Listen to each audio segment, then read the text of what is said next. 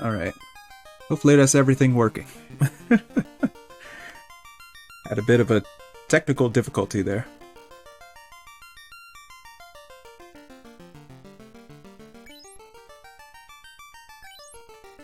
Hmm?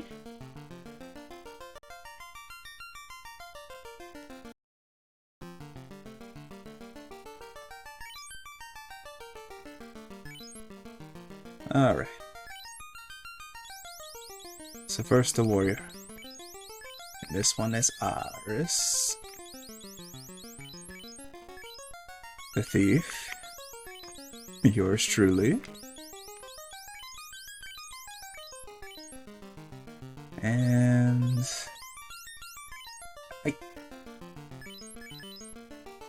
Oof, okay. So far so good. Reset.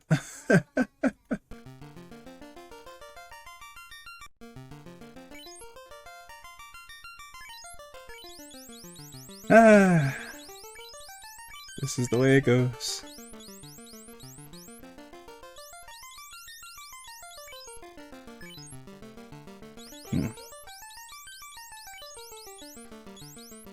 Okay, so this Iris, that's me.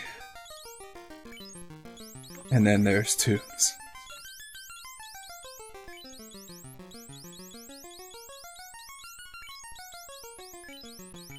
He's just Toon now. And this one here is Lily, who may or may not survive.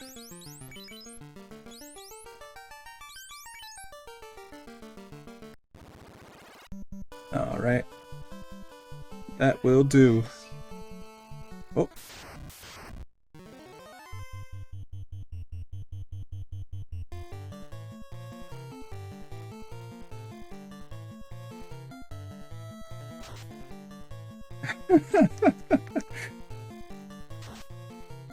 I'm glad nobody's watching this.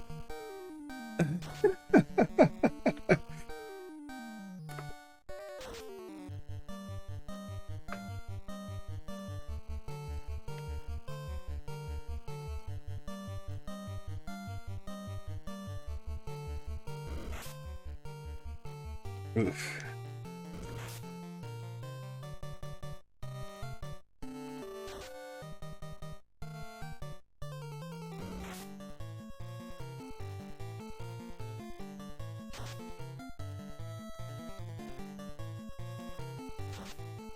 This is how this would begin.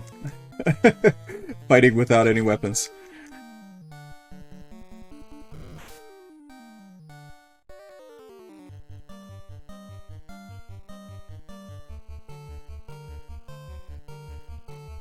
We're gonna be alright, warriors.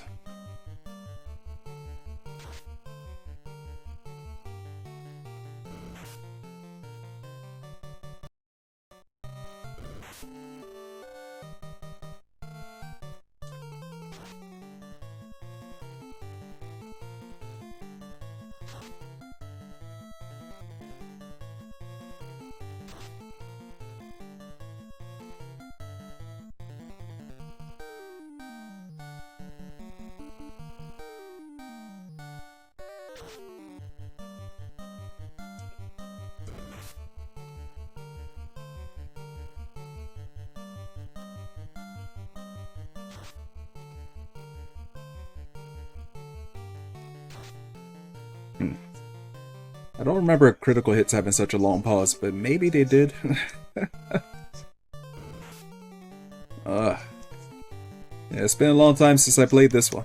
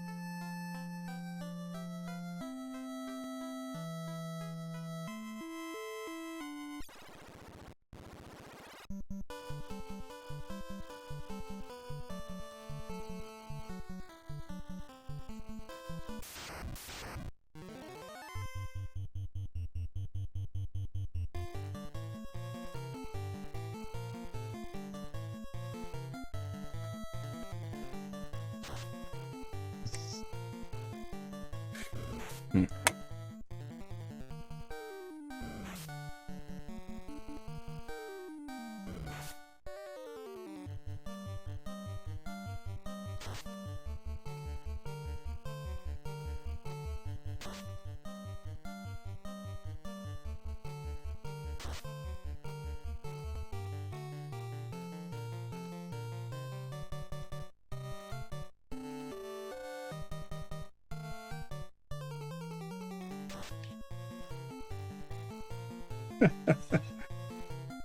Okay, very, very glad no one's watching.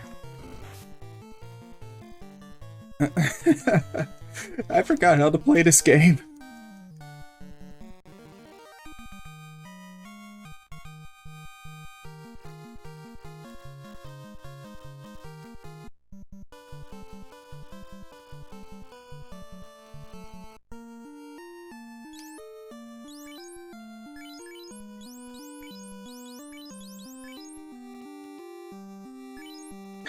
Oh no. What's going on, Dad? I've forgotten how to play this game.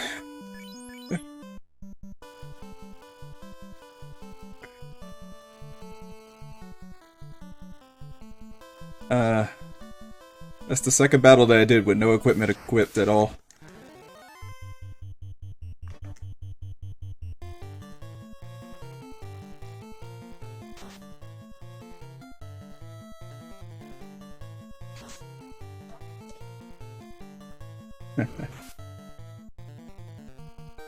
This one's a real old one. 1987. Well, it's the end of 1987. This one came out a week before Christmas. Christmas was coming up and they thought that that was the only chance that they had, so they had to rush it out the door. Everything about this game was... It was really like one big act of desperation.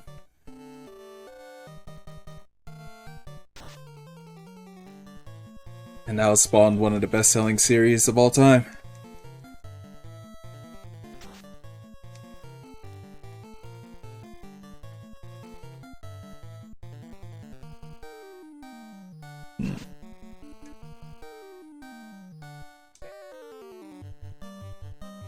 For anybody that knows Dungeons & Dragons back then, it's pretty clear that this game was pretty much lifting everything straight from it. Oh yeah, it has.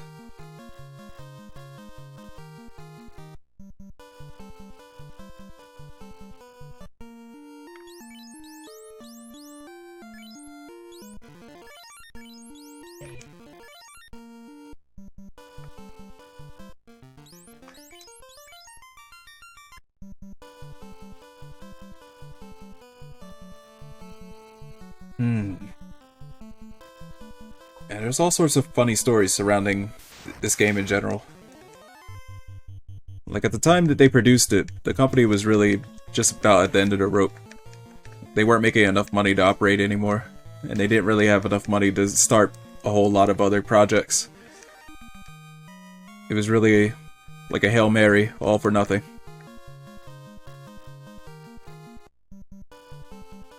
And the one thing that they had going for them is that they had a programmer on staff who was a genius, although he was disorganized as I don't know what.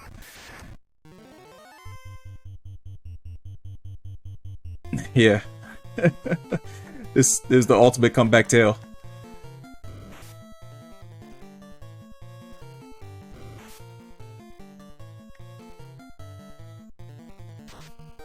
Yeah, the programmer's name was Nasir Jabeli. He was actually American, by way of Iran. He was Iranian American. And he pretty much coded most of this game by himself. And it really shows. There's a lot of things that are wrong with this game. But a lot of that comes down to the fact that they ran out of time. They really had to get it out.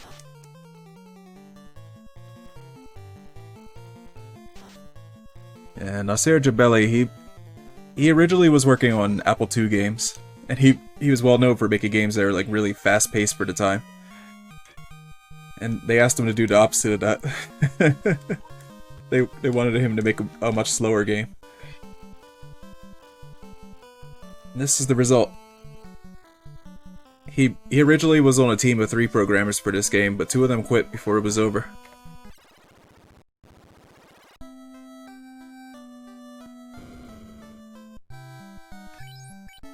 Yeah, it's a very long and crazy story. Just his own part of it.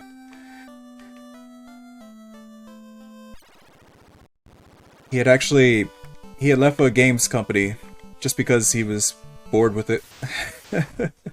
He just wanted to do something else, and that was like very much characteristic of him. He would just take off all of a sudden.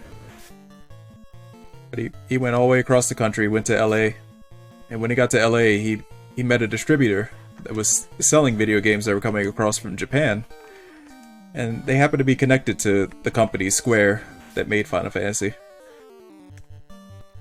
And at this time, they didn't have a lot going on, but they were looking for another programmer, and he's the one that they got.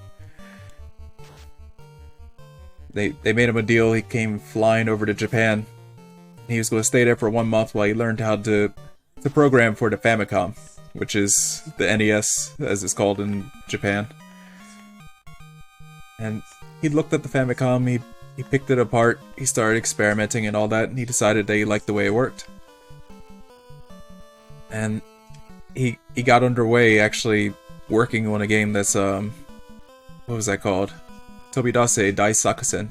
It was a 3D game, which the system didn't support 3D, but he did it anyway.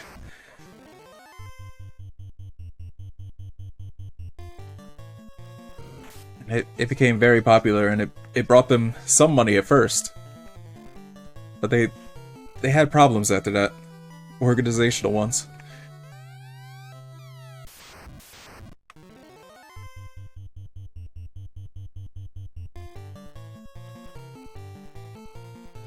There's a story he tells about meeting his colleagues, the other programmers there at Square.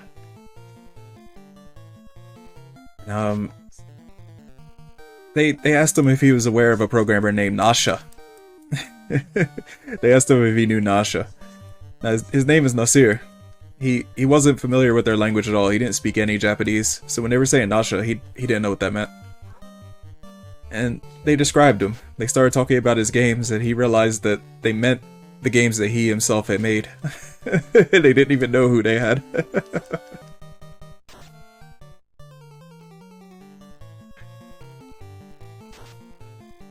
Hey, Dip. Oh. I'm getting myself killed.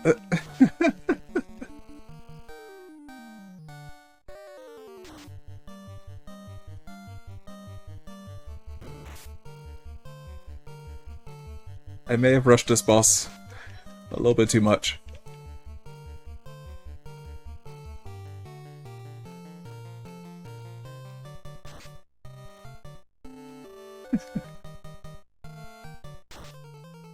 Yeah, so they were really shocked to find that he was the one.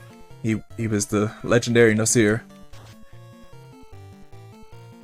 And he went on to do many great things for the company. But then after the 3rd Final Fantasy game, he worked on Secret of Mana, and then he took off. He just left.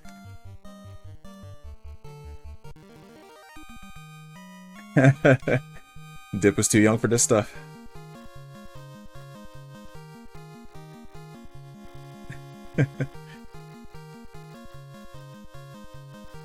Hmm.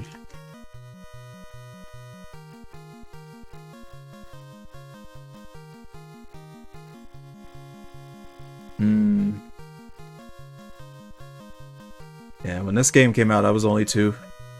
I was 2 years old. I didn't play it until much later.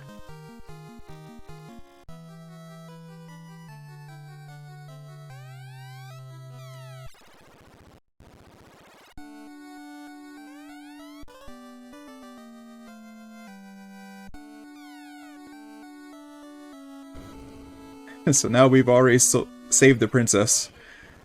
This story is a little bit inside out. We start off by saving a princess, and then everything else happens.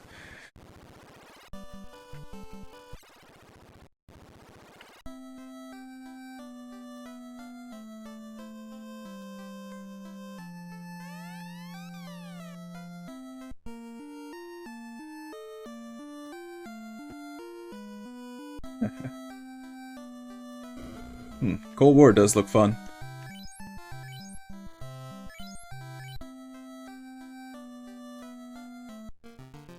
Yeah, that used to be my kind of thing, actually.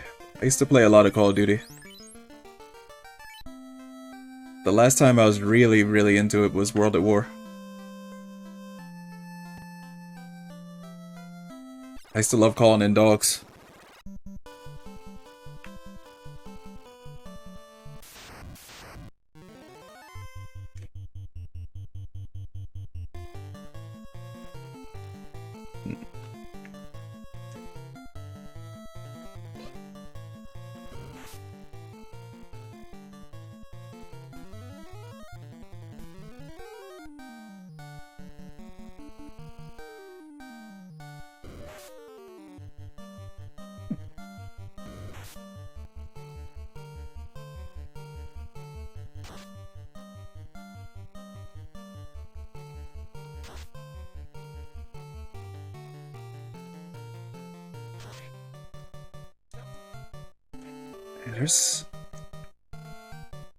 There's a great many little bits of trivia with this game.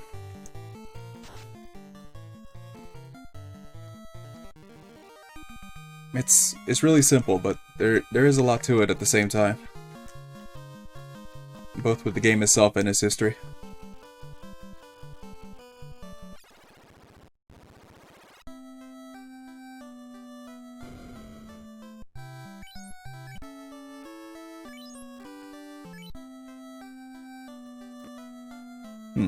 When is Vanguard coming out?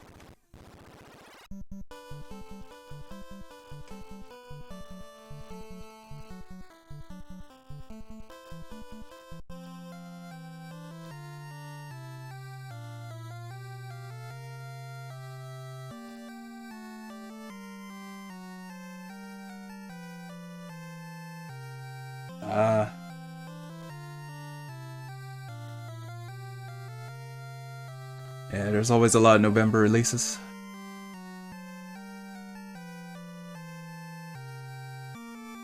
I guess that's actually kind of one for Call of Duty in general. There he is, Nasir.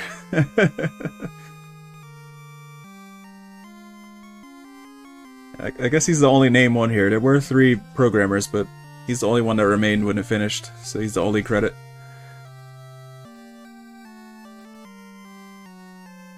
Kenji Terada. That's a name I haven't heard in a long time.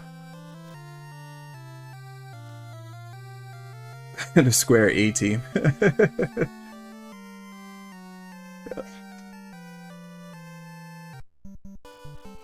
The A-Team is actually something that existed until just recently. I don't think there is an A-Team anymore.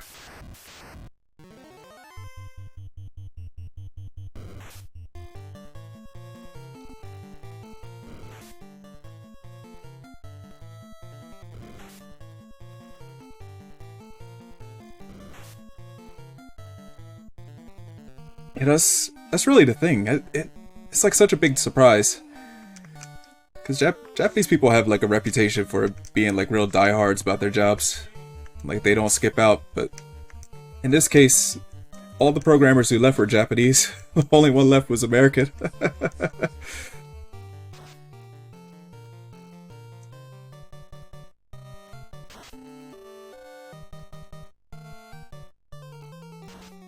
Yeah, without him, this series certainly wouldn't have happened.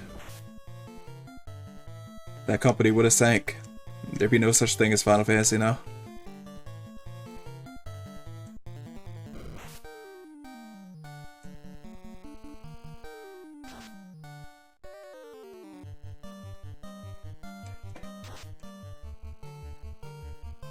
One of the craziest things about Nasir is that he never took notes.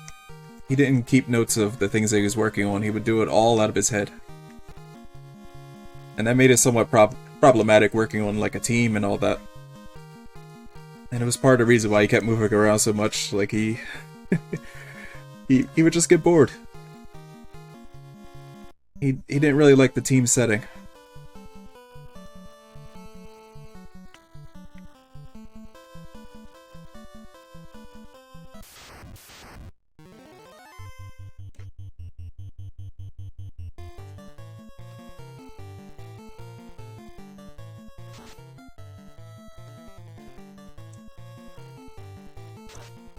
Hmm.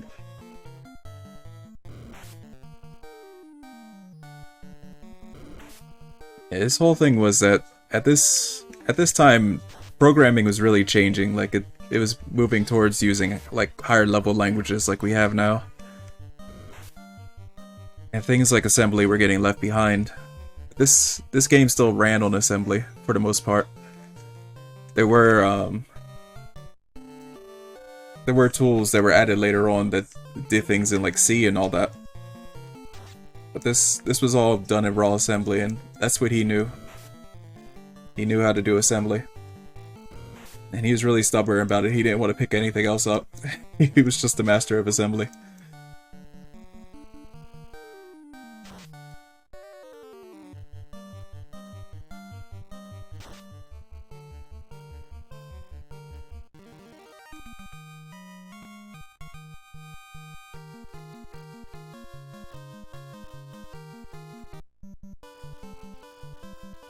Actually, I remember playing through this game in Japanese once.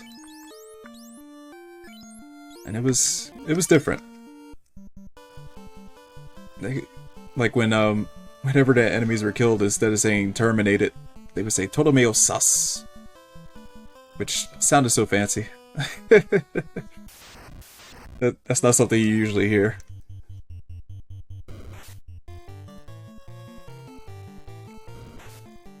Todomeo sas. That sounds almost poetic. It's like leading one to their end, finishing them off.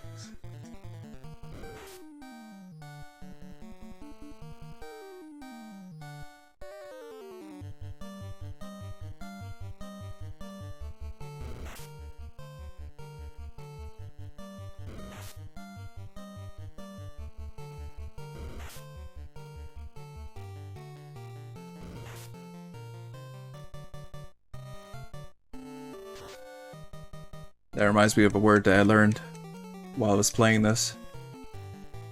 A word that means empty is karapo. And I always thought that was just being like crap. Karapo.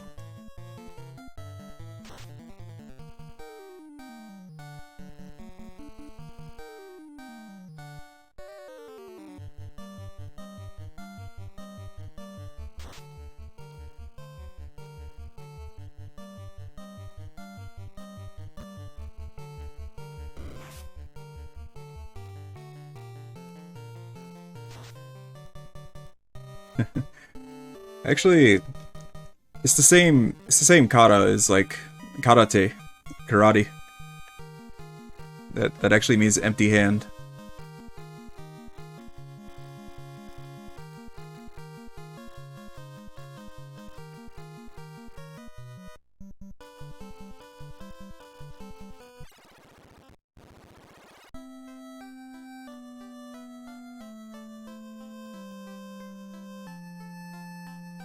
Let's see, let me grab a spell or two.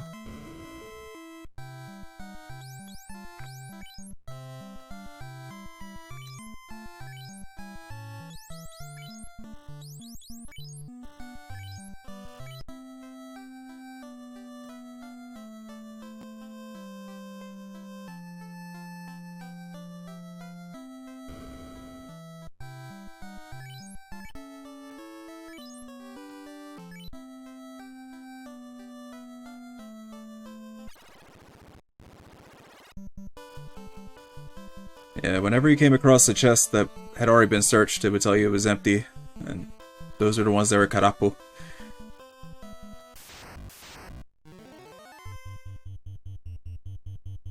A lot of creatures in this, they have names that have changed over the years in English, but they're actually the same today as they were in Japanese back then.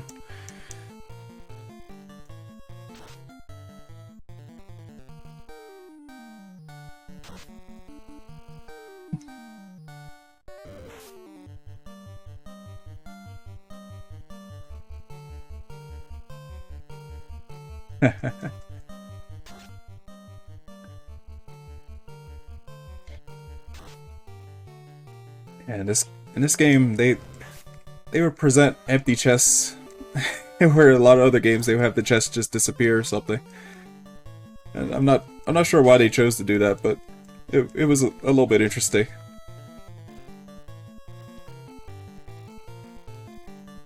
It gives you something to do with the chest after you've opened it.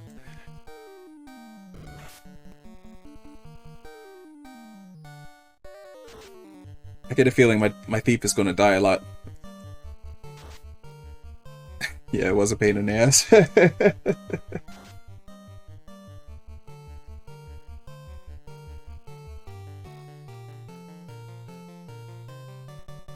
I think there's even some chests in this game that are empty from the start. Like when you first find them, they're empty.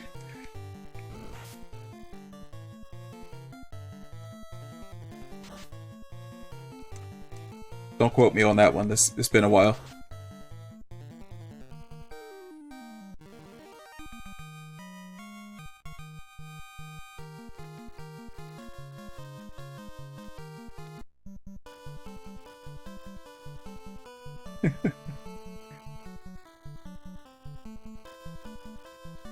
Yeah, a lot of this I'm going to be making up as I go along. Just based off of what I remember and mainly just what I remember. Well, I haven't been getting a lot of time to stream recently, so it hasn't been much of a push. But I'm still doing better now than I thought it would be at this point.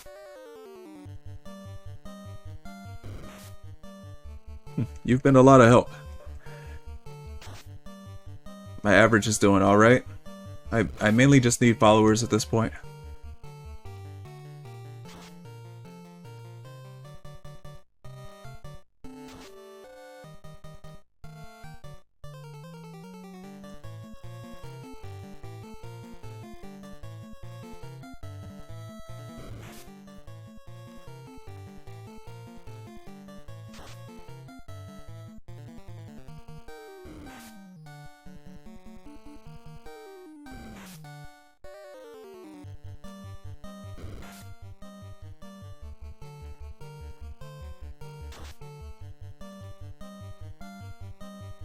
Yeah, I seem to be doing okay on average right now. I just need a little bit more on that one. And then I need 27 followers.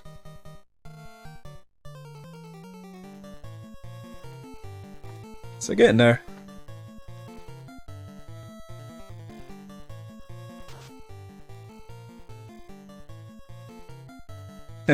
I think one thing I'll have to do is start getting into some more modern games.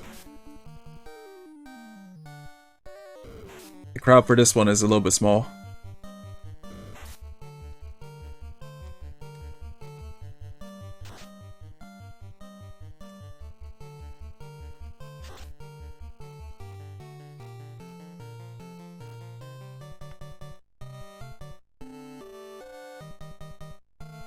Do I have a Mac main, huh?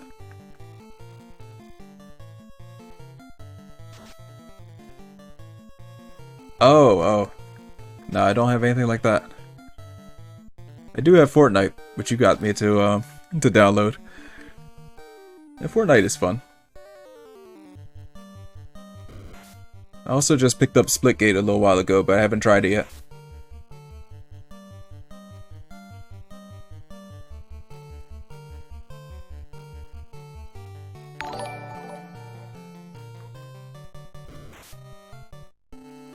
Ah, that's what you meant. Thanks for the follow.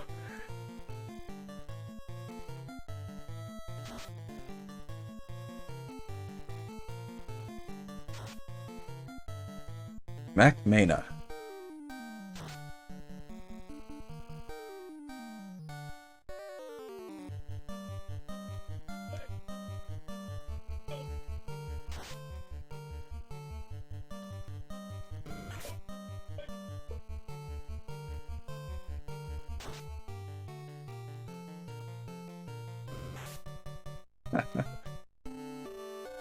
Yep, 26 to go.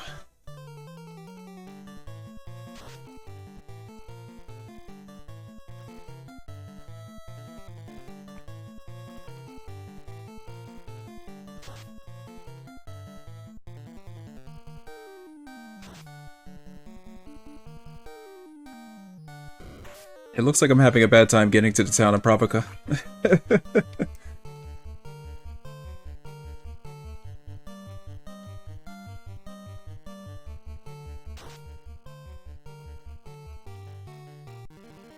Might actually... I'm gonna have to turn around. Because once I get to Propica, I can't use anything that's there until I beat the pirates.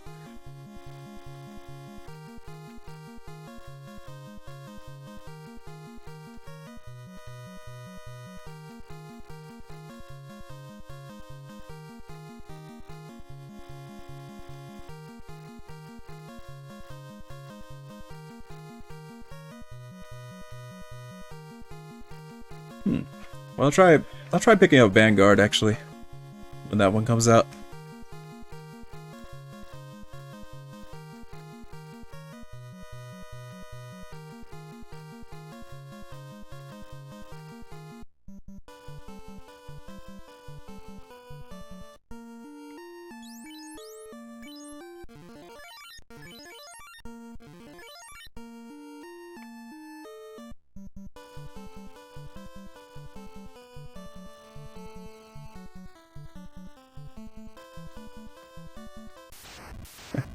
Yeah, that's gonna be a load of fun.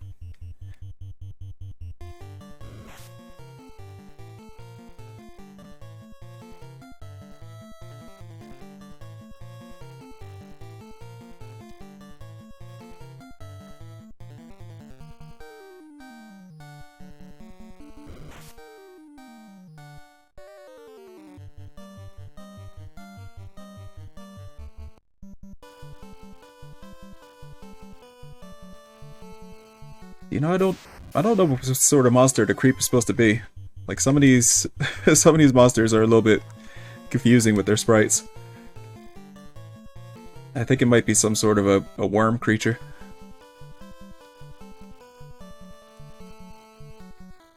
It hits like a truck.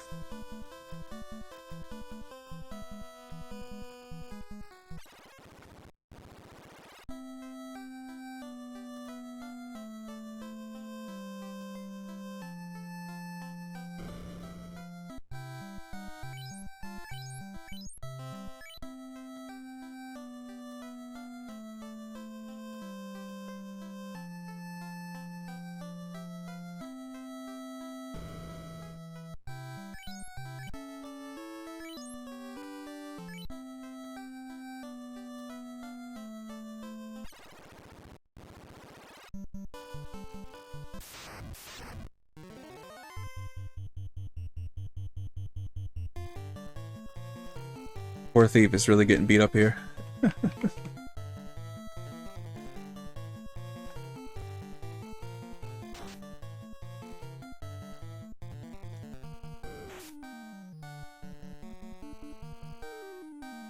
I really thought that my red mage would be the first one to go down, and I even had like this whole thing where I was going to try to keep him dead.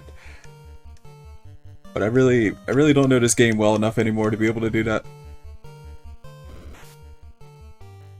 There's some people out there that are like crazy enough to just play the whole game with a single character.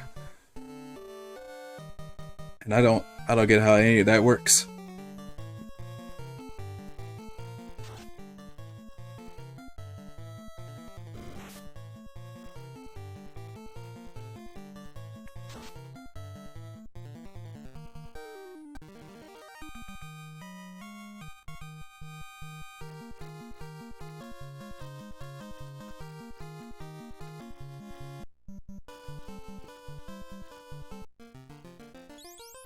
No, I wouldn't.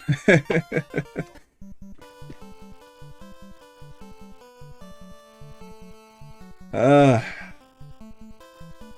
I couldn't do something like that. There's some pretty extreme challenges that surround this game, where people that have like played it to death.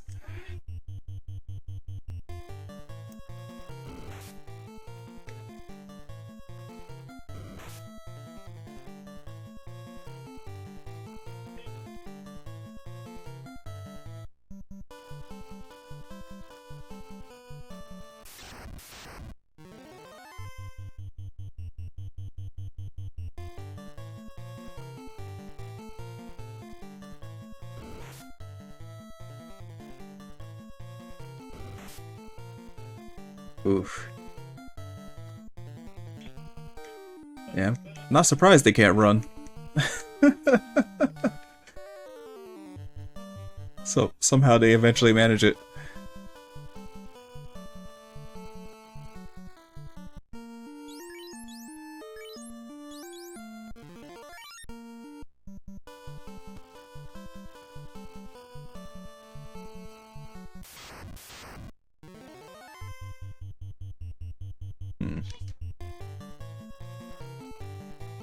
I'm gonna go ahead and try to wipe these out.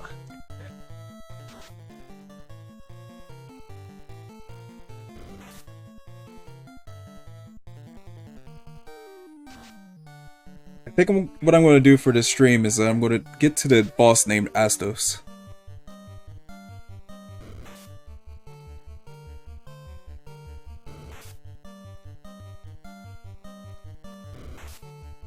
I have to grab my ship and then go over the little bit of ocean. And then head into one of the dungeons. Astos. I'm not sure what Astos is supposed to be, but he's some sort of a shapeshifter. And he pretends to be an elf king. And I think they have like a prince who's been put into a magical sleep and they're trying to bring him back with a crown. And it turns out that Astos is just trying to get that crown for himself. There's actually a sort of a glitch around that. When you give him the crown, there's a sound that plays for when you find like a key item. And the reason is, when you go into the battle, you actually are receiving a key item before the battle even begins. And it seems to be some kind of a workaround because of some problem that they had.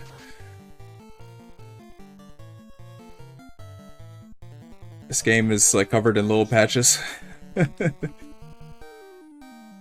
There's parts of it that feel like they're made out of duct tape.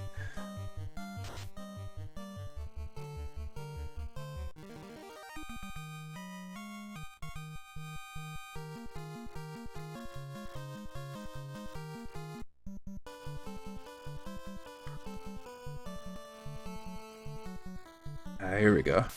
Okay, so that's Provoca. And I have to run from these.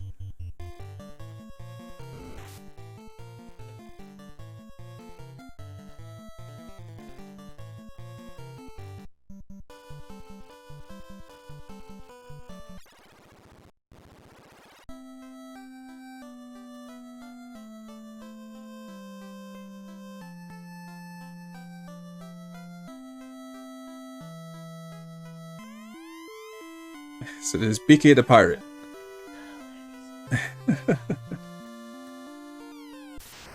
I'm actually kind of half expecting with Final Fantasy XIV being out. They keep bringing back all these things from the past, and I think we might end up seeing BK the Pirate again.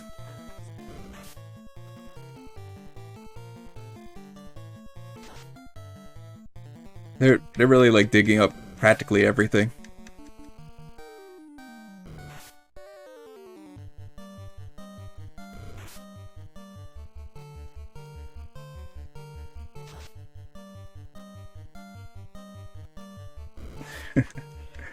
It does get pretty good sometimes. They do a really good job with what they bring back. It's almost like seeing the whole entire series being remastered or something.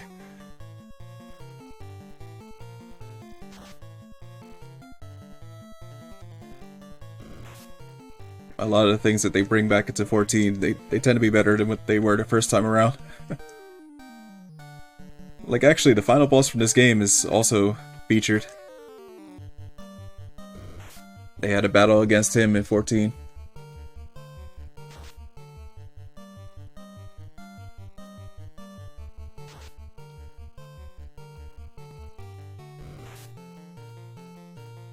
Yeah, what's happening right here is the maximum.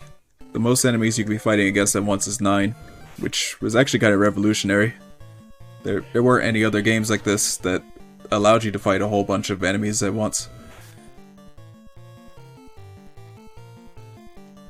Yeah, this is that last game that you saw me playing. It was one enemy at a time with one character that you got to use the entire game. Then there were games like Ultima, where you could have multiple enemies, but not that many.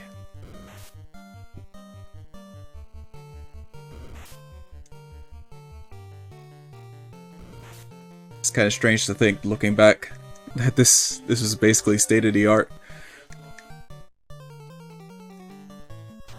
Even those little strips of clouds at sea back there, that's something like very new.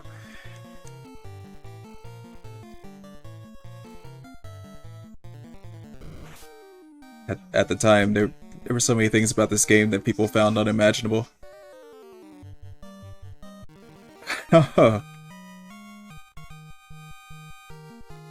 Hey. Oh, so you made affiliate. Congratulations.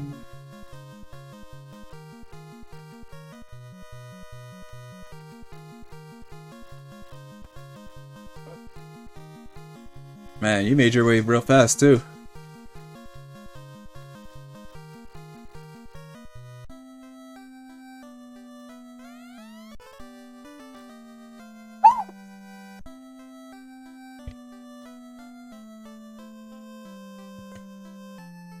Uh-oh.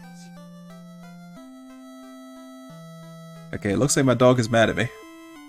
I'll be right back.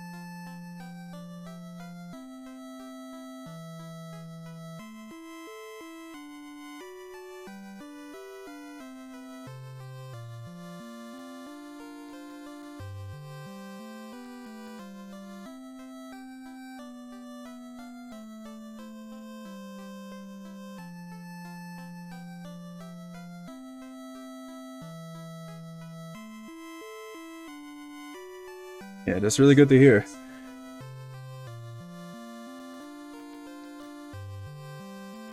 I can see you making it all the way up to partner.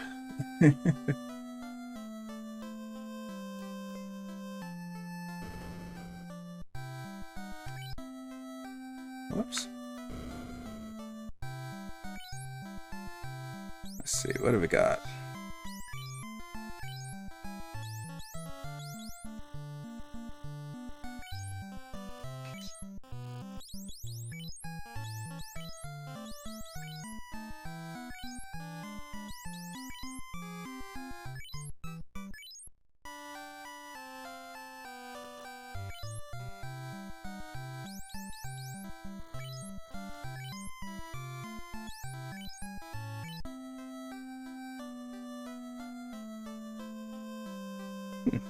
I think that could happen. After a while, the followings have a tendency to just grow and grow. It could take a while, though. I actually know a pair of streamers that have been going that way for a long time.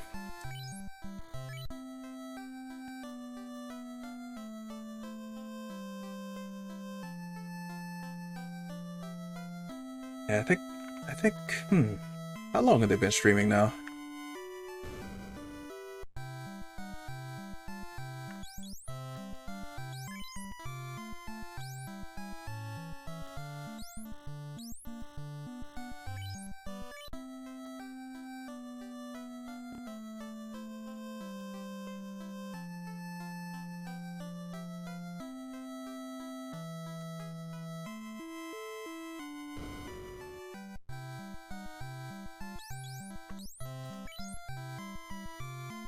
Let's see.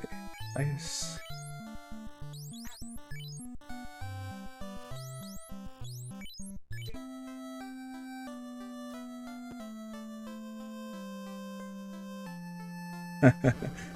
Yeah, that's always a nice thing to be able to have on the side.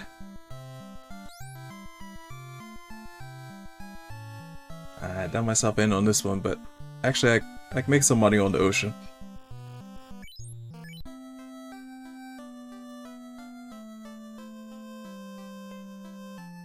Yeah, last time the goal for gold was around 65,000.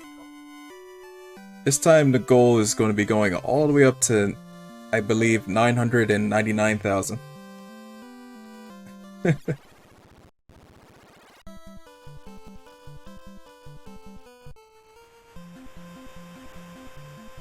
Yeah, partner works out a whole lot better.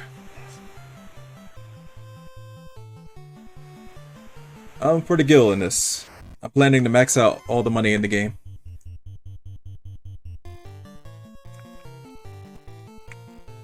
And that's what the Moneymax is all about.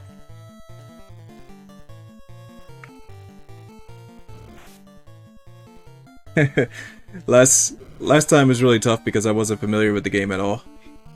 But this time would be a little bit easier, because I do know this game. And it does have mechanics that more lean towards being able to do that sort of thing.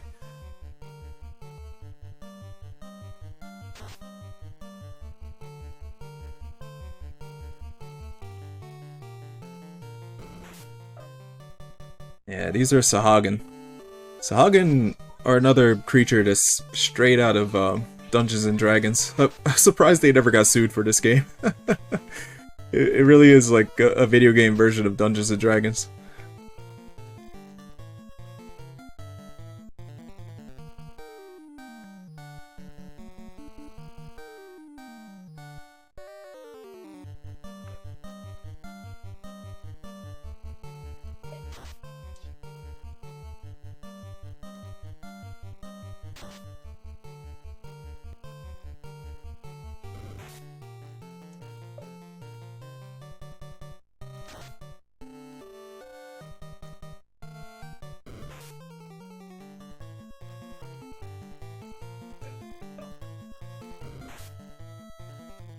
Yeah. There were some pretty big cases that happened back then, but it wasn't anything like today.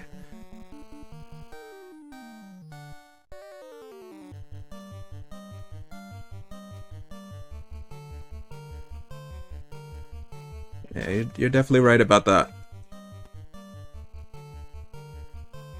There were a lot of things that would slide back then that there's no way that they would slide today.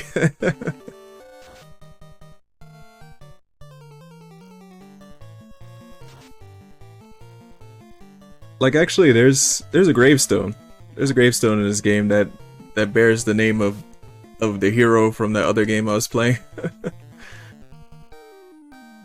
They actually put that in there as like kind of a homage and a jab. I'm not sure what that gravestone says in Japanese, but in English it does say Erdrick, which is the name of the hero from the other game.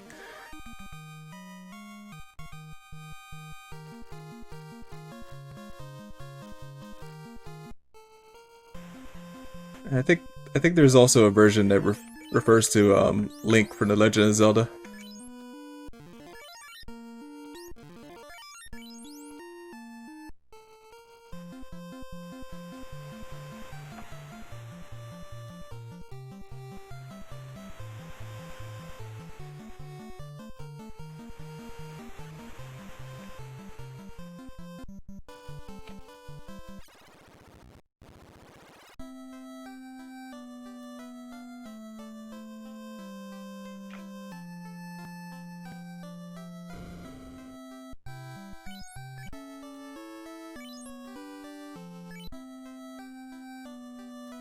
You know, I was actually hearing recently that this game, it took a long time to make it to Europe. There was no official European version until the 2000s.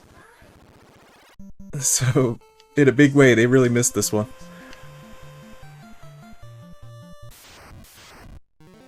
Yeah, I believe it was 2003. 2003, this game was finally made available over there.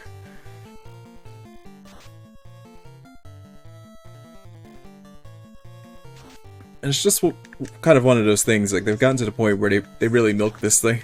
They keep re-releasing it over and over again, new updated versions.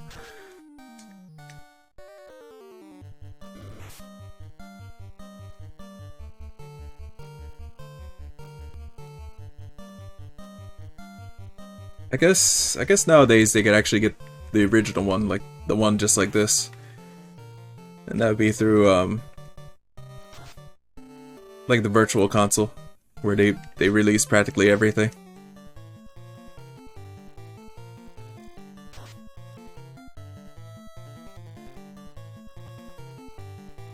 Even English version of this game came out almost a whole 3 years after it came out in Japan.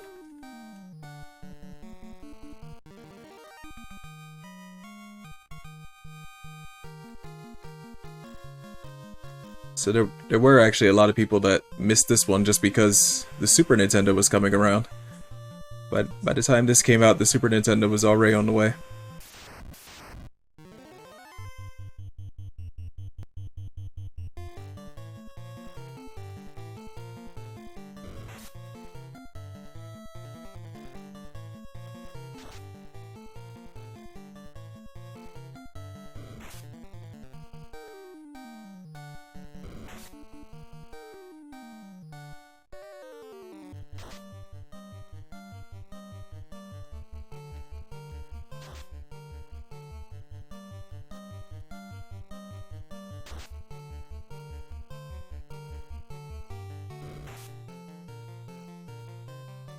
Actually, I already forgot what I was doing out here. I'm trying to get some money for that short sword. And then I'm just going to head right on over to Elfland. I think that's where the tombstone that I mentioned is. we might actually be able to see that.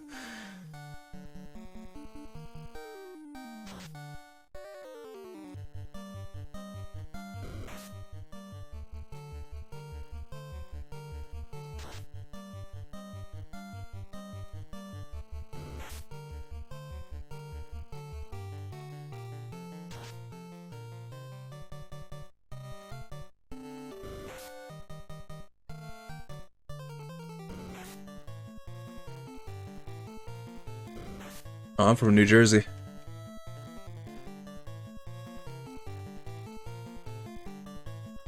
I'm actually in one of the worst parts of New Jersey, really.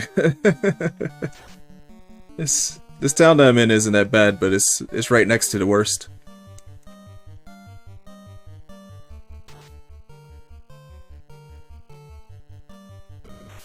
Yep, Jersey boy. Ah, Maine, really?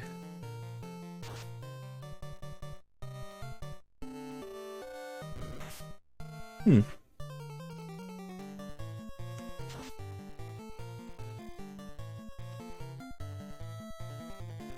I figured you guys were to the south of me.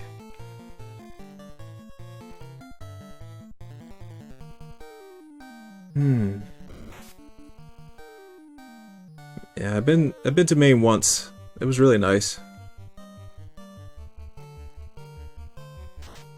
I went out to a place that actually kind of reminded me of the Pine Barrens, but in reality it was much, much bigger. Trees everywhere.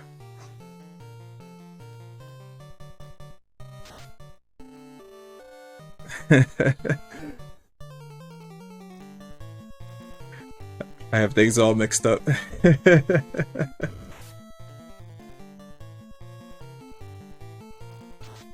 Yeah.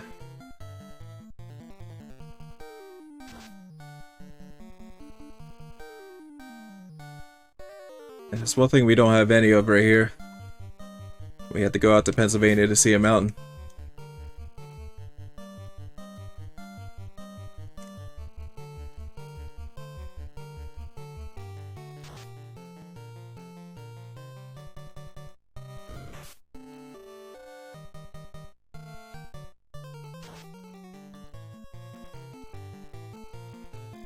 I could definitely go for some lobster. Big old rock lobster, huh, man?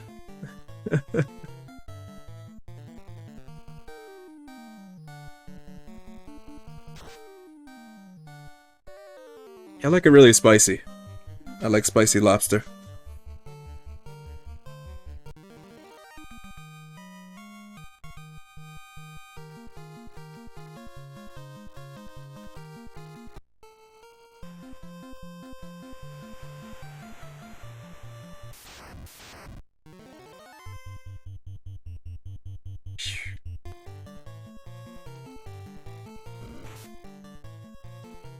Is that just because of the season, or is it just like that now?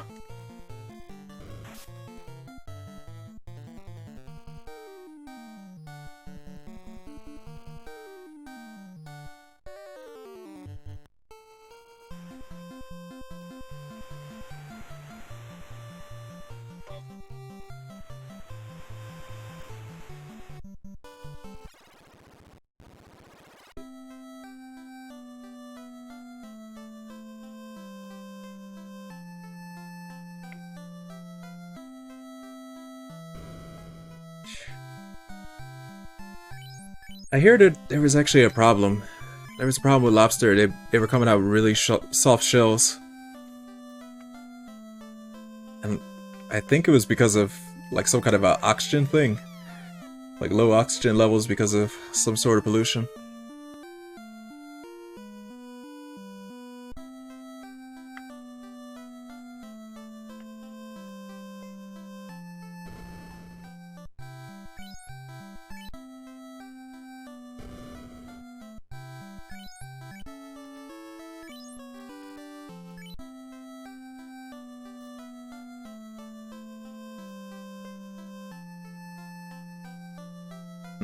Yeah, they do. They shed and their shells are soft for a while, but I was hearing that there was a problem where they just don't harden properly. Like their shells stay soft and they end up being picked off by different predators.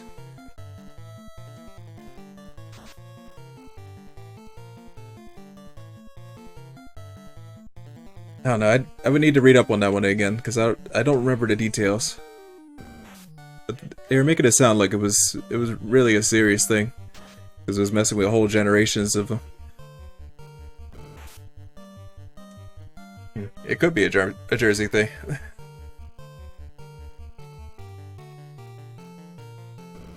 Alright, I'll be right back. Gonna go grab that dog.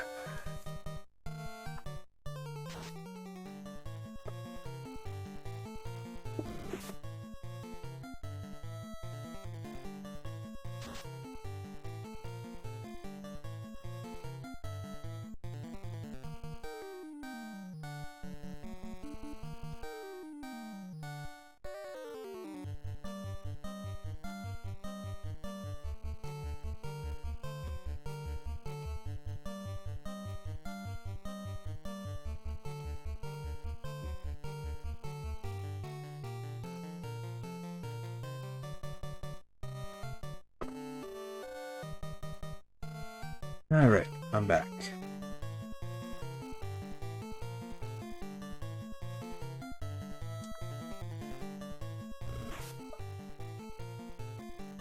One thing with this game that's kind of different from pretty much every game after it is that if you choose one target to attack, and that target dies before your attack reaches it, your attack doesn't count anymore. So you have to spread your attacks around like manually to make sure that they're not overlapping. It's like you can kind of see me like picking and choosing like between different ones.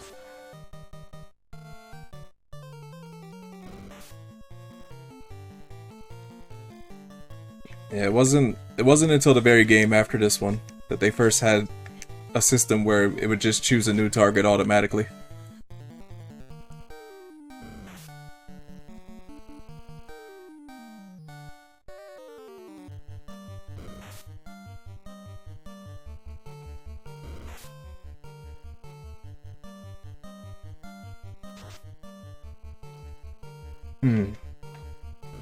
I remember the stun status effect was paralysis in Japanese. Mahi. Every time somebody got mahi, it made me think of the fish, mahi mahi.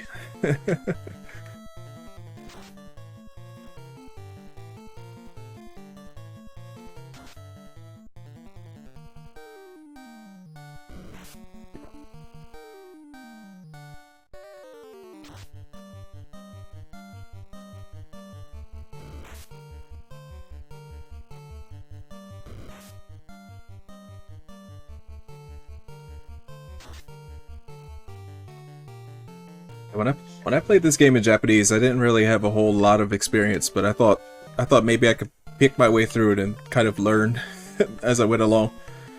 And that turned out to be true. I did end up learning a lot from playing it, and I was able to get through all right.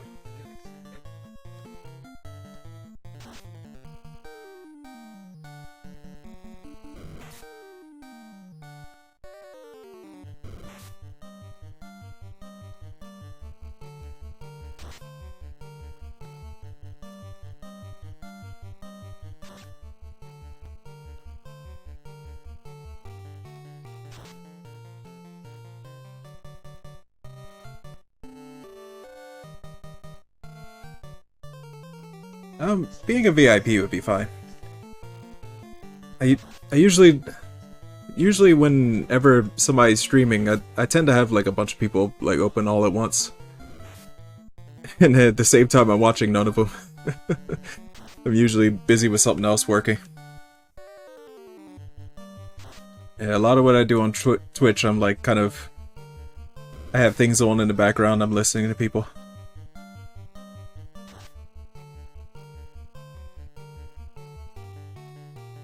Yeah, VIP would be fine.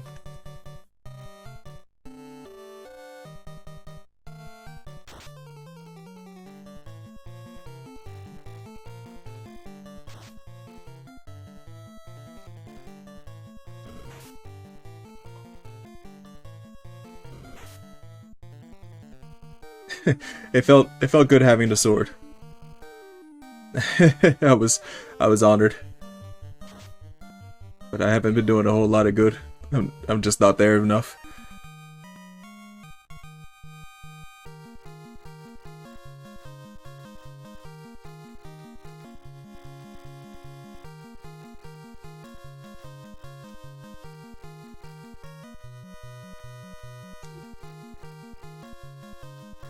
I tell you what, you're better than me at Fortnite. I feel like I'm not quick enough on that one.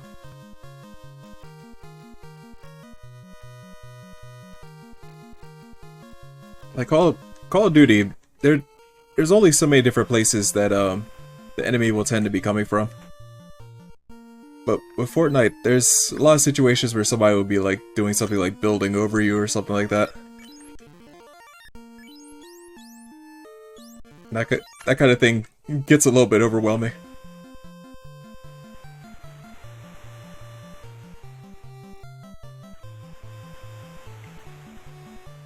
I do like that there's vehicles in that though. Like driving a car around can be pretty fun. Especially when I catch somebody unaware.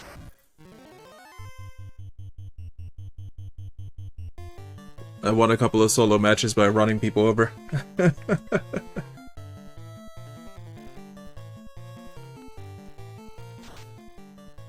Can you believe that I haven't streamed any of that though? I really should have been streaming some some Fortnite at some point, but I never got around to doing that.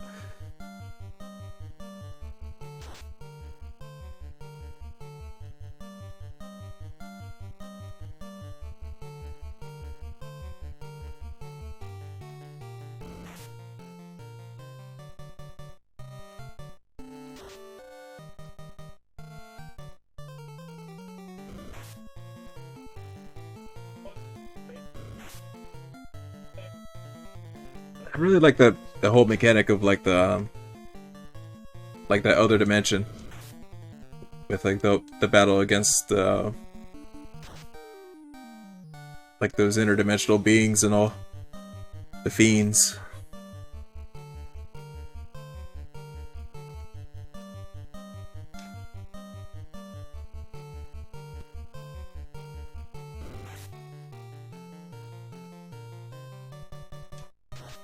Kind of an intense other little extra thing to do in the meantime, while a lot of the other players are outside killing each other. And it could be nice to ambush somebody while they're in the middle of trying to farm that area too.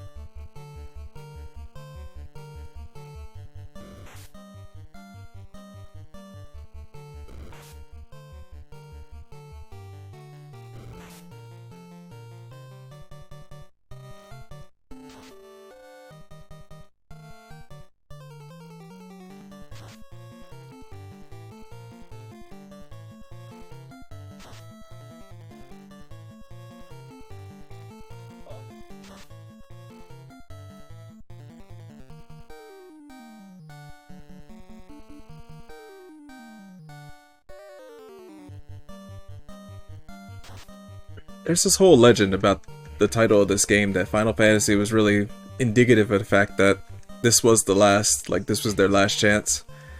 And that's actually not true. The company was in some trouble at the time. But this wasn't really like their absolute final thing. And really the name was just coming down to they wanted to make it FF. They wanted to have two letters to put together, and these are the two that they came up with.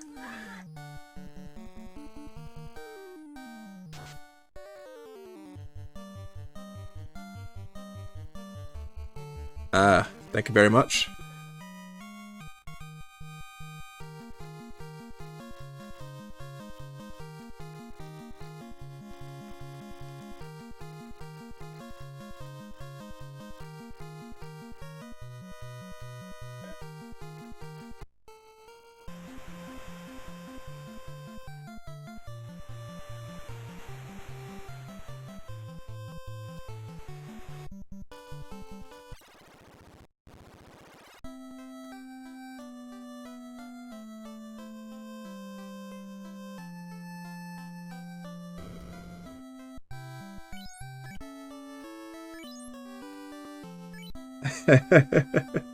I got disarmed.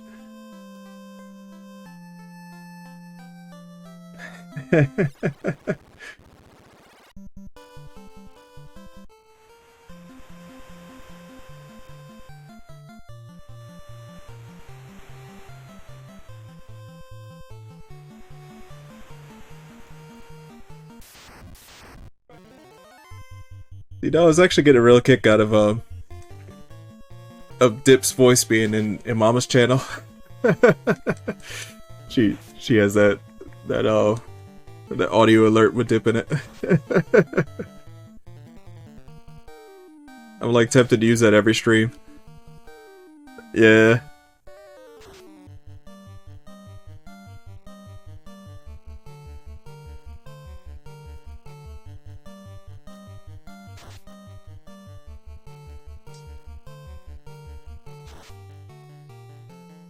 Oh yeah, she does. That's what makes it so tempting. Her reaction is classic.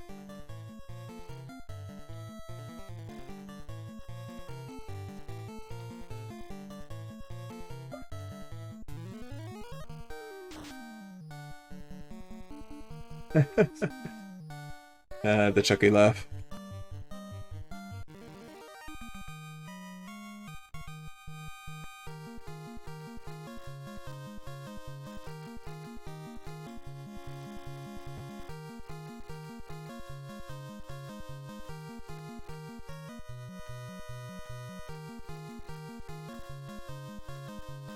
Yeah, there are a lot of things I have to do for this stream.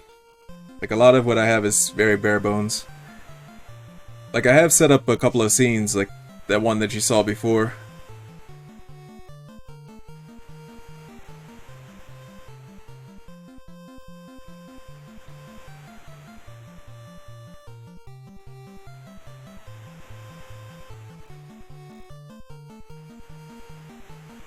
But I haven't done a lot with audio yet.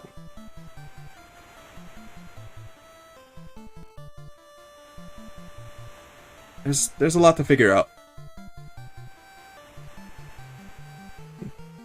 I'll do that.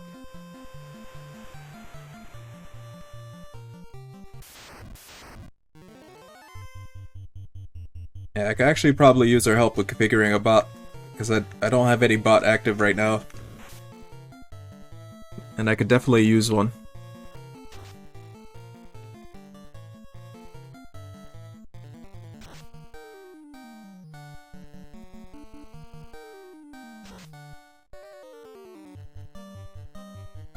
Oh, did she? Ah.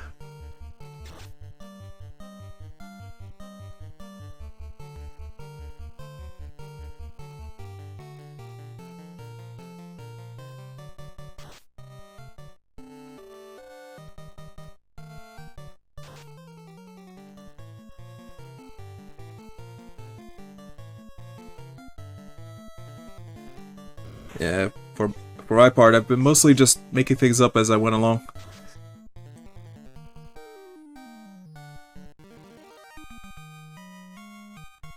Like, even this frame that I have right now is pretty much just something that I slapped together one afternoon.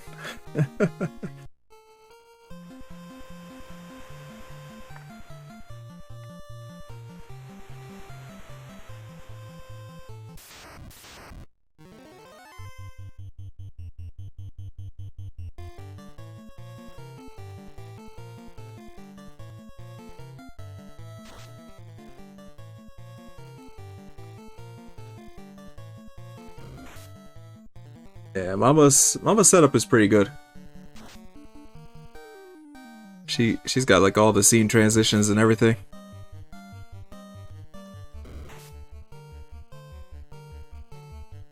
And the only transition I have is that basic fade one.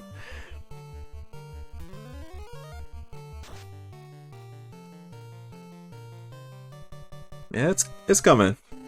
I'll figure something out.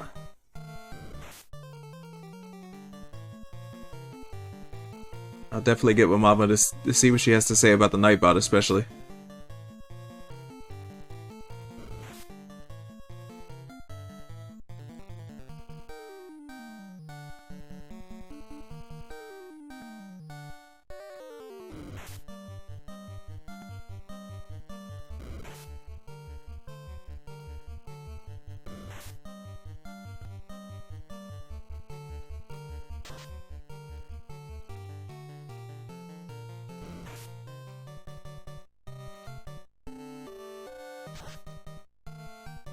There's an area that I'm not going to use. It's not far from the town that I came to, and it has a nickname. They call it the Power Peninsula. They call it that because there's a lot of higher level monsters there that just happen to cross over from an area that's to the north of it. And it's not exactly something that they set up on purpose. But it is kind of a feature that I wouldn't really call a glitch. But one thing that a lot of people use it for, that's notable for, is that the monsters there tend to be weak to fire. So people will bring their fire magic around and they'll try to knock out some higher level monsters to build up their levels quickly.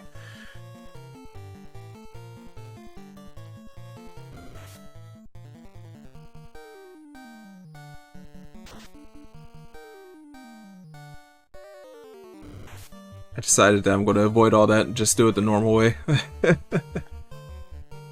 But I have actually been up there, seen it, tried it out in the past.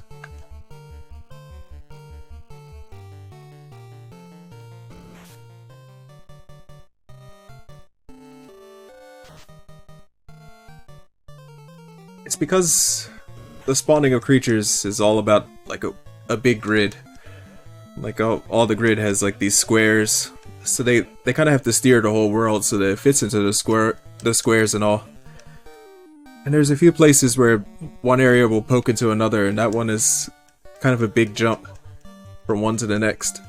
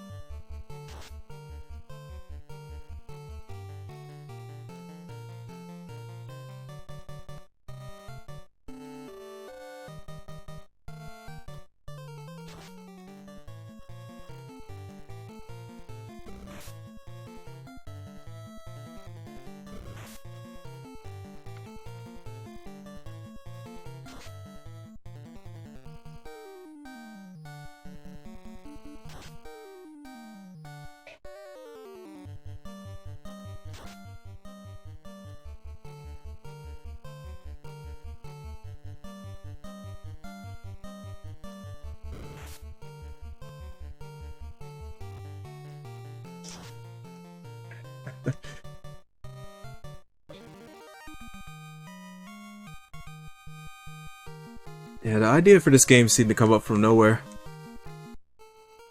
And one thing that the developers, they wanted to do was to kind of hype up what the game was going to be well ahead of the actual release of it. So what they what they ended up doing was they made a mock-up of what the game would be. And that the mock-up ended up being so different from the final product that it really doesn't even resemble it. It's kind of one of those notorious things that have come to be associated with it.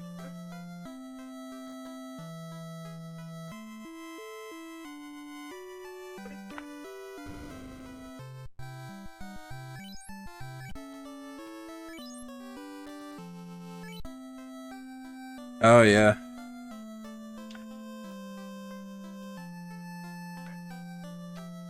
I'm kind of a weirdo when it comes to game history. Like I'm into a lot of those little things that are kind of forgettable but really did happen. If they had some sort of trivia show that was just about games, I'd be cleaning up.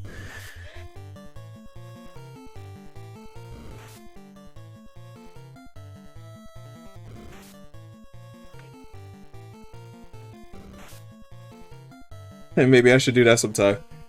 Maybe I should have a stream where I actually invite people to do a trivia game.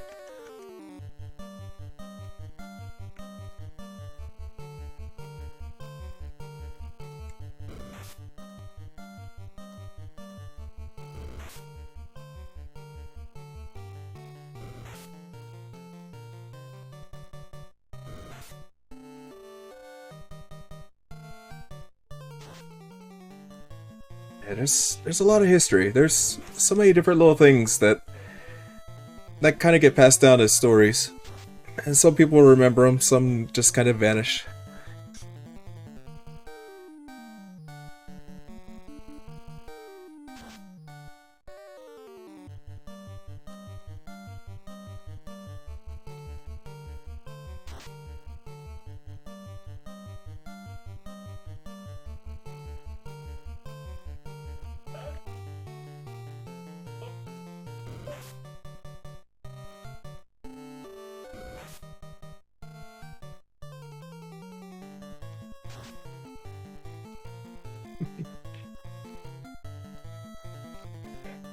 I didn't even check how much money I have.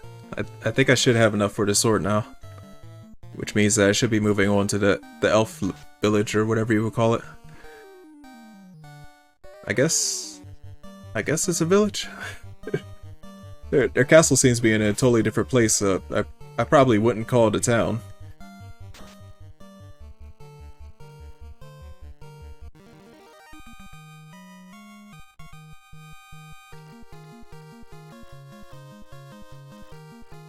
That's one thing, this game is like very bright and colorful, but it has a lot of really dark theming.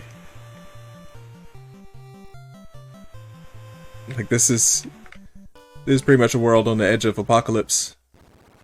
Everything is going really bad.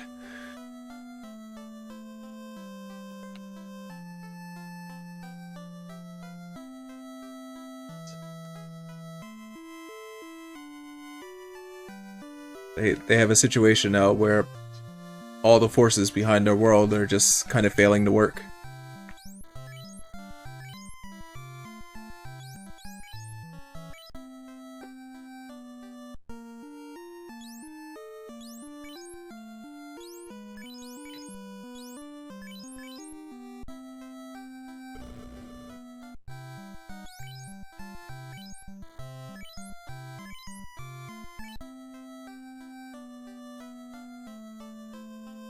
Yeah, they have four different elements.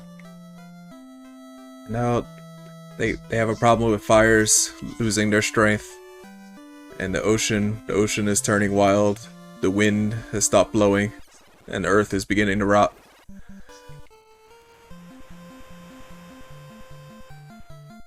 And there's different parts of the game where they demonstrate all these different things going on.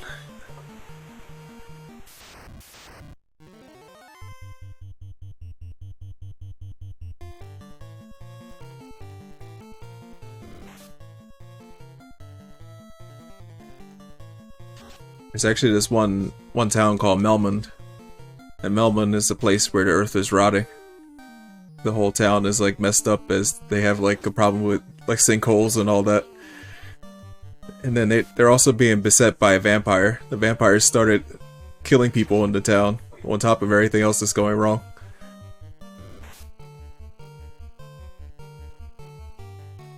And it's actually really all easy to miss if you're not talking to the NPCs.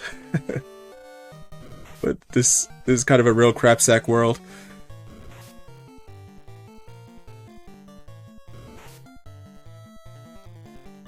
Because these problems have been going on for a very long time, like most of the world governments are kind of shrinking in power or collapsing altogether.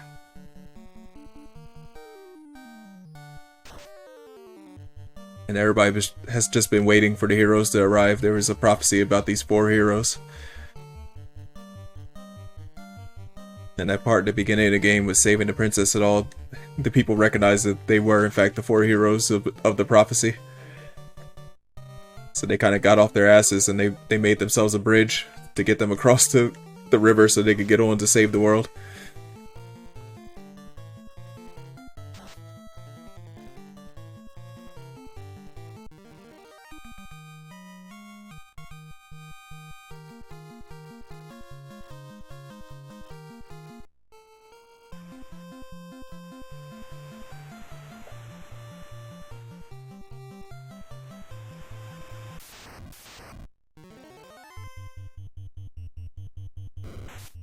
But I was almost there.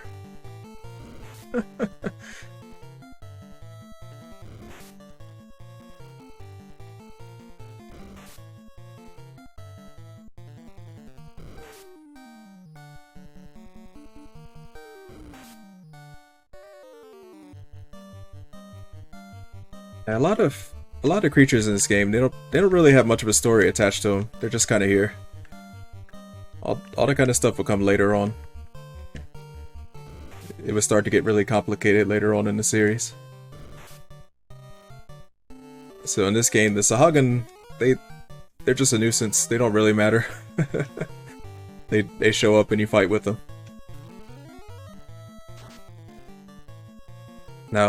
Nowadays, like in Final Fantasy XIV, the Sahagin are involved in like this whole deeply political thing, where they have a deal with people, where they share certain parts of the land and all that, and then everybody's like always trying to cheat one way or another.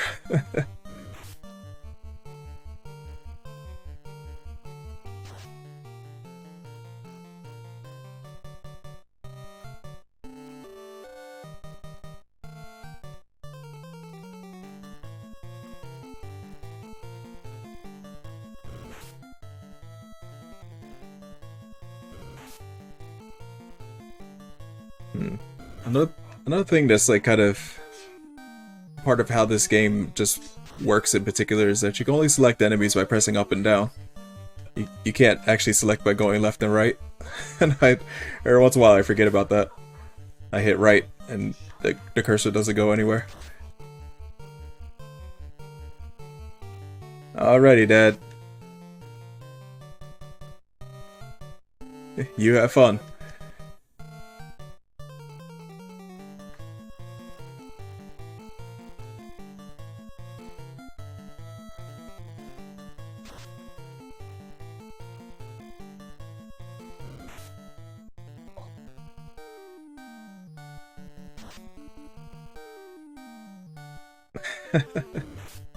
Yeah, the black mage with the pocket knife. That's something you wouldn't really see today.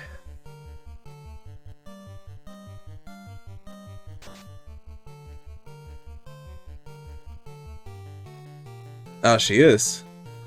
Then I might end up raiding her in a little while.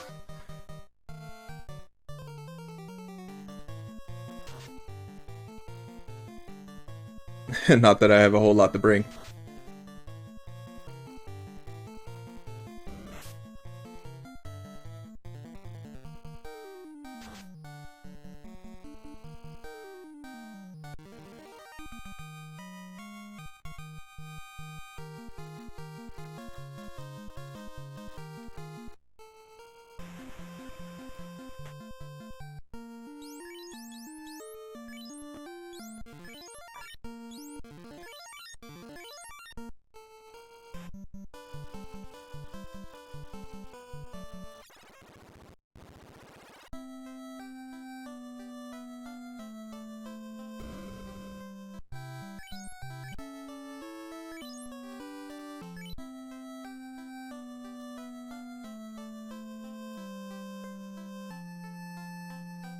Ah, yes.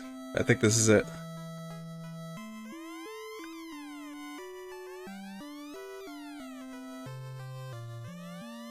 Yeah, there it is. Here lies Erdrick. Rest in peace. Yeah, this is them taking a jab against Dragon Quest.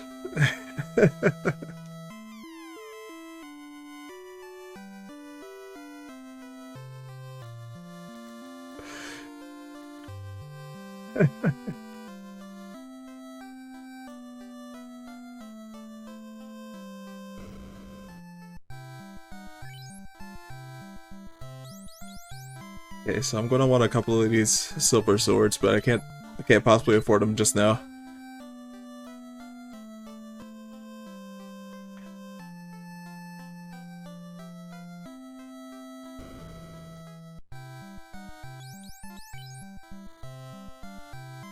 Hmm.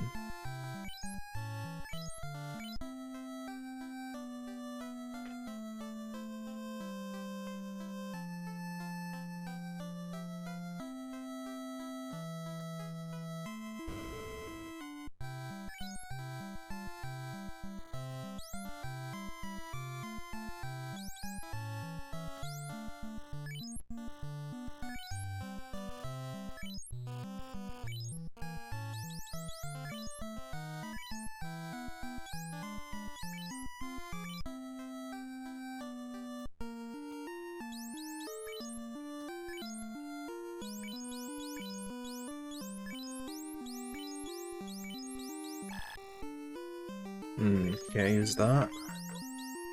Let's see.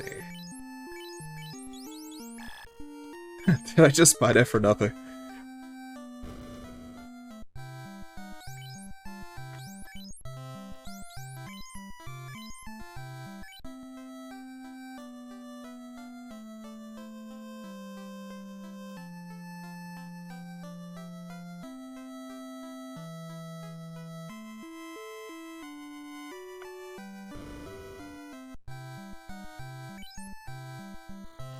Ah, okay. So there's two different levels of spells here. So that's already half the spells in the game. Whoa, okay, that's bad.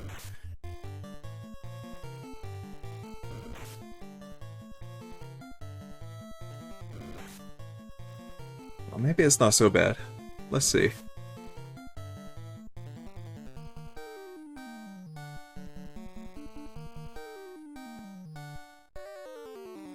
Oh, okay, it's definitely bad. Very bad. Because I couldn't afford Fire 2. I don't have Fire 2 to use.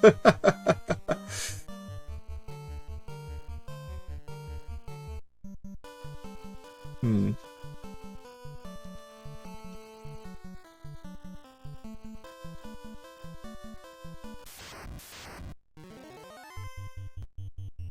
I think I know the one. The one where she's talking to ghosts.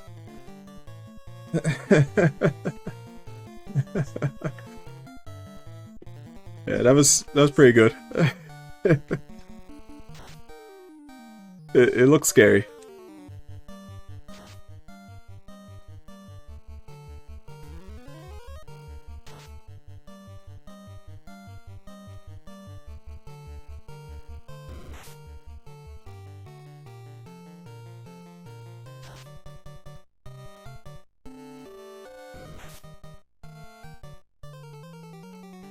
Ah, okay, so these are poisonous.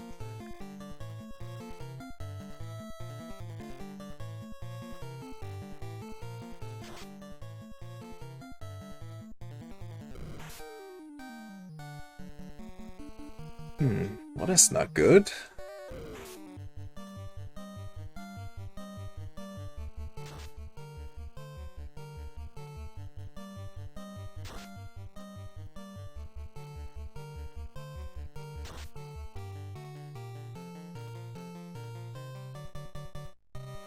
I actually remember spending a decent amount of time right in the spot. But I'm not sure what I was doing to handle enemies like this.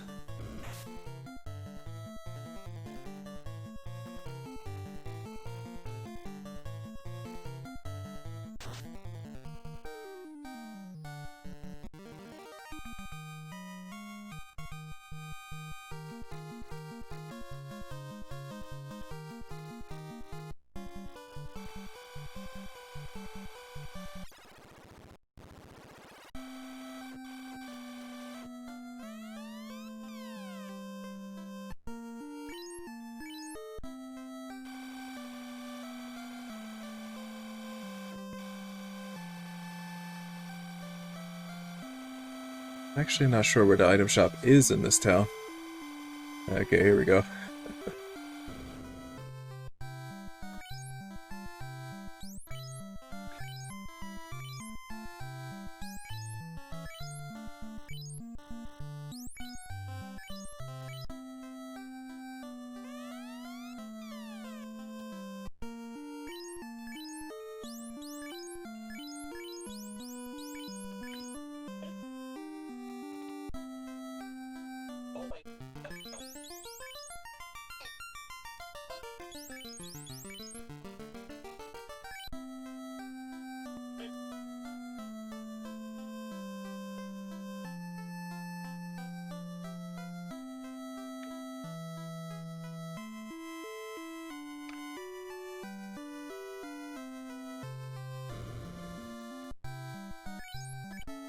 I guess I'm actually going to head back out onto the boat.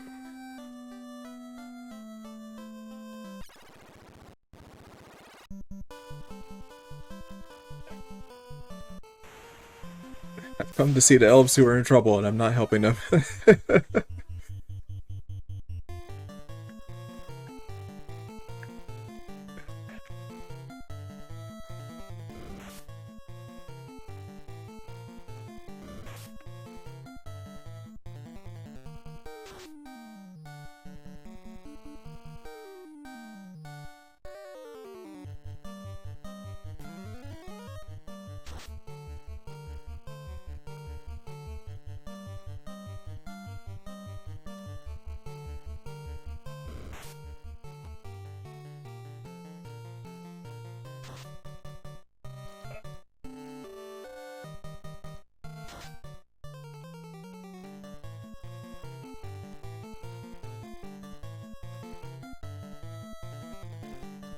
Yeah, these creatures, the odd eyes, they're very obviously based on beholders, but they don't call them beholders for for reasons.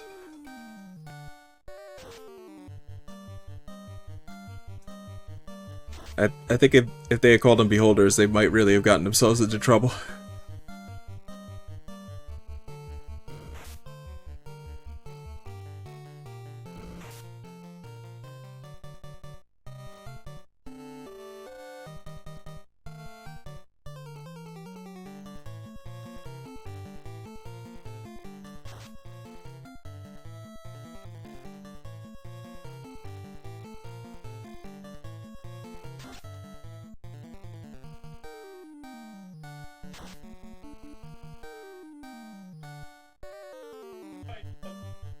One of the things that they threw in that really kind of turned the whole game sideways, which kind of took it away from Dungeons and Dragons, is that they added robots, and that was really their one spin, that they put some science fiction into the game near the end.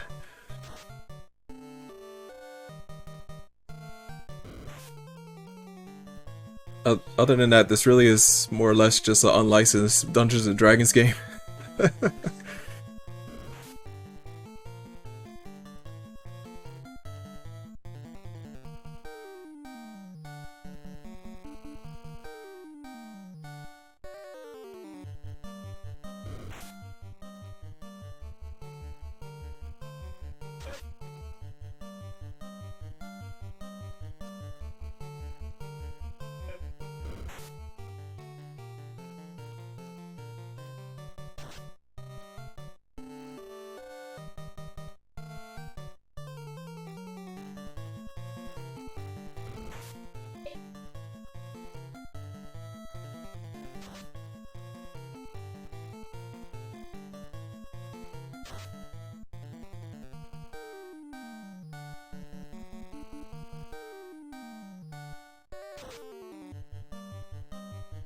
My black mage is not very good with his pocket knife.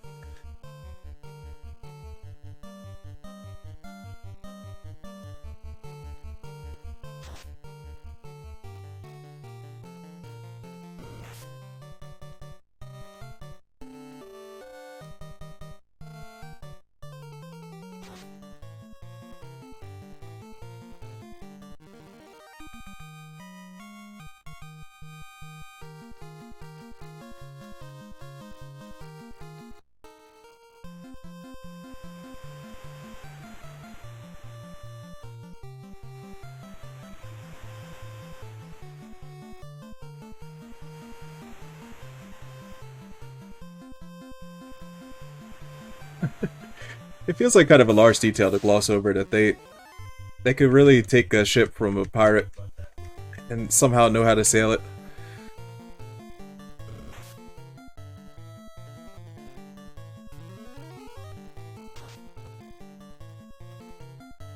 It's kind of good for the gameplay that you don't have to learn how to sail, but it makes zero sense.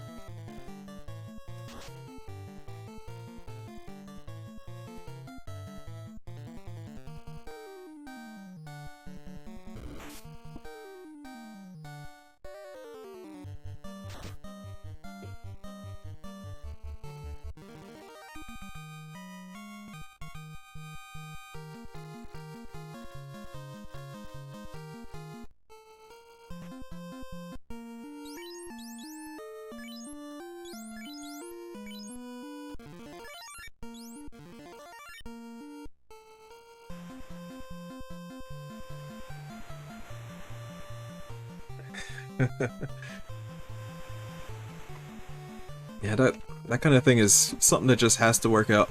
They got a ship, okay, they know how to sail it.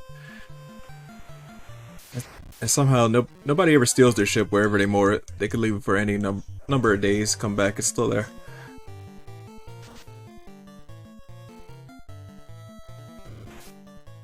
Even though the water is full of literal fish people.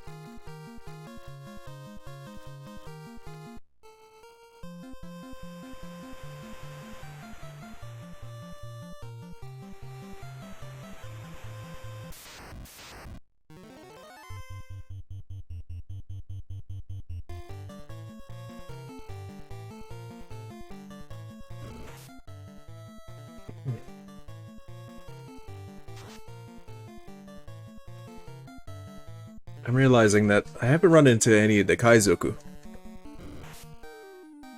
The Kaizoku are pirates. They actually keep that name in English, even though it's a Japanese word. Kaizoku means pirate in Japanese.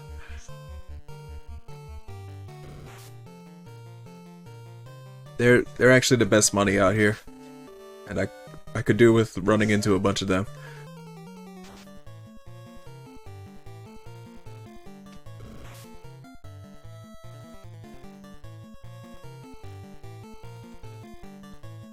Maybe.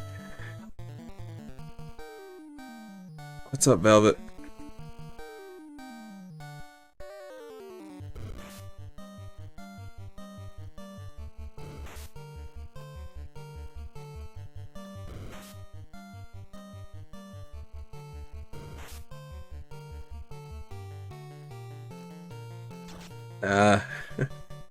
Still doing Zadnor.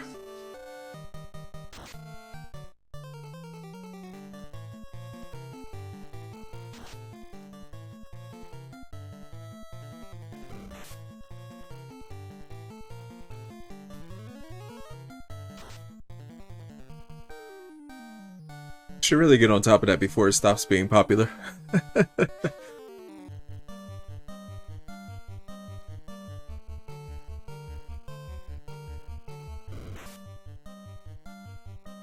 Hmm.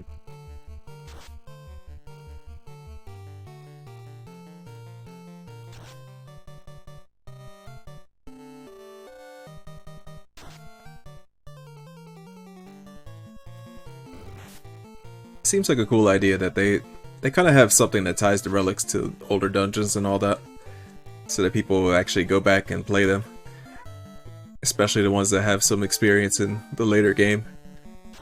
But at the same time, they turn it into such a grind, and it kind of makes the older dungeons feel bad.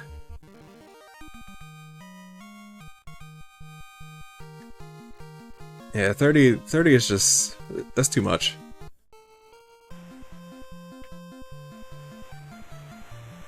It feels like it kind of destroys the purpose. Like, you're supposed to be, like, reminded of these older dungeons and all that, but in the end, you just don't want to ever do them again.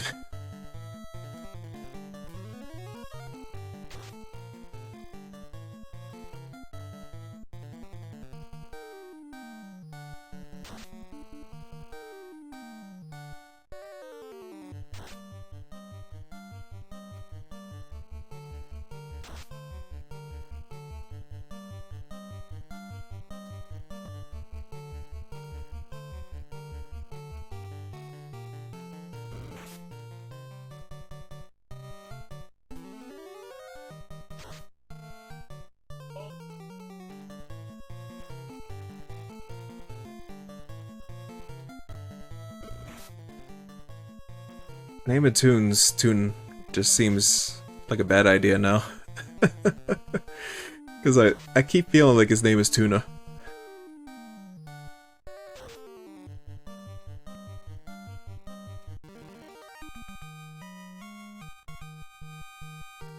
Behold the mighty power of Tuna.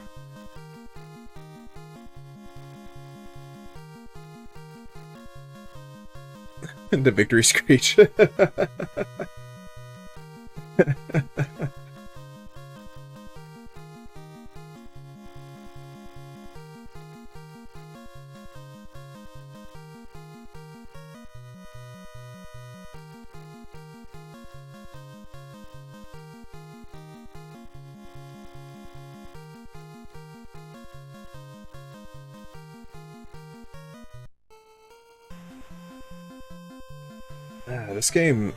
This game is very full of artifacts.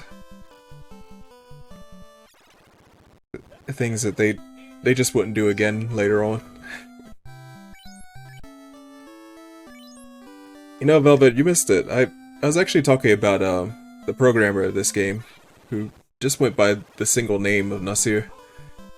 But his name was Nasir Jabeli. Ah, there they are. There's the Kaizoku.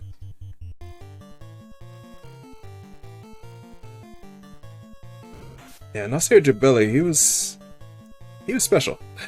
he wasn't like a lot of other people. I would say that he actually really was a genius. But he was kind of a mess to work with. But yeah, he's an Iranian American. He was the programmer of this first Final Fantasy. And he was originally working with 2 other people, but he ended up all by himself. So he's all by himself in the credits as well. The programmer position just says Nasir. And it is just as well.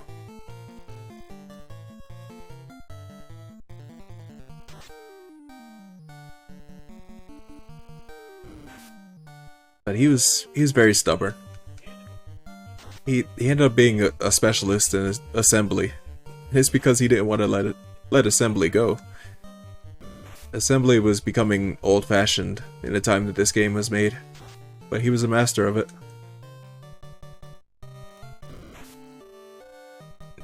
Yeah, by the middle of the 80s, the whole world was moving away from assembly as a main means of programming computers. But then the Famicom came along, and the Famicom, it it ran principally on assembly.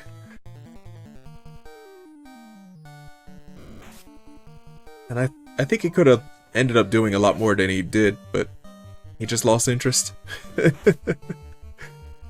After he made a few games in Japan, he just moved on.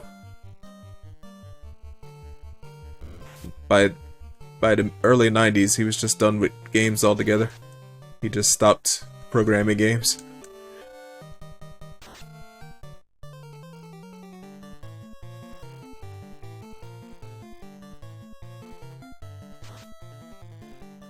His games had a real reputation. They were known for being fast. He had really fast-paced games. And that was different back then, at a time when a game was just running at whatever speed it had to. He always had a way of just somehow making the game kind of jump out at you.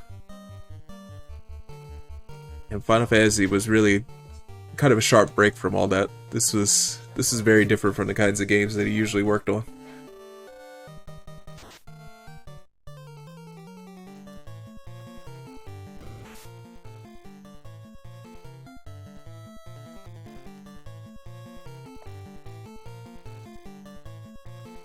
Yeah, I was telling the story just a little while ago of how he was actually he met his colleagues in Square, and they knew of him, but they didn't know it was him. And they asked him if he knew about Nausea,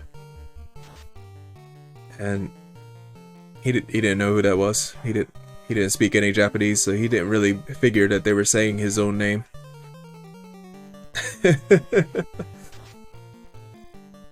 And as they went into like telling him about the accomplishments of Nasher, he said, "Oh, but that's me." I did that. Big shock. They never could have imagined that they would end up working with him. Moreover, they really had no idea what sort of person Nasir was until they met him.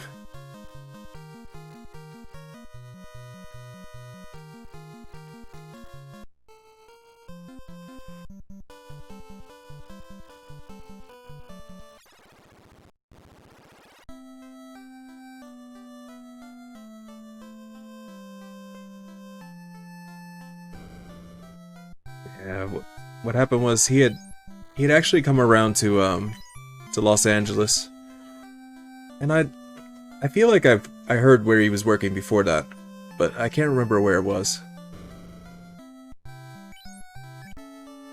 But he came from somewhere to Los Angeles, and when he got to Los Angeles at some point while he was looking around for like some project to work on, he ended up coming into contact with these distributors of video games. And the distributors, they were connected to Square. They were actually selling Square's products over here in the United States. In some way or another, they knew that there was a job that needed to be done. They needed a programmer over there.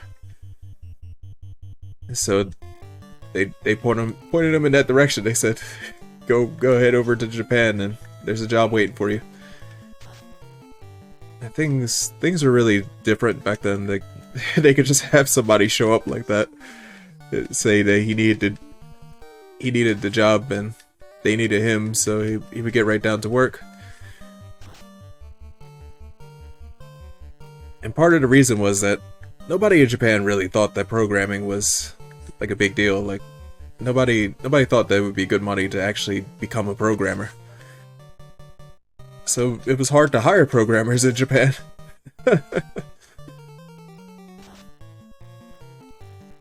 And when he got there, they presented him with the Famicom, and he just sat at home with it. He took the Famicom home and he experimented.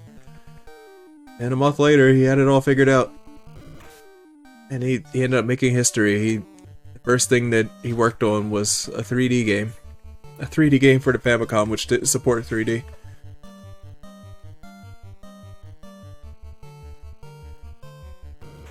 It's like, even though he was working just like by the seat of his pants, he could pull things off. He never took notes. He kept everything he was working on in his memory, which was good in some ways, but bad in most others. And things would just tend to work out. Yeah. He was definitely a genius. Yeah, they were, at the time, I'm not sure where the headquarters is today for Square Enix. But at the time, Square was based in Ginza. And Ginza was a very busy and kind of expensive place to be, but they kind of had like a back alley place where they were working out of. They had their little place in Ginza. And he showed up there not speaking a word of Japanese. And it was like kind of one of his on and off things. Like he would speak to them in English, and sometimes they understood him, sometimes they didn't. they had to work that way.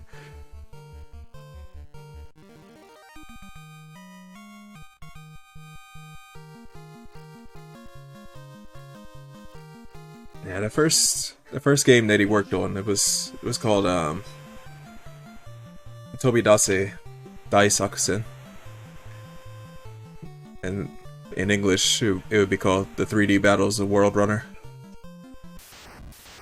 And I don't think there's a whole lot of people who recognize that game today, but if they were to actually see it, I think they would remember actually having seen it before.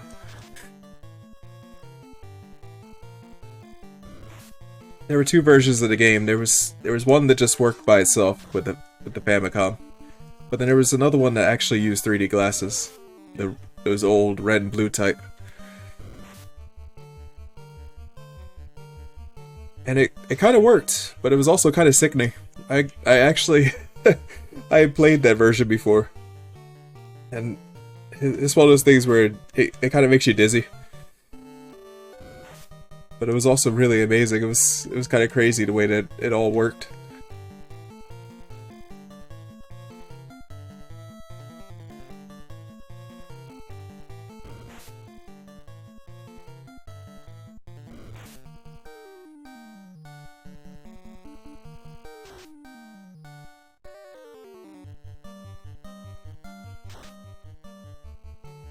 Yeah, so he would end up coding the first 3 Final Fantasy games. And he gained so much prestige doing so that when his visa ran out and he got kicked out of the country, they ended up moving most of the development team over to California to go with him. They felt like they needed him that bad.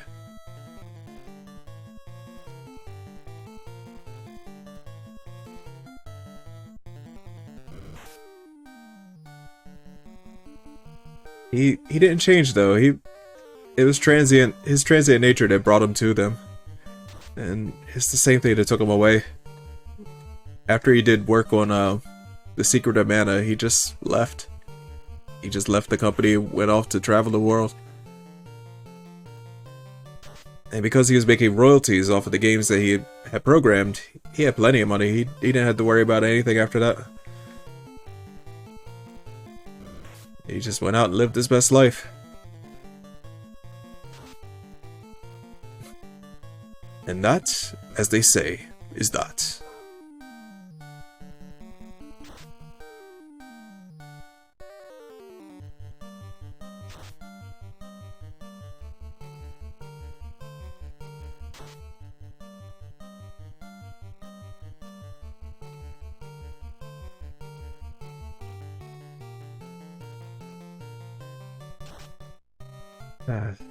Yeah, a lot of... I think a lot of people now would think that his name is actually Nasir Gabelli, but it's Jabelli. Jabelli. It's a hard G sound.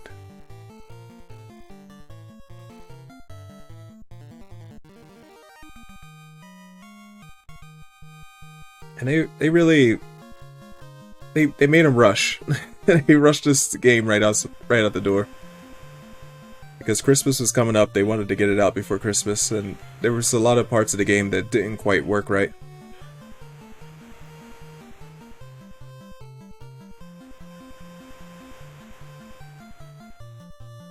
And a lot of the basic gameplay was sort of just copy and pasted straight out of the first edition of Dungeons and Dragons. But they couldn't get it all to work correctly in time. And some of the glitches are bad, but some of them are actually really good also.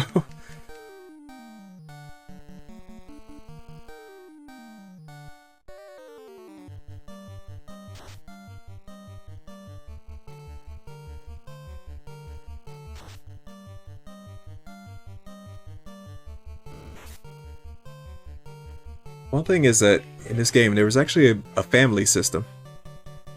It's similar to what we have like today, where different kinds of monsters belong to different kinds of families, and it has certain relevances to the way that the game was supposed to work, but almost none of that actually worked.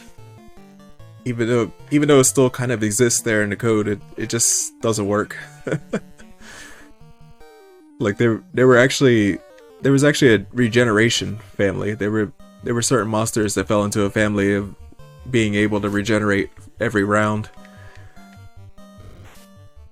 And none of those monsters are actually able to regenerate. They're all in the family, but it just doesn't work. And the hardest enemy in the game was no different. It was supposed to be able to regenerate every single round, but it doesn't. So it's actually a lot easier than it might have been.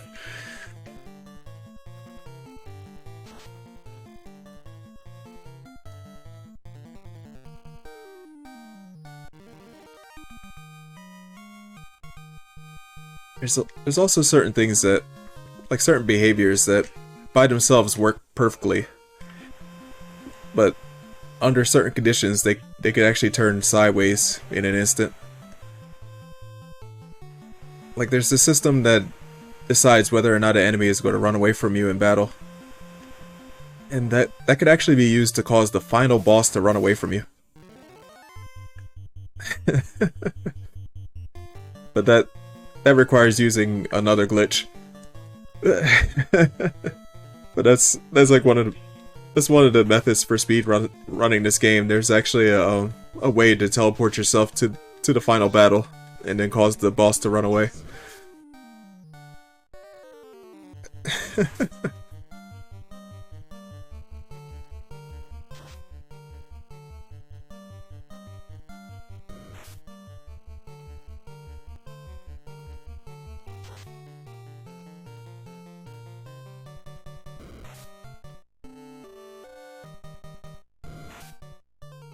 Yeah, there's a lot of little things in this game that are just kind of strange like that. It's kind of like what you're seeing me do right now, where I'm picking all my targets. That I'm not really sure whether that's a glitch or not, but if attacks stack, if a target dies before all the attacks resolve, all the attacks that come after his death don't count. So you have to be kind of mindful. You don't want your attacks to stack too much on an enemy that might die early.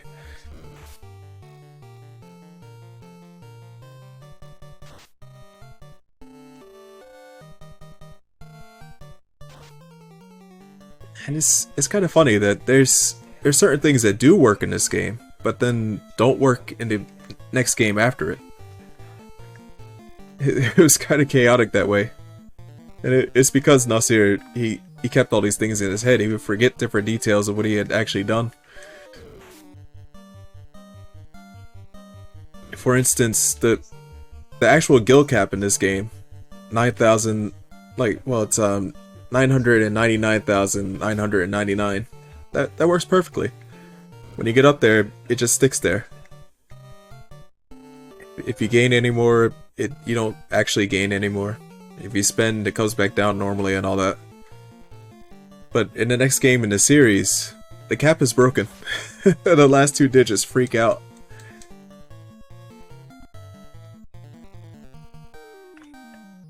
And there's a little bit of experimentation that I'm going to do with that when I get to that one. I kind of want to feel out what exactly is happening with those last two digits. I have a theory.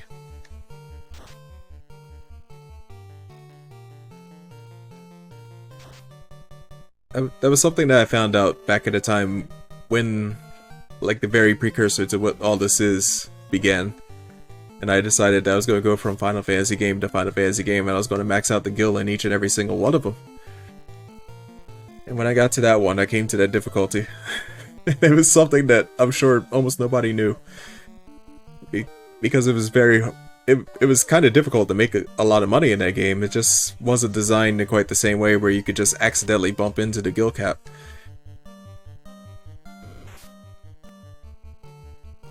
And I think that same thing kind of, it might be part of the reason why the glitch exists. It's because when they were testing the game, nobody reasonably would have made it to the cap, so they never knew that there was a problem.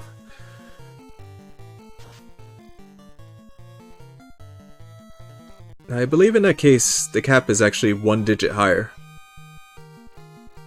So the cap is 9,999,000. And then the last 2 digits, they just freak out. And I think that the last 2 digits end up, instead of counting 99, they count up to 255. Like you end up with a whole,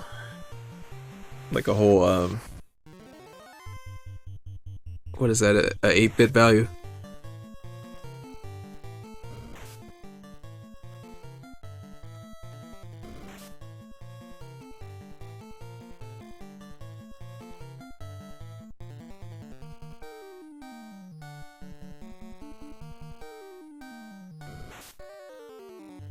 Oh, Lily's dead.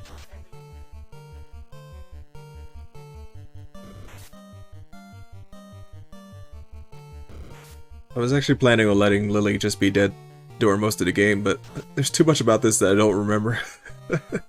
I'm not sure I can actually finish the game with just 3 of them.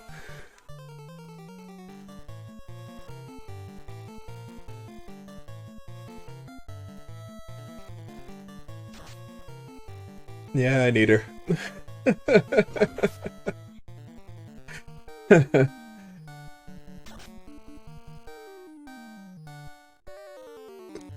I don't know how people make it through this game without a healer. She's really the healer.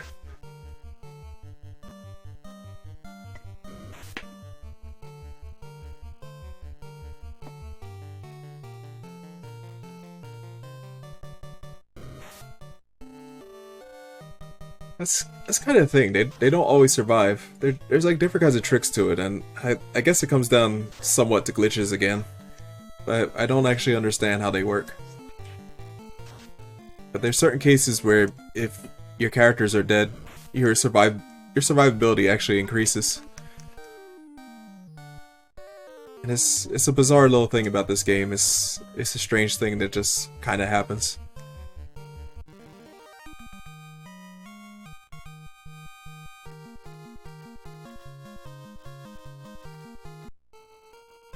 Some things like that actually will make things worse. And I don't know how any of those cases actually work.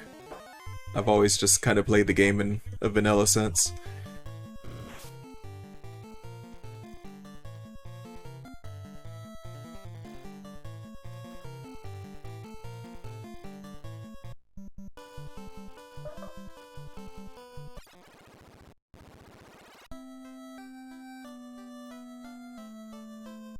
Let's see. Okay, I'm at 2,000. Not bad.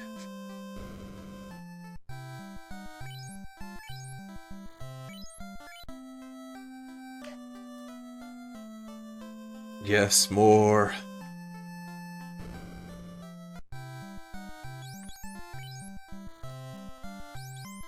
Yeah, so now I can get lightning too. That's something I definitely need for some farming. That'll make things much easier.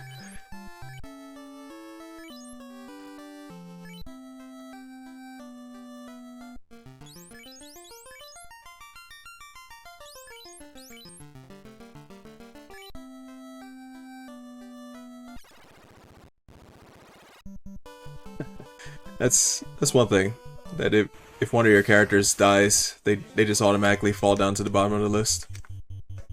If they end up with like some kind of a status effect on them, they also fall to the bottom of the list.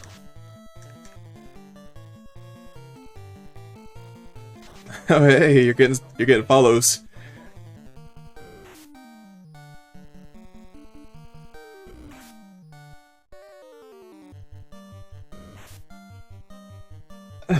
Now you got a stream, Velvet.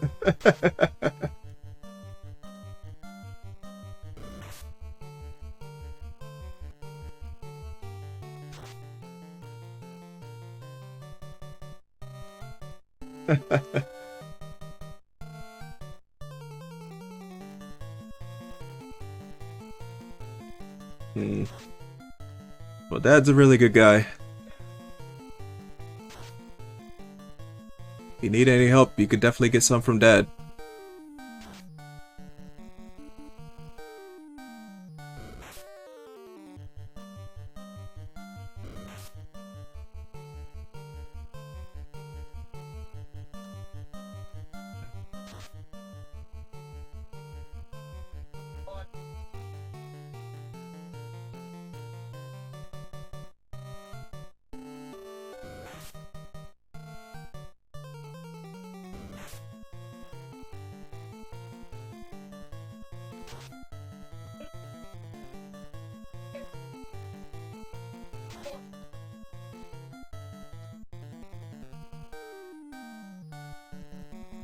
Okay, so I think I got it figured out now.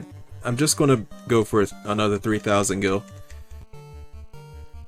and I'm gonna use that to buy a couple more spells, and then I'm gonna head down to the first dungeon of the game. And that dungeon is probably gonna be pretty hard, but not impossible.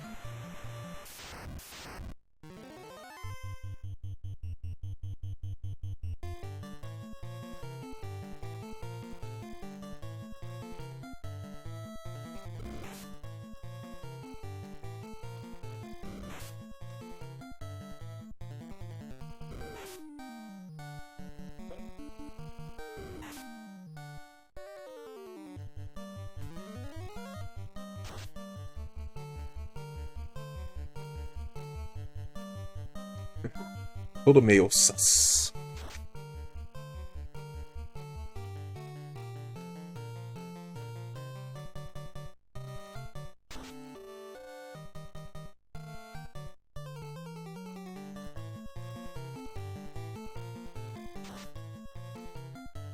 Yeah, spells that hit all targets are like the only exception. That they'll just mow through everything.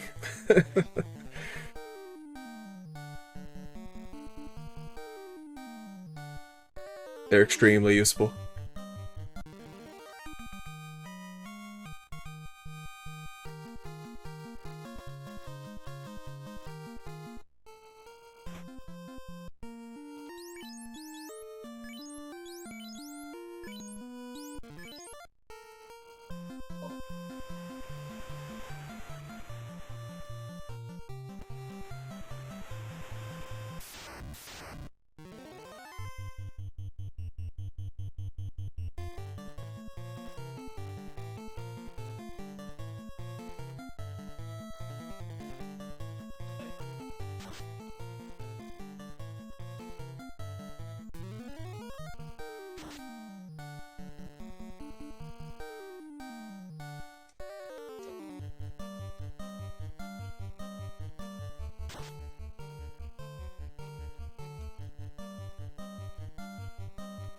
Alrighty, Velvet.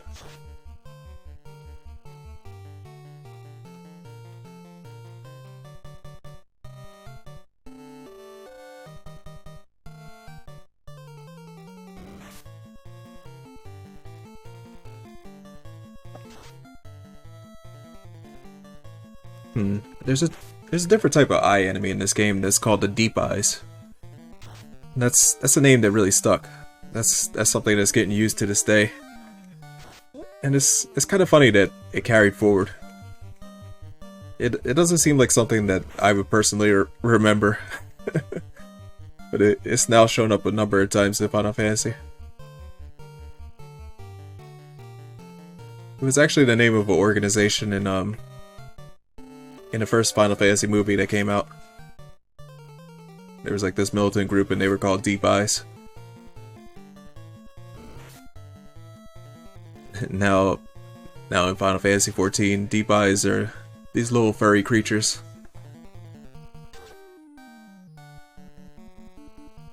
And even though they're tiny, they're actually really dangerous.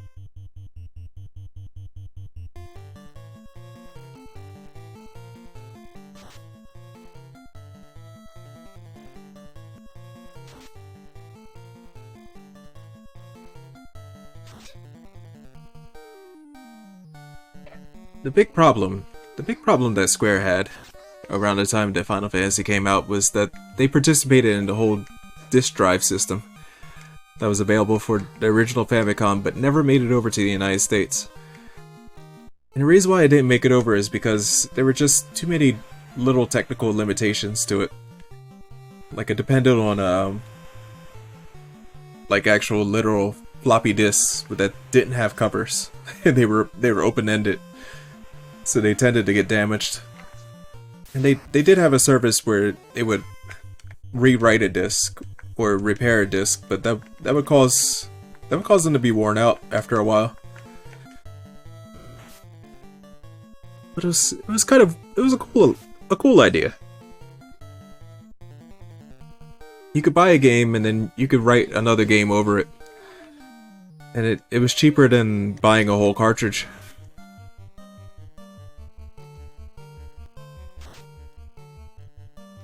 And it also allowed the storage of more data than a cartridge could at the time. So there were some games that could only possibly fit on the disk system. Oh, Toons is dead again. Toons, stay alive.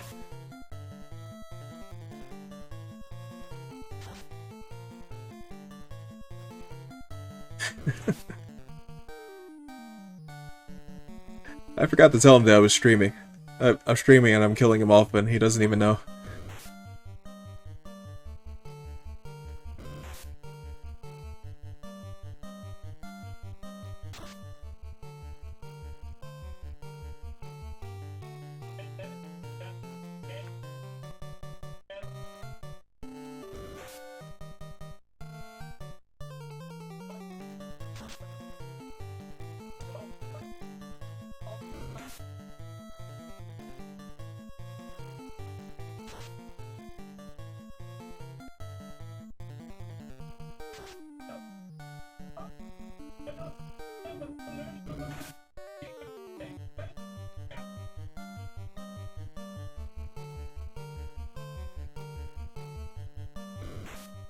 I actually heard that Piranha was supposed to be in this game, but the way that paralysis works, it makes the spell kind of pointless.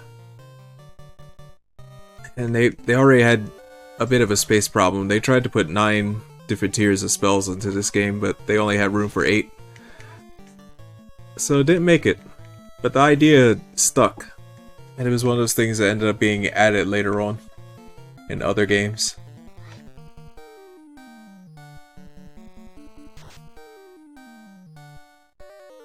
Yeah, Piranha, I think the first time it actually appeared in the series was in 11.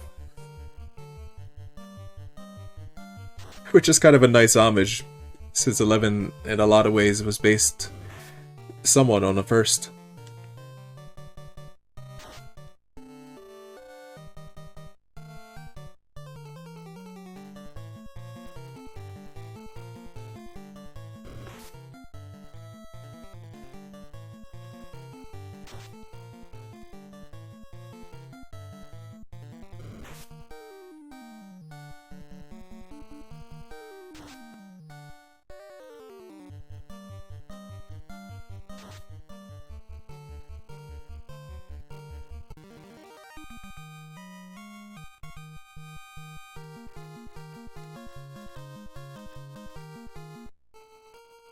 Actually, I'm remembering something.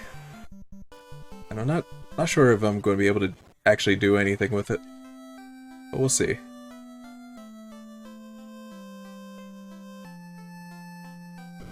There was a way to actually access a world map in this game.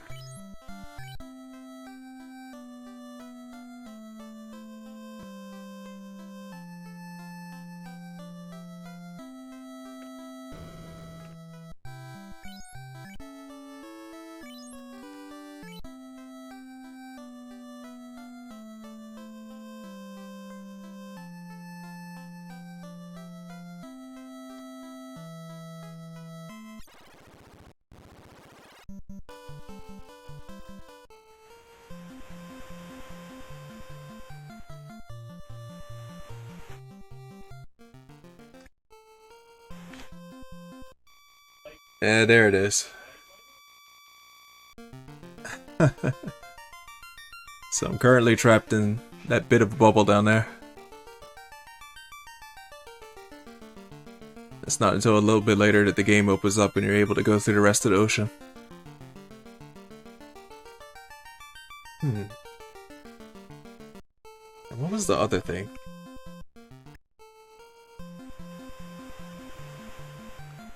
There was also a slide puzzle thing, but I can't remember what that is.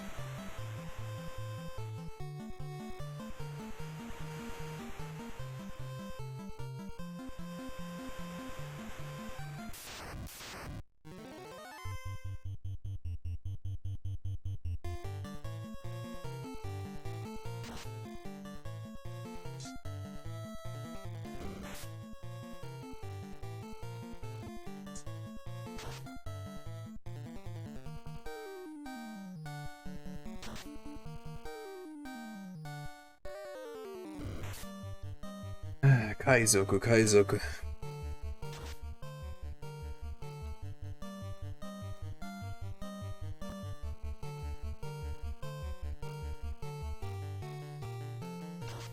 I think the first time I ever knew the word Kaizoku was from One Piece.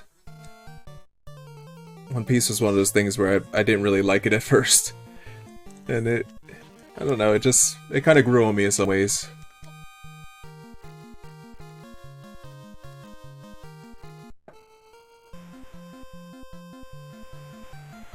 But it literally means a sea thief.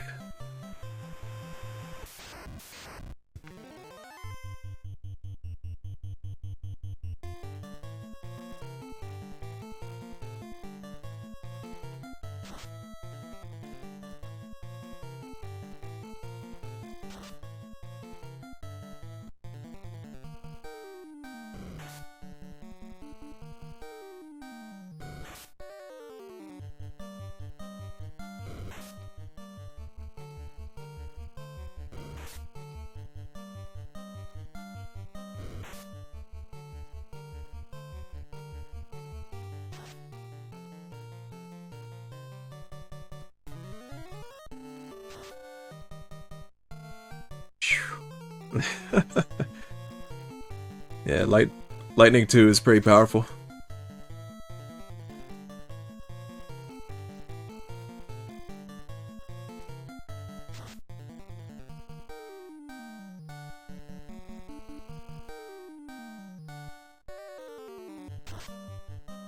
It's really a shame. Black Mage doesn't really get to shine all that much in this game. He'll get to blast enemies every once in a while, but he doesn't have that many spell charges. It's actually just like Dungeons and Dragons. Dungeons and Dragons, they didn't used to give a whole lot of spells to the spellcasters. They had to be really strategic in the way that they used them. It's not at all like Final Fantasy is today. Nowadays in Final Fantasy, it's all magic all the time.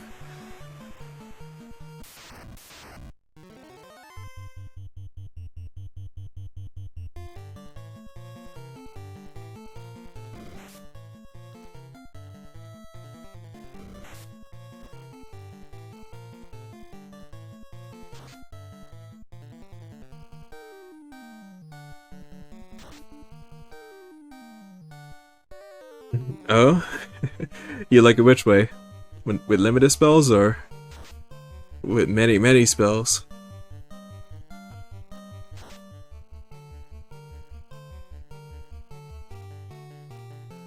Hmm.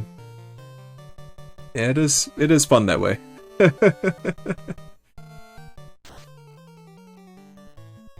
Well, the thing here is that there was complexity. There are a lot of different spells. It's just that you can't really like spam them. You don't have a whole lot of charges to use them. This game actually has kind of a ridiculous number of spells. It's kind of hard to believe considering the time that it comes from, but there's actually 48 spells in this game. But unless you're building up like an all magic party, you can't even use them all in a single run.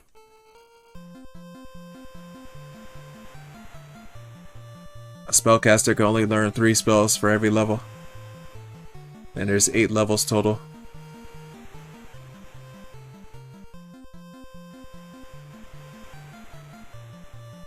I said there's 48 spells, but is that right? I think I'm counting wrong. Yeah, no, there's not 48 spells, there's 64 spells. 64. That's pretty crazy.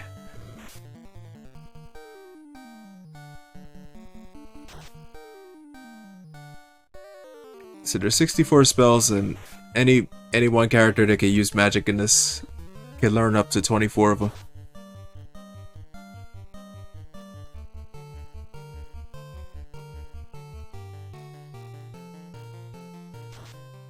That kind of puts the Red Mage in a really tricky place, because in a lot of ways you kind of want to mix things up, but you don't have a lot of room to do so. This Red Mage is mainly going to be a healer, but I might put some offensive spells in also. Just not a whole lot.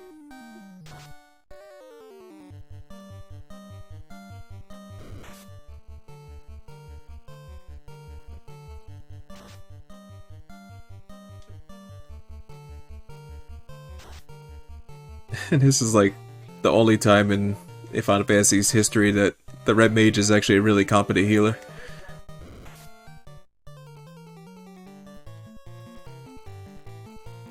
That gets downplayed really hard later on.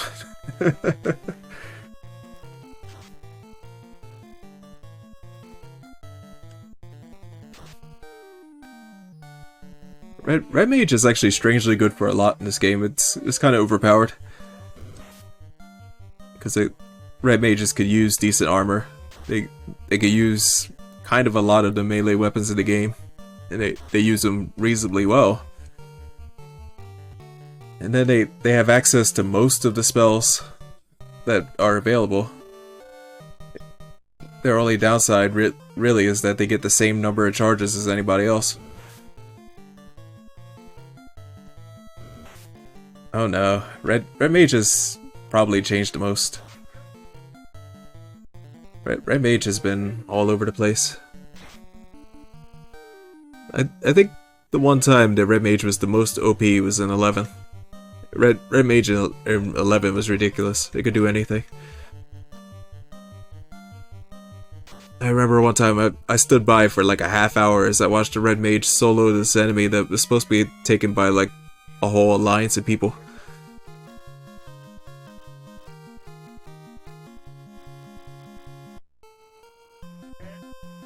Yeah, Red Mages of Final Fantasy 11 were just they were ridiculous. Because they could take ninja as a subclass. Like taking ninja as a subclass was mostly like a defensive thing. And in the case of Red Mage, it practically made them immortal. So they could just spend forever fighting with something and eventually kill it.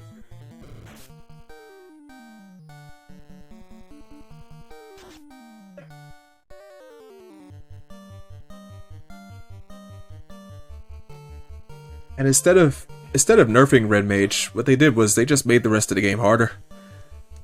And a lot of people thought that was like a terrible thing.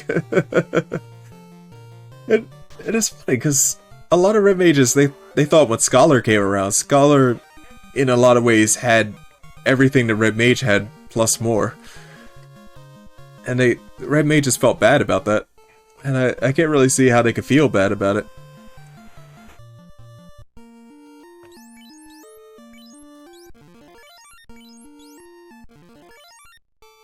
Red Mages always had kind of a easy ride in 11.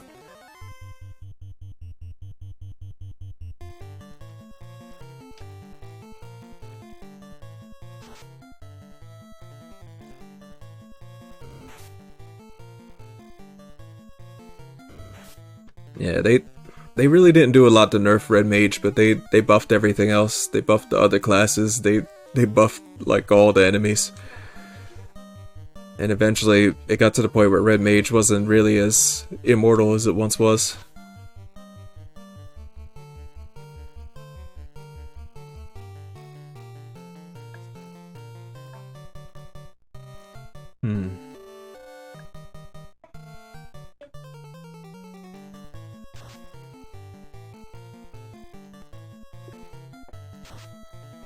For a long time, Red Mage kind of wasn't getting any love. There was kind of a gap. There was a long time where Red Mage didn't really have a place in Final Fantasy. And it even got to the point where it was just a cameo.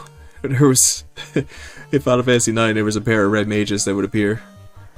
And they would just like kind of come and go in the story. It didn't really matter.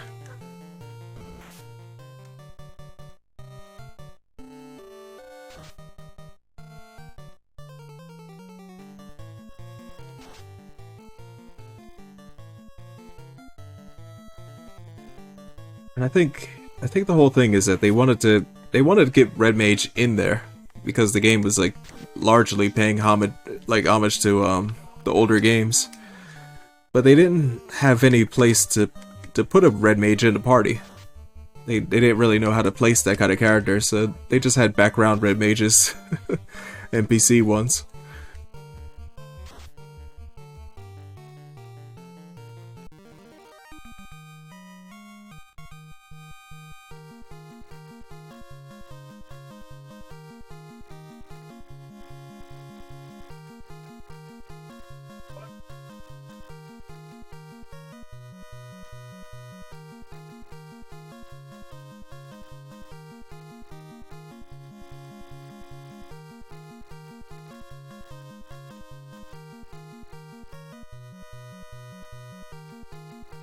Since I'm actually using Lily, I guess I'm going to actually have to do some art of her. I'm going to have to include her fully.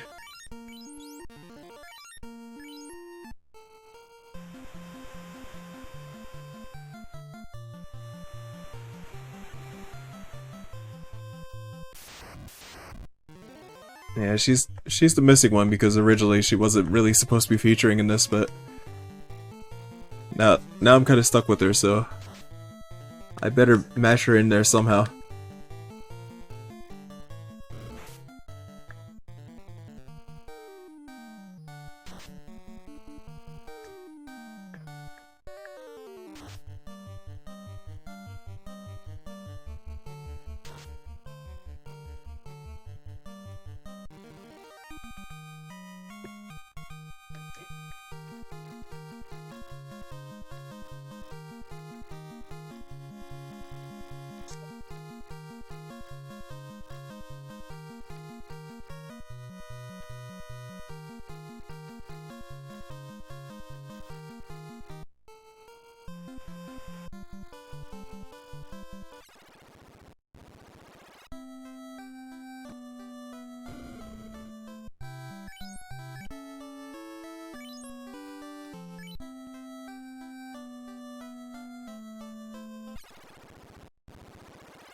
Okay, I'm starting to look pretty good on gold.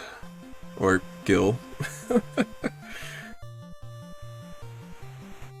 don't know, they just call it G, don't they?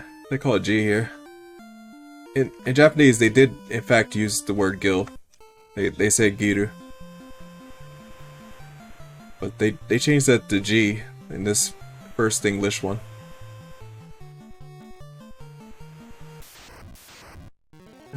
I don't know. I guess I guess maybe they just thought that there'd be no recognition, that nobody would really care for that name.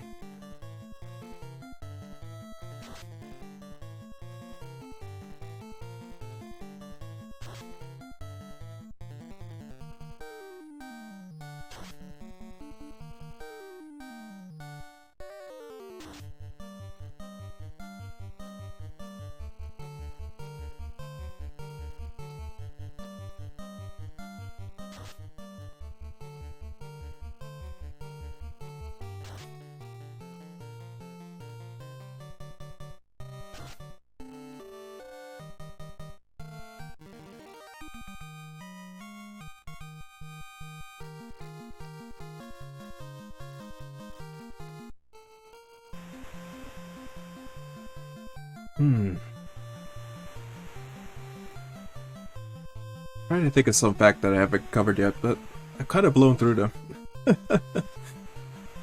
I've already covered most of what I know about Final Fantasy in general. Well, this first game, anyway. I'm sure there's a lot more things that I myself haven't heard of.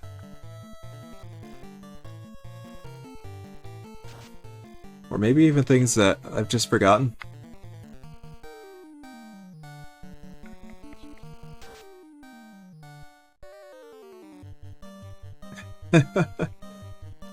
Yeah, they just kind of threw beholders into this game, but they didn't want to call them beholders.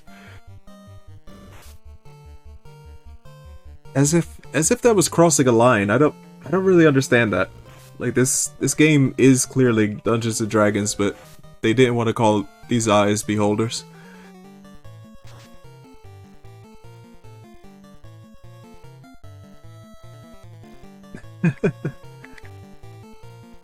What a horrible world to just have eyes flying around like that.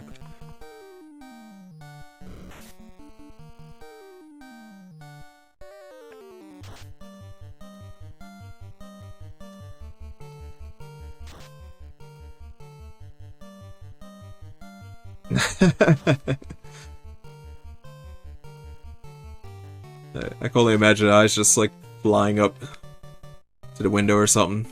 I just close it.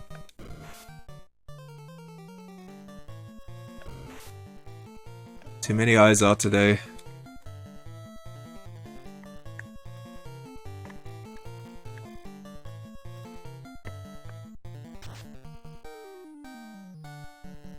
That actually sounds like something I heard in Japanese before. Too many eyes!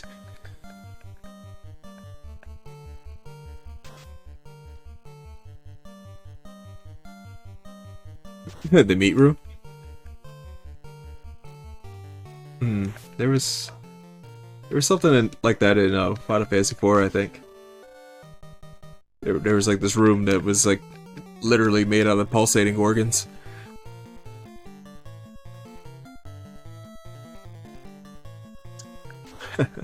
That was like real creep factor because it's like, who are these pieces belonging to?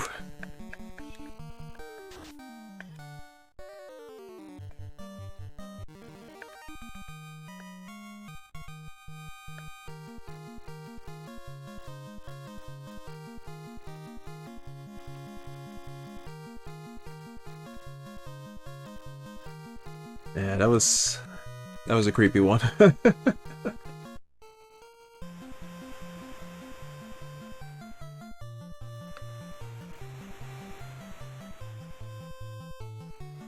That's something that I think Final Fantasy has kind of strayed a little bit too far away from. There are always like kind of horror moments to the kind of things that go on in the game, and it's kind of softened in that way. There isn't quite as much horror in Final Fantasy nowadays. And it kind of feels like they forgot how to do horror. 14 did have like its moment with the whole story of Edda. Edda was a pretty good bit of horror to put in there.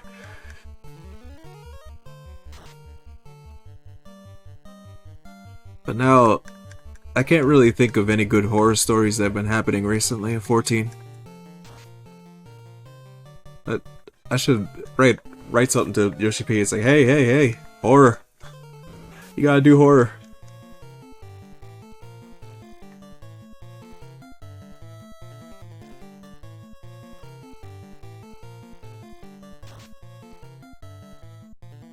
I think the last like closest thing that we got was the Emerald dungeon. They had like all those nightmare creatures. But even that, it wasn't really horror. It was kind of dramatic. It's like we're kind of being shown that this is somebody else's horror.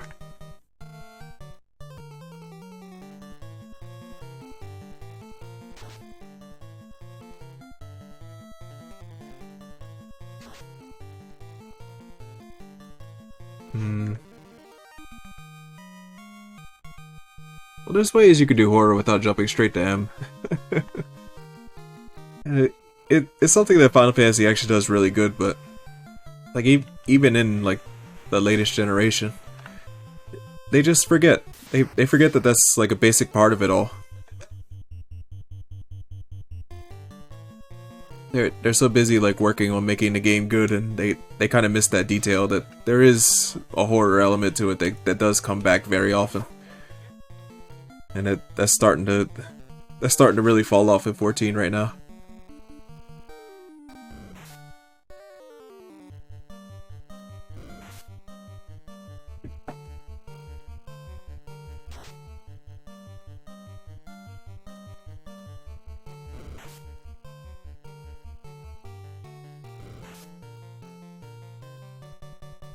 They certainly caught on to the sci-fi part of it all. I think they played that one a little bit too hard. All this Allegan stuff everywhere.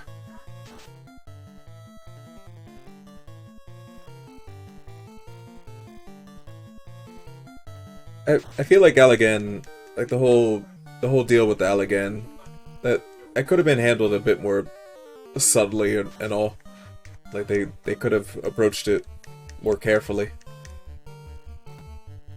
But it really just got hammered in at one point. It started to be that everything that was happening had something to do with the Allegan Empire.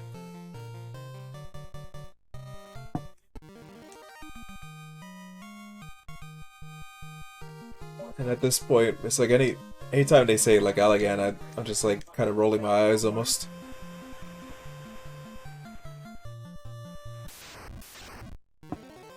They tell us that they all died off, but then yet there's so much of their society that's left over.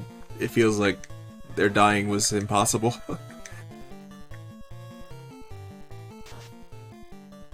Especially when most of them were killed by an earthquake, even though they have like flying fortresses and all that. Flying fortresses that still stand, like they're still there. It's like, then why did the Empire go? It really just, it doesn't add up. I think the story is supposed to be that the people that were like in Aziz La and all that, they were cut off from the rest of the Empire when it got blown up. And without the homeland, they just kind of left or died off.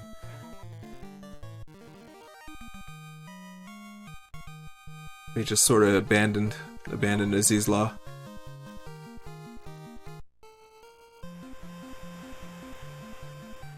And that really doesn't make a lot of sense to me. It doesn't seem like good storytelling.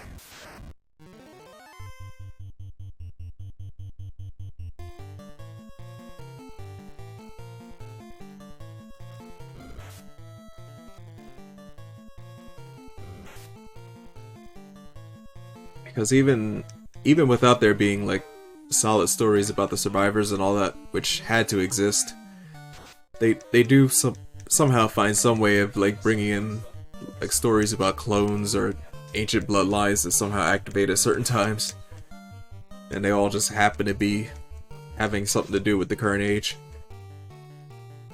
and that just feels kind of lazy.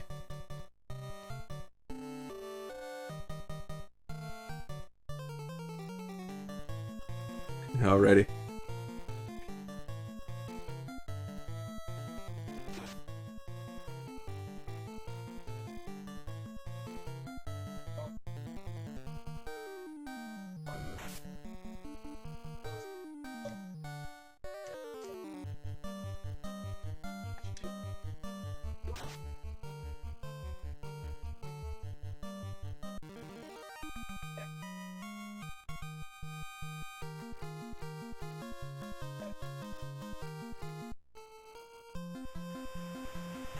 Let's see.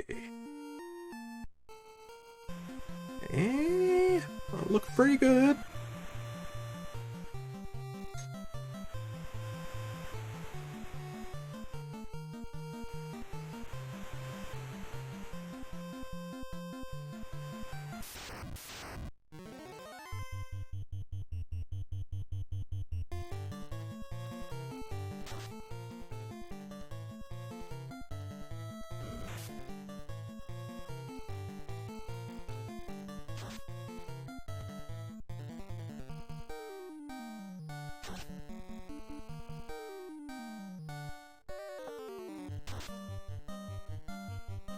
Whew.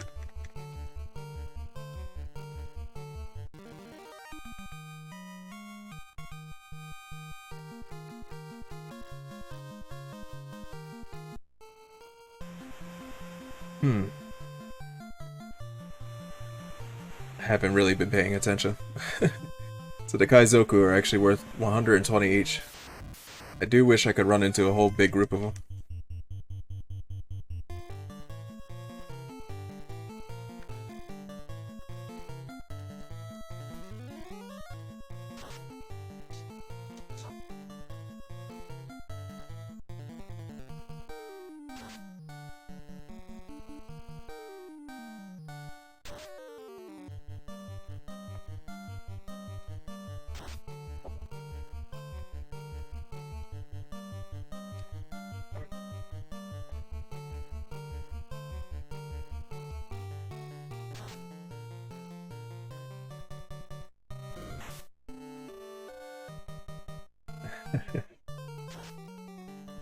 I feel like the flying sharks that we have nowadays kind of came out of the idea. It's like, so why would they even fight with this shark? It's like, well, because it could fly.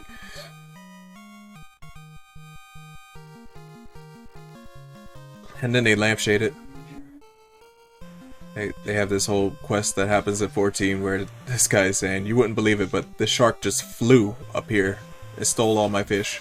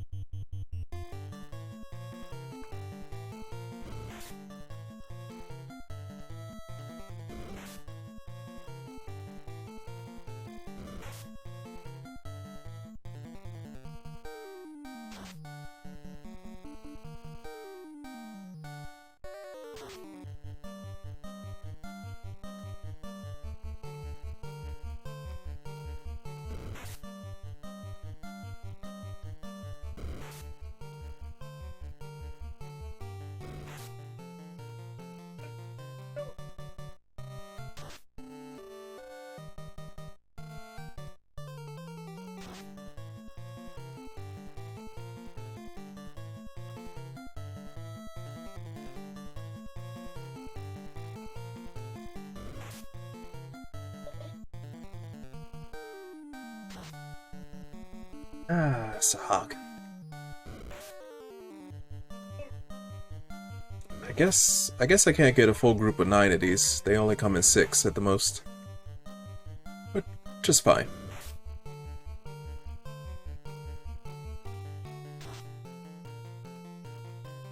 But I do believe with the Kaizoku I could get a full 9.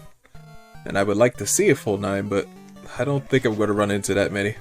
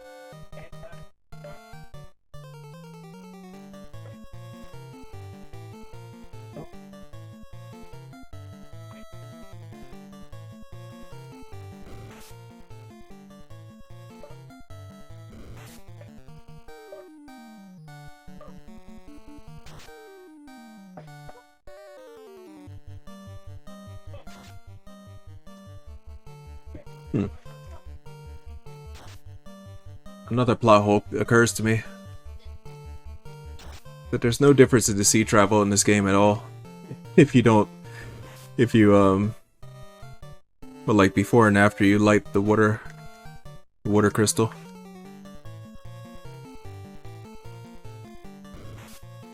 Supposedly, the power of water failing causes the sea to become wild.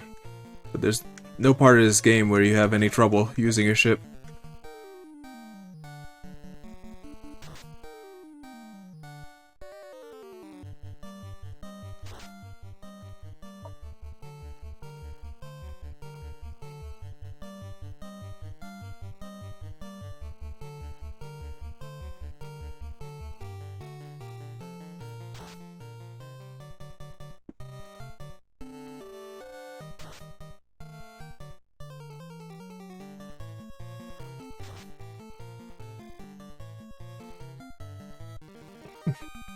Terminated.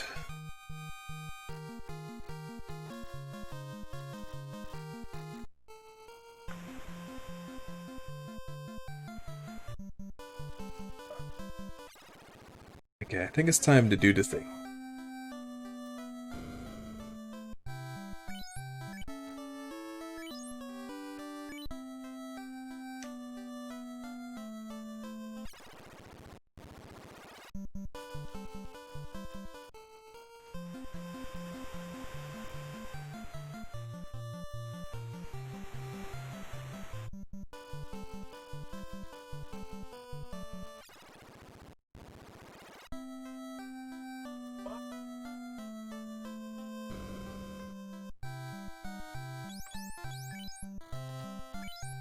So let's see. Fire 2.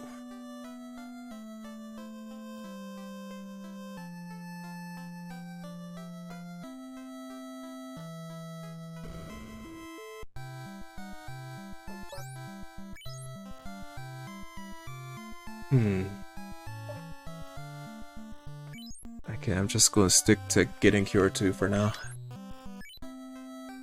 I could use Harm 2 also, but I just don't have enough gil for it.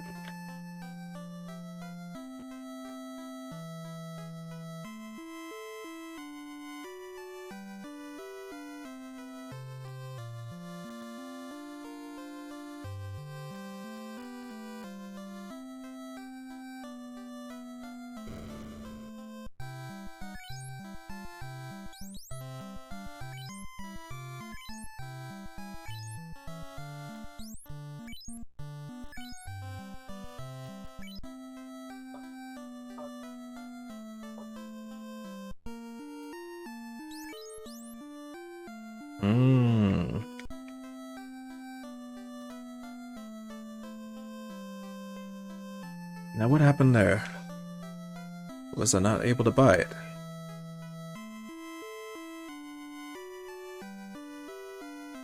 Why didn't I notice?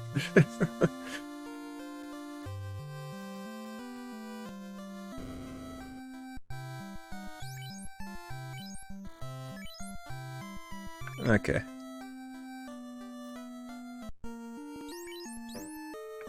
That's good.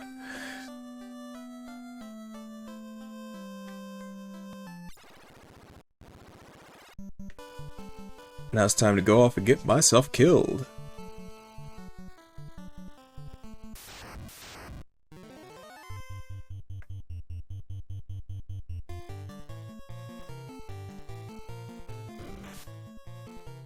Oof, okay. These paralyze. So now this is gonna be the longest battle in the world.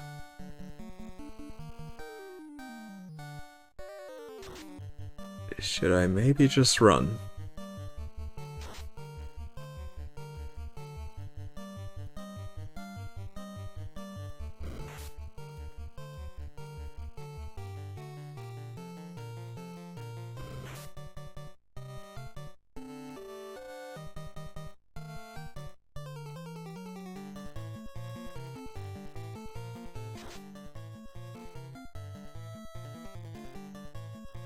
Yeah, okay, that's not good.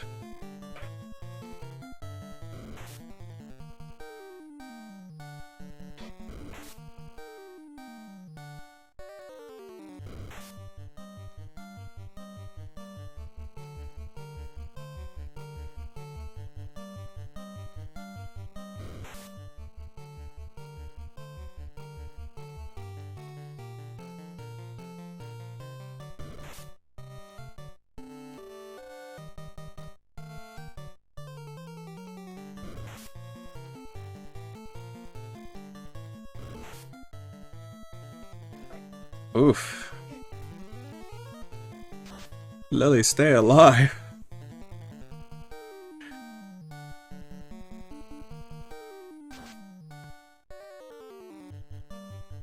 Okay, when I say get myself killed, I didn't mean immediately, before even reaching the dungeon.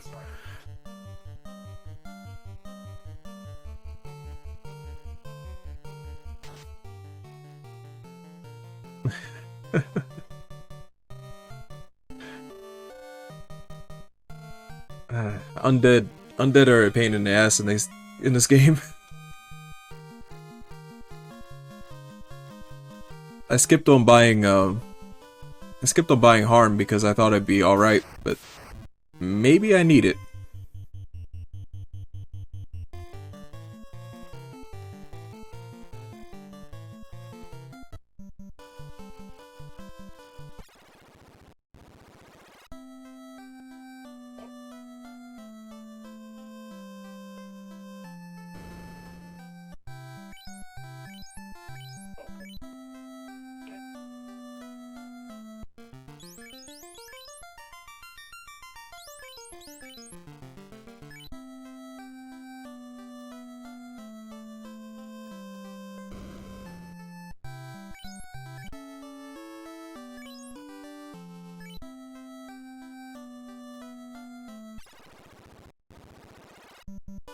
Alright, let's try that again. If I run into any undead, I'm just gonna take off.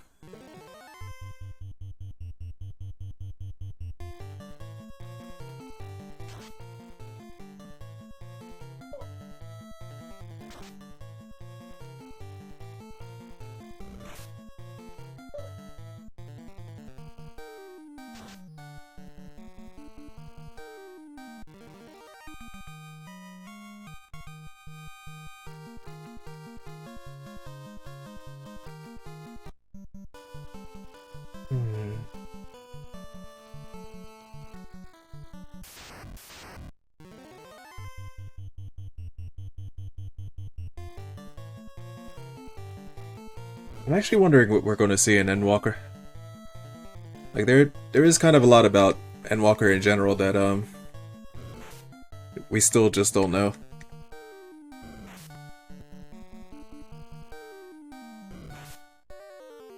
Square Enix has been doing... Oh yeah, the moon. Besides the moon. I do kind of wonder about that. Like, what is the moon going to be like? Because the whole setting of the moon, that's like Final Fantasy IV, all up and down. But the moon wasn't really all that big in Final Fantasy IV. It really was just kind of an ending area, something that you came up to,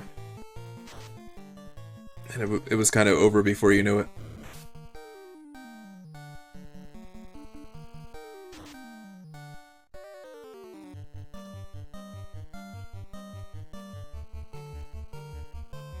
I kind of expect that that'll be more or less the same sort of thing now, but at the same time it's gonna be a much bigger area than the original. It's going to have a lot more going on, but I can't really imagine how that could be unless there's actually like a whole society of people up there somehow.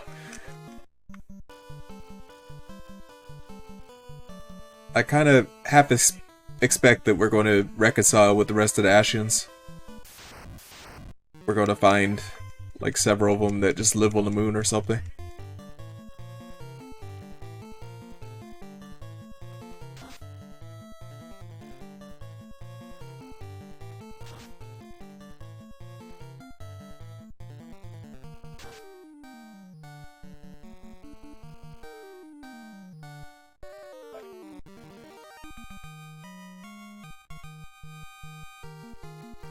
No, actually, I haven't seen it.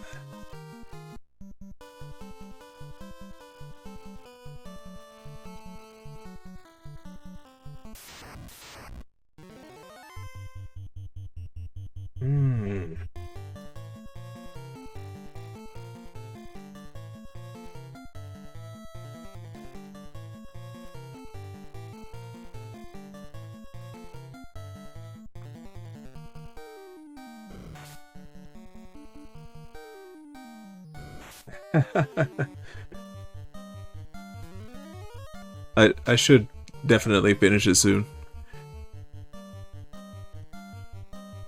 I'm actually not. I don't know. I just kind of put it off for sort of OCD reasons.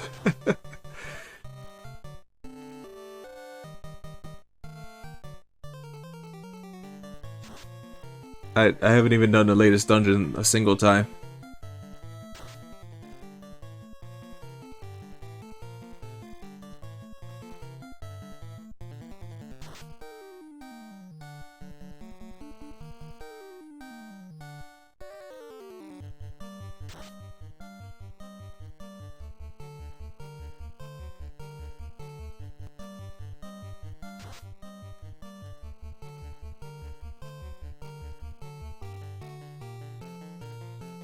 Hmm.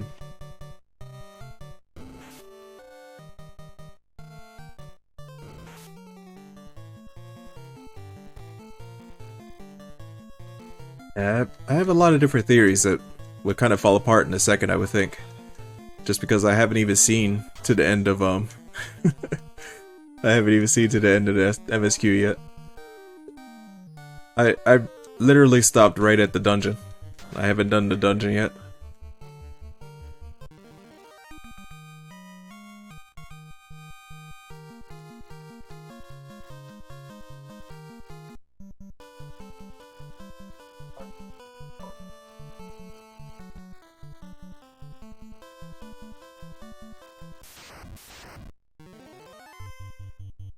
Okay. Now I don't want this fight.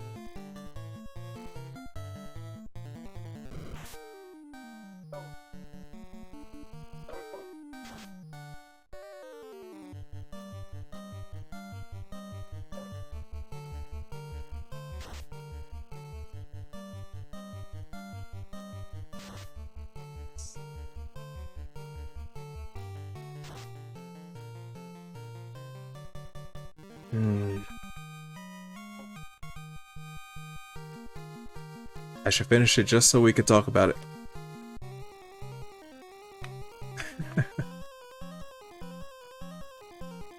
Oh, I am lost in here. Okay, let's see.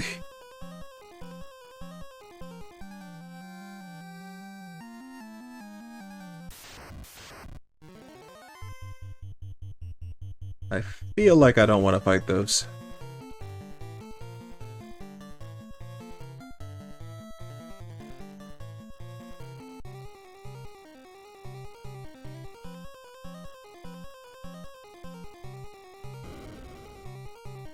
Okay, that leads down.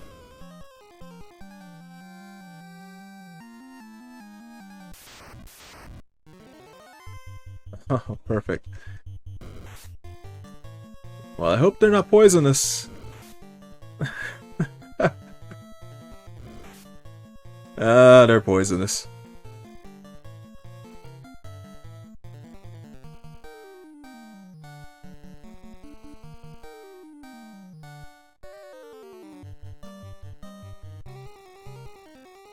I wish.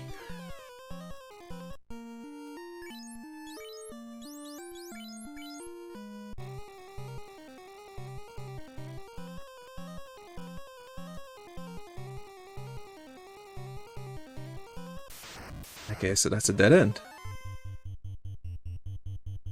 Oh ho ho. Yeah, super duper don't want to fight those.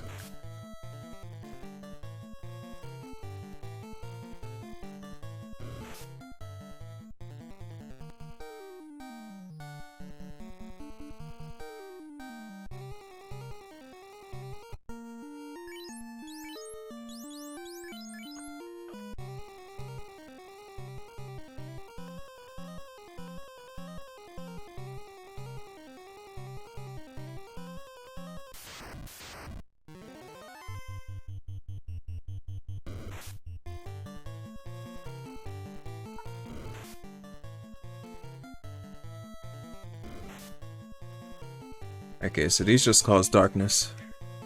Darkness isn't so bad. In fact, darkness is cool. Oh wait, it's not cool, because this is the first Final Fantasy.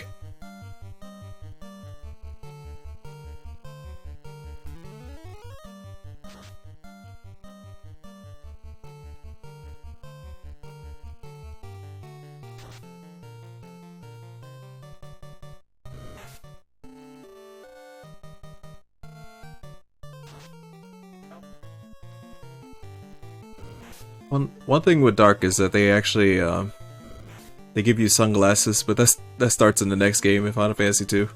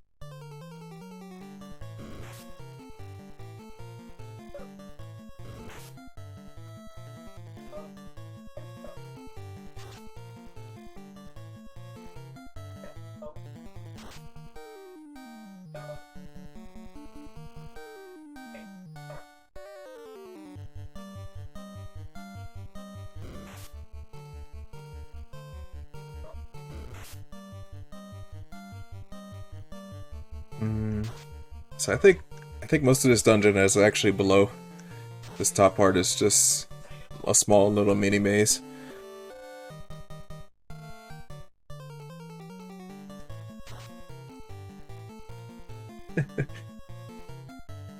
Yeah, I did like zero research coming back into this. I'm just kind of relying on what I remember. And what I remember isn't a whole lot. I kind of know the basic track of most of the game, but there's some parts where I might be struggling a little bit.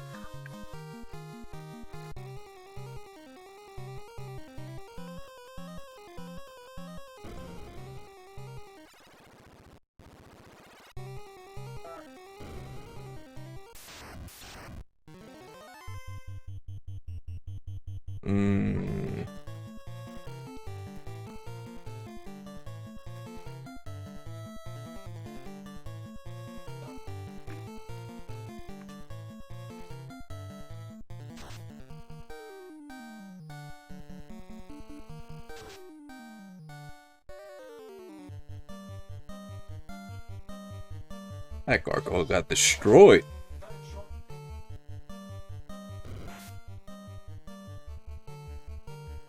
Okay, so I think that's all there is to them, that they just hit kind of hard.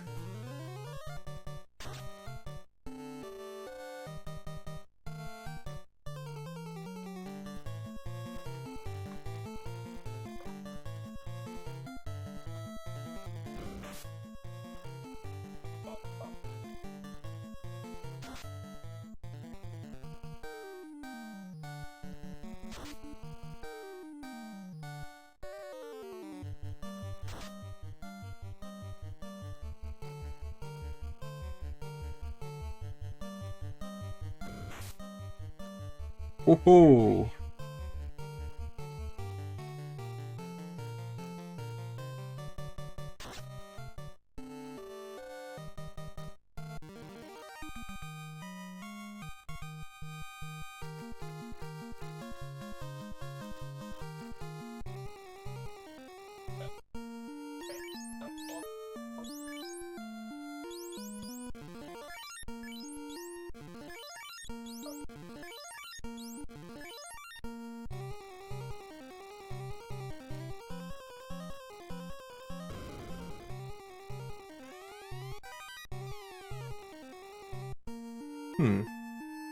Do I think I have a short sword already. Yeah. Let's see. I don't think that red mage can equip that. But they can! Okay, that's cool.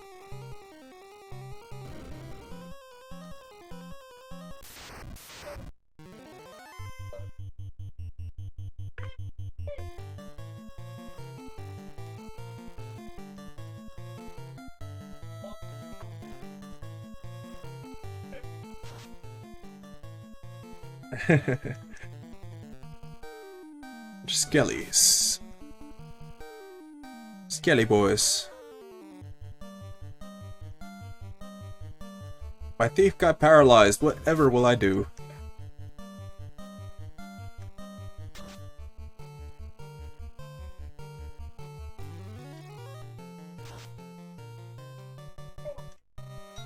I remember I used to think that the thief was like really great, even though I didn't have any real reason to think that.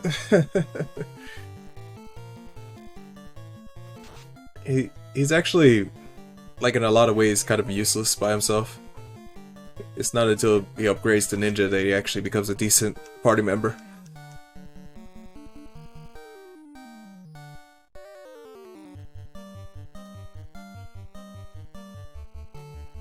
There's kind of this general feeling that the monk is like that. The monk is kind of a useless party member.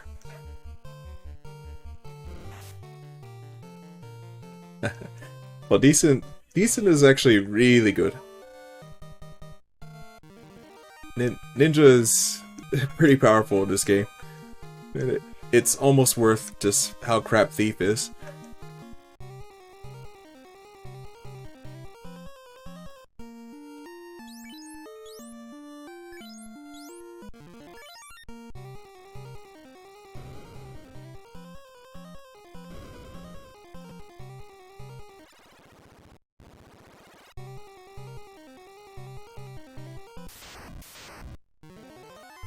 Oh, okay. This is definitely bad. I think I'm actually going to have to leave the dungeon altogether.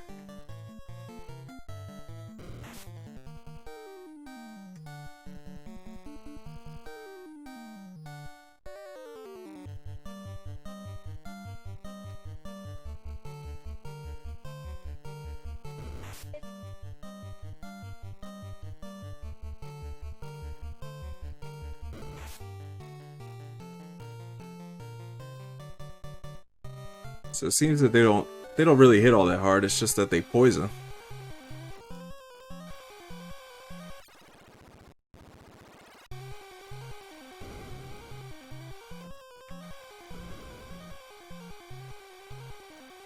Ah, what a pain.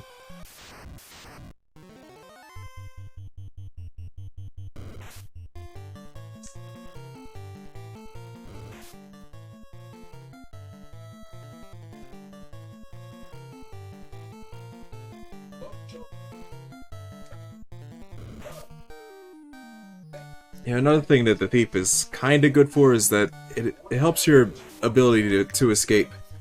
Having a thief in the party makes it easier to run. Supposedly. That's what he's supposed to be good for. I'm not 100% sure that that actually works.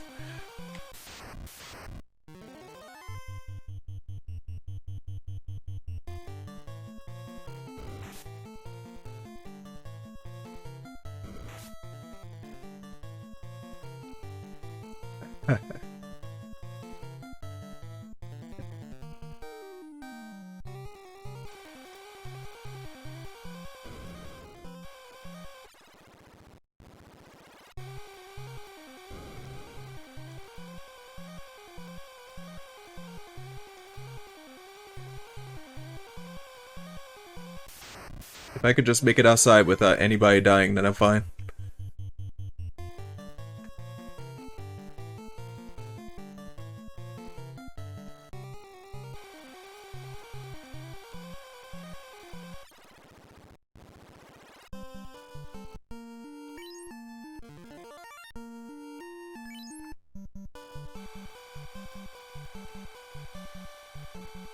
Well, maybe I'm fine. I still gotta get all the way back to town.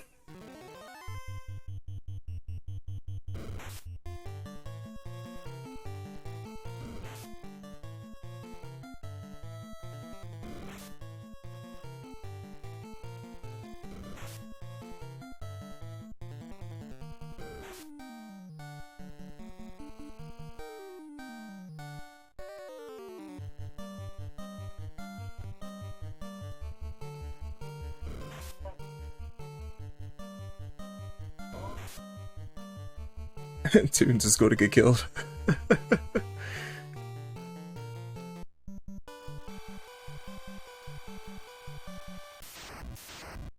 uh,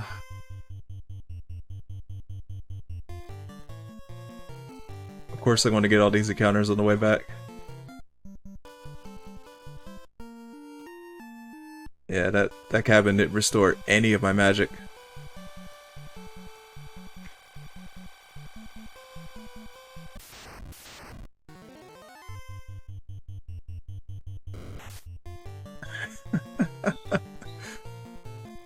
Oh! They actually got killed by the poison itself, right in that round. This could be it.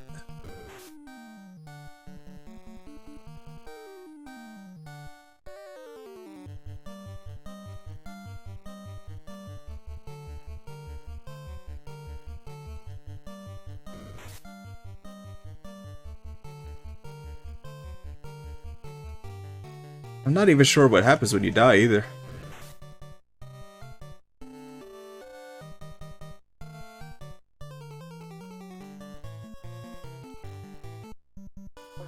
Yeah. Right now the red mage is going wee woo, wee woo, wee woo. Yeah, that's okay.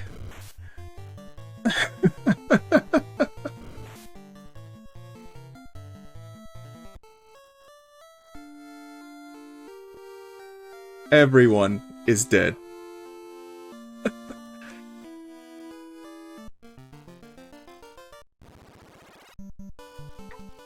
Okay. So now I'm back here. And I'm back in the state that I was when I left.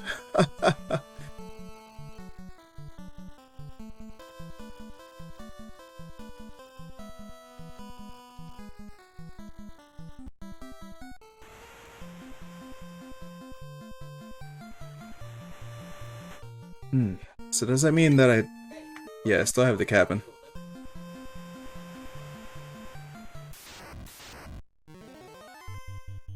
Yes, Lily, it is you. It's really you. The red mage is alive and well in this party. She's a total veteran who's already been through all this, and yet somehow has forgotten everything.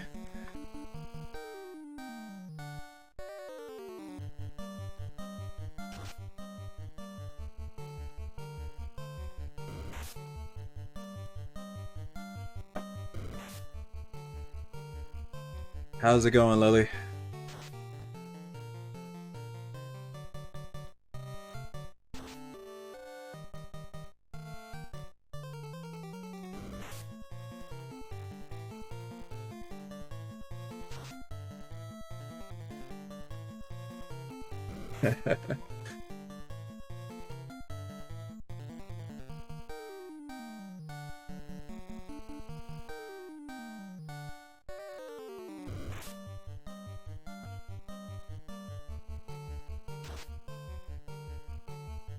Kaizoku, Kaizoku.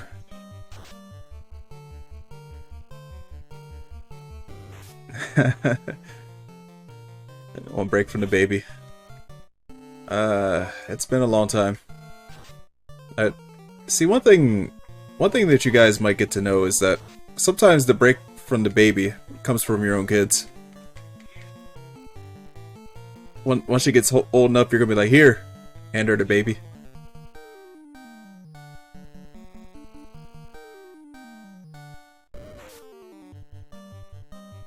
And that used to be me a lot.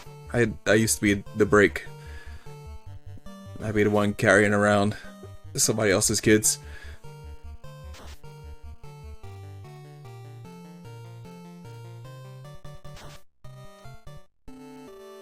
Yeah, it was like that with my sister, with 1, 2, 3, 4 of my cousins.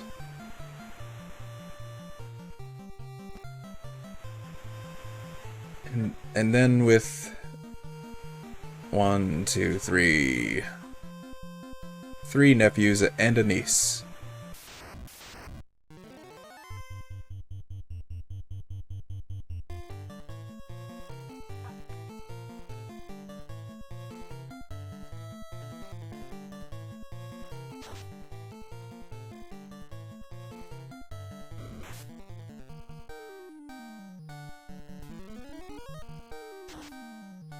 Yes, Angel definitely comes from one of those types of families.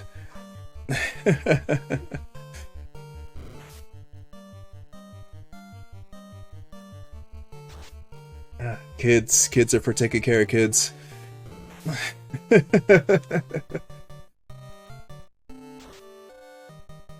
The first one's a total investment.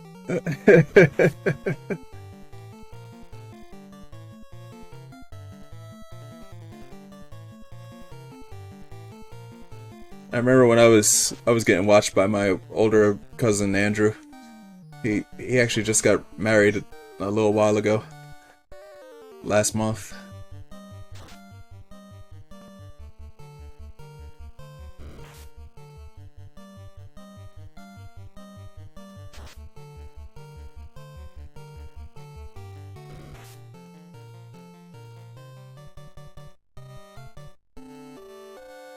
It's funny. He's the kind of person who just never changes. He's basically the same as he was back then. Just bigger. I'll pass on the congratulations. I think he's in Japan right now. I think he went to Japan for his honeymoon.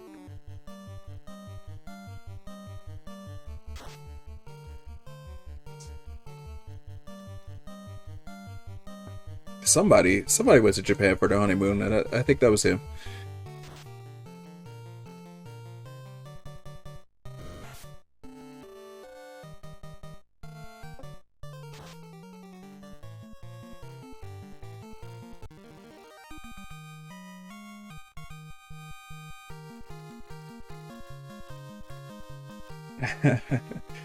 Just once. Would like to go. I'm kind of in the same boat. I don't want to spend a lot of time hanging out in Japan, but I would like to go just once.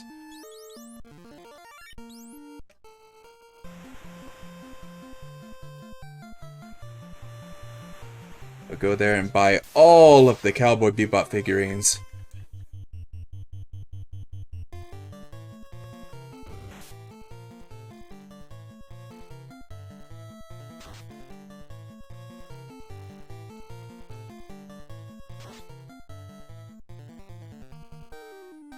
Ah, yes, the job teaching English. I thought about doing that. It seems... It seems a little bit depressing, actually.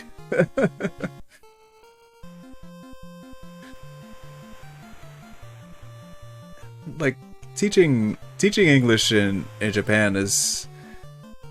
It's historically, like, kind of, like, not a real job. Because the way that they learn English just it doesn't really line up with English. It has been getting better. Like more young Japanese people are actually learning to speak English, but for the most part it's not happening in school.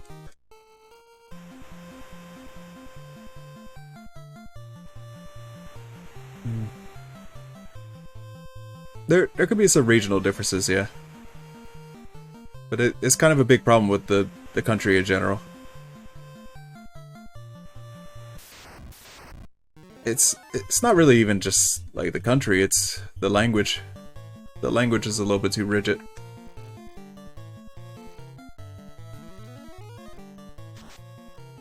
The methodology it just kind of hurts it all. That they really try to force everything else to conform to their own language. And it makes a mess of pretty much anything. It's like that story I was just telling a little bit earlier about how the programmer of this game didn't recognize his own name when he heard it.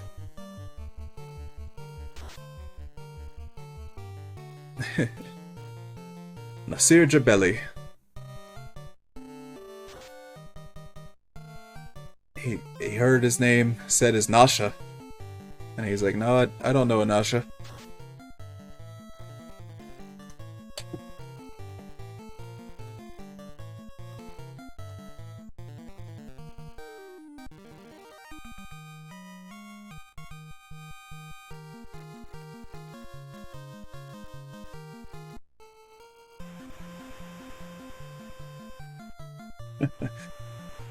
Uh, that's bringing all the memories right back.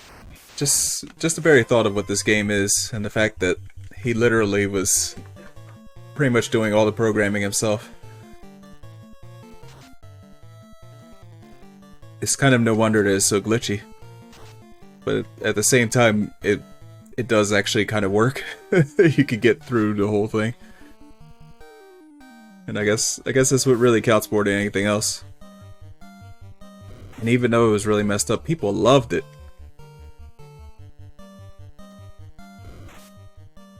And for whatever reason, he just wasn't a fan of using his last name.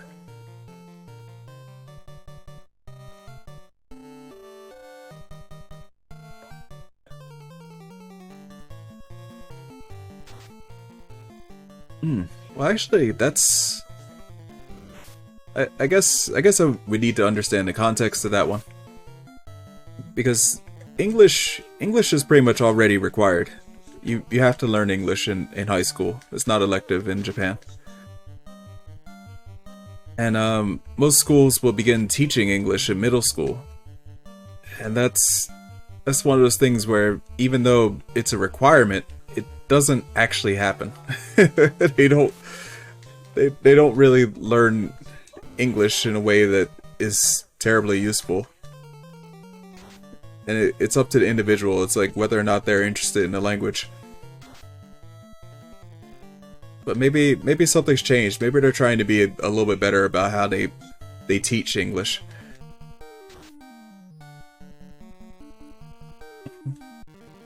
Like even what you just said, the fact that your friend passed a test to become a teacher.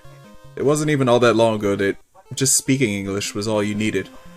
If you could demonstrate that you spoke English, then you could become an English teacher in Japan. But that seems to have changed.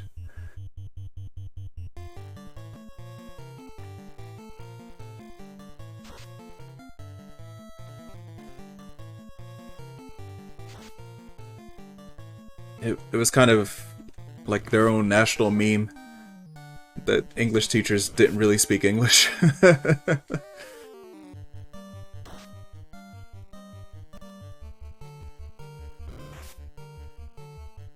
Yeah, that's very different from the way it used to be. Because the one thing with a lot of English classes is that it was typically run in English. Like the whole thing was like from beginning to end just English. Becoming an English teacher didn't require you to know Japanese or anything like that.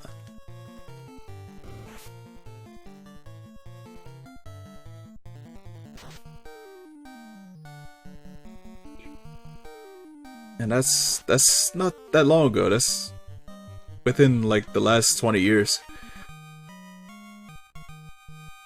And I could certainly see like possibly there's some kind of a movement to kind of reform that part of their education system. But if that is the case, I haven't heard about it.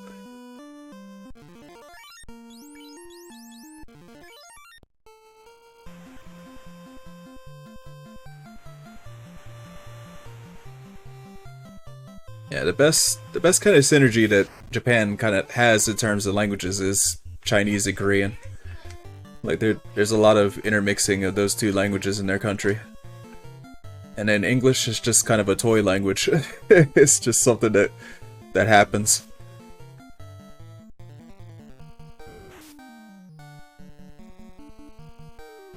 The country overall, they just didn't take English as seriously as like say China did. The way English is taught in China is they're actually teaching it. Chinese people almost all know some English.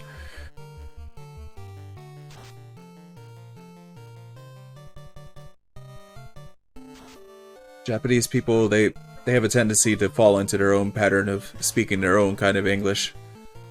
And it's one of those things that works just fine in Japan, but it's kind of useless in a lot of other places.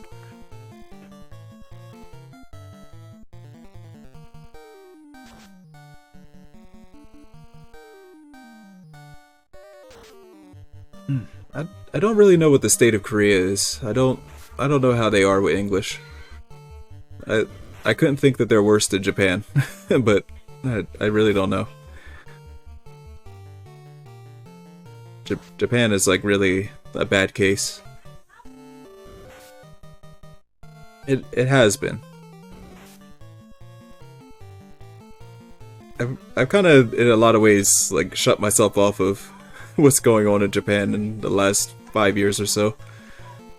So who knows? A lot might have changed in that time.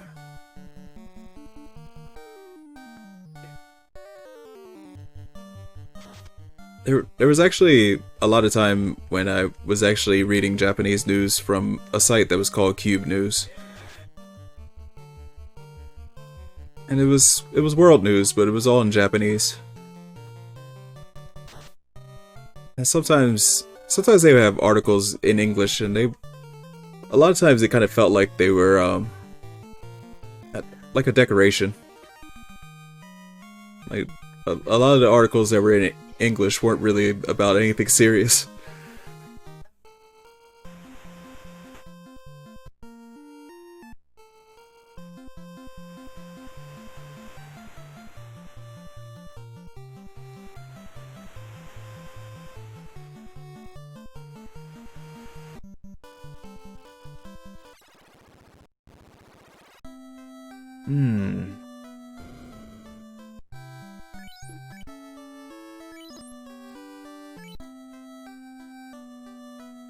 Yeah, I think I still have like the I still have a favorite at Cube News, but I haven't looked in forever.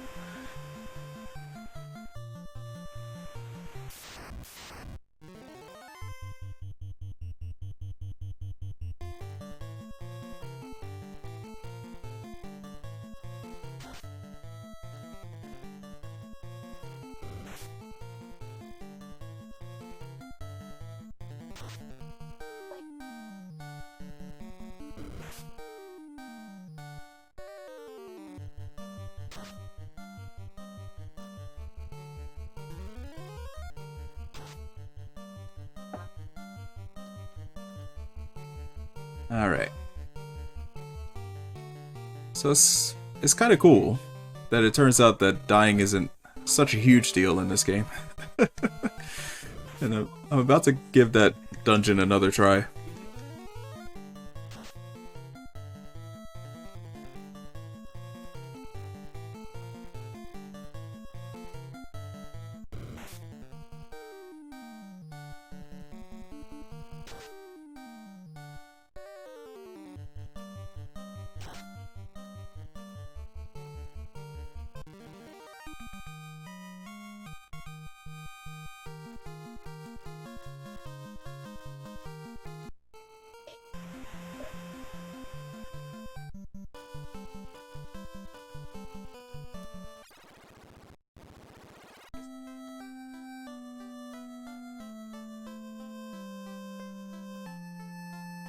I gotta try to put together Lilyfell to add her to the frame on the side.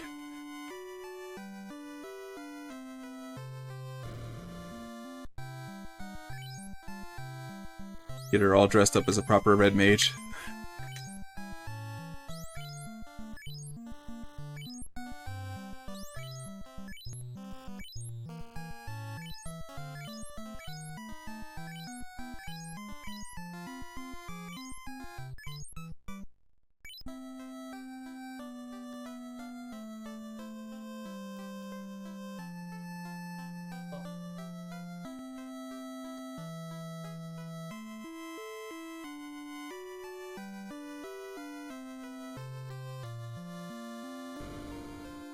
Okay, let's waste a little bit of money standing in one more time.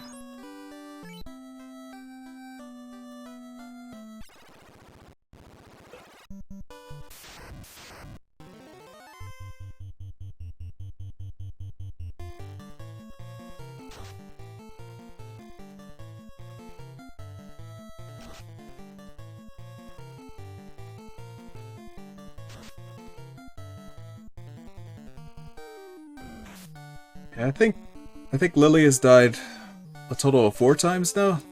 4 times so far. Although Woo Woo's died quite a few times also. And Toon's died twice. Aris so far has died once.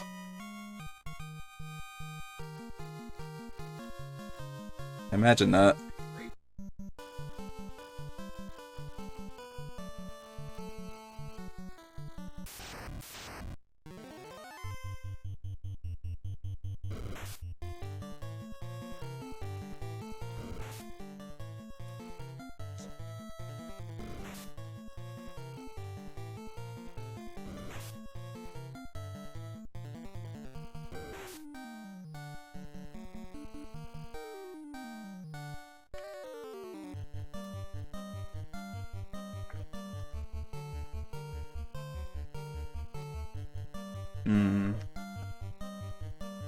Actually, I shouldn't do that.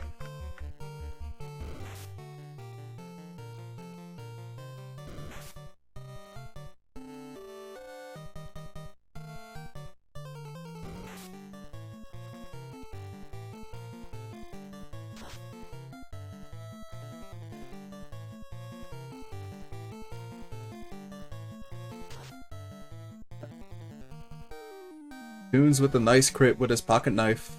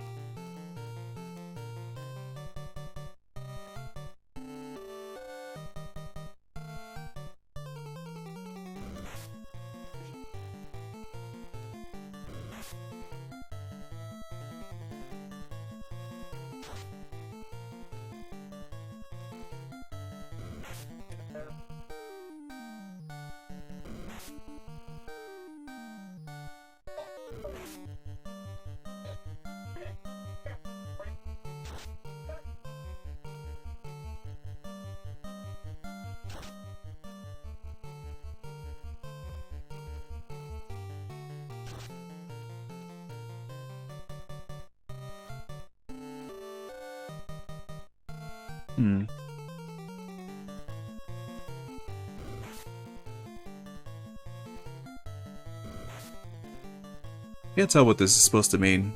The GR imp. Are they great imps or are they gray imps?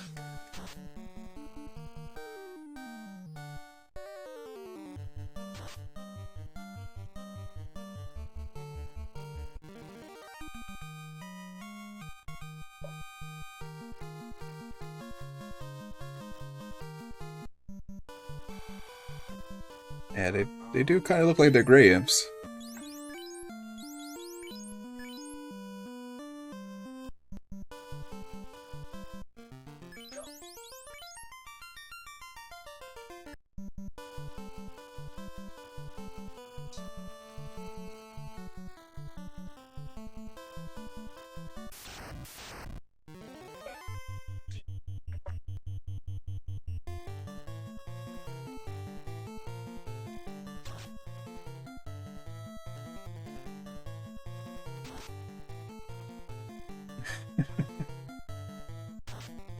Gray pimps.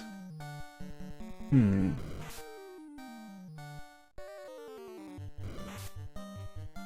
they can't be gray pimps. They don't have canes.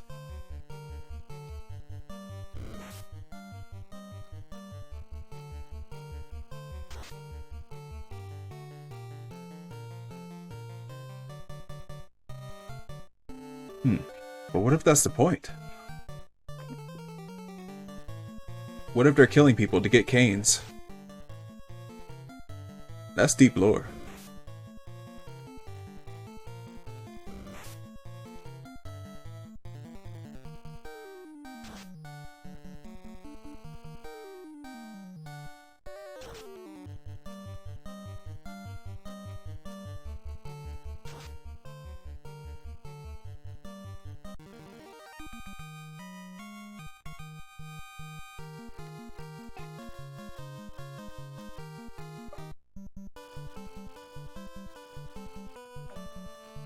I can stop the apocalypse, but I can't stop pimps.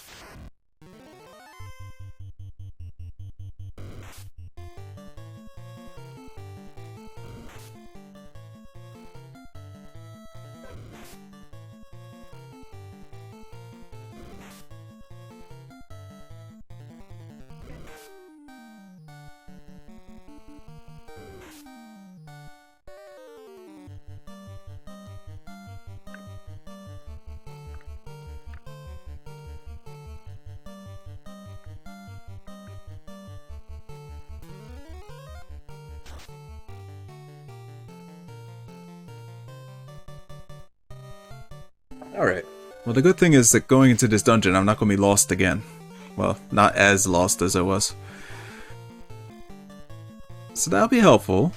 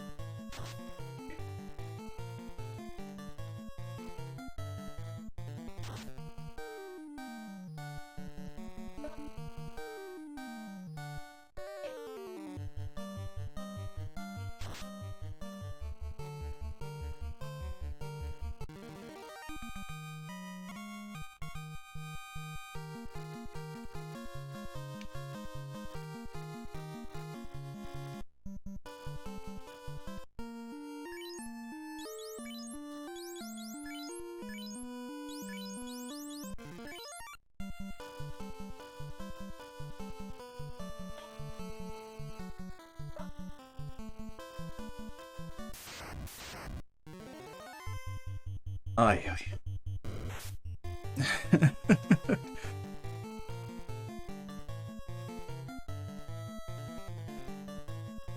Stun is like the worst thing in this game. It is the worst.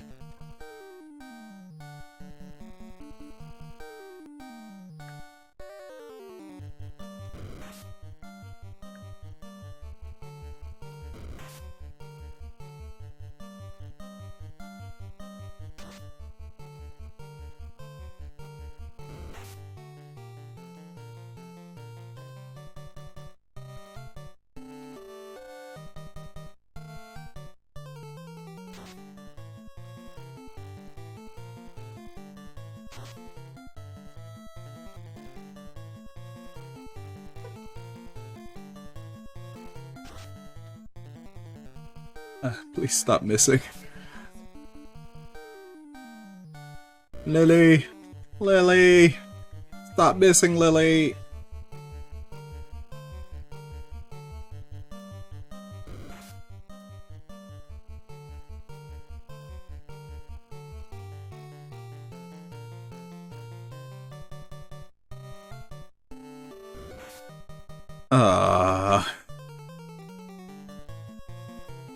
This is happening. They've locked me out.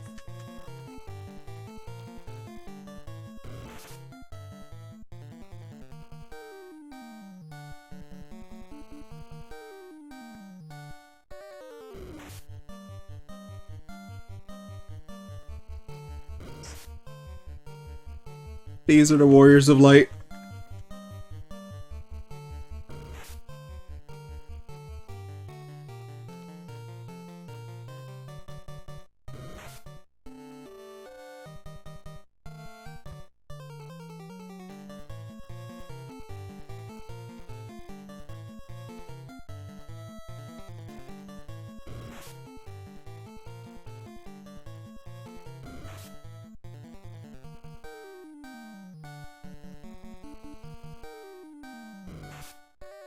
Wow.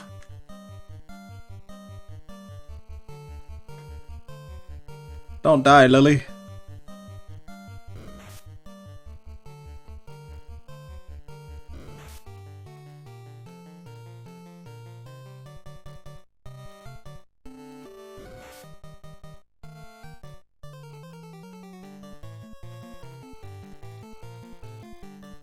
So, am I even going to make it out of this battle with all these stuns going out?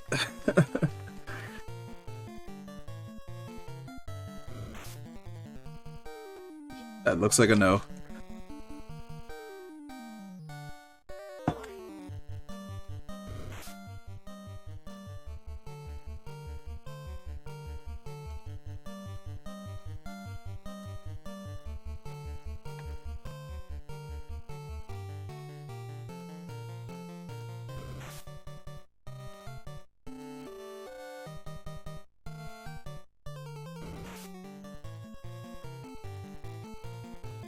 Yeah, there's no seer also. Nasir programmed the game to be very mean.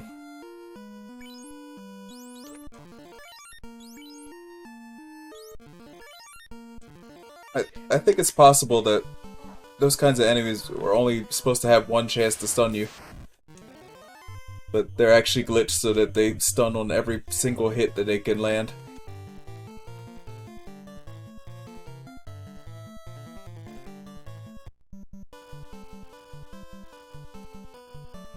That's a bad glitch.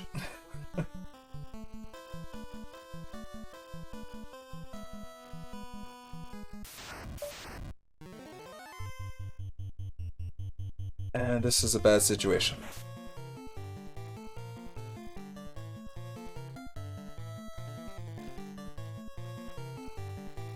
It might have been intentional, who knows?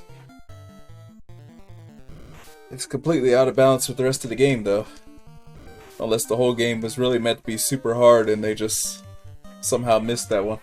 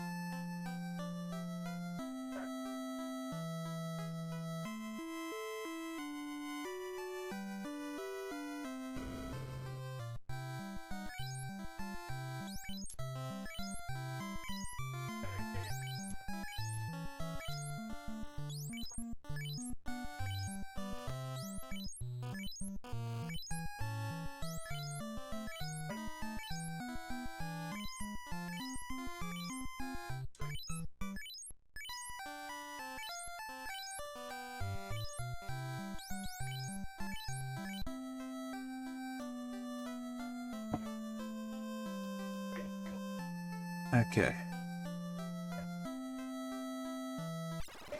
I think this is the last time we're going to try this dungeon this stream.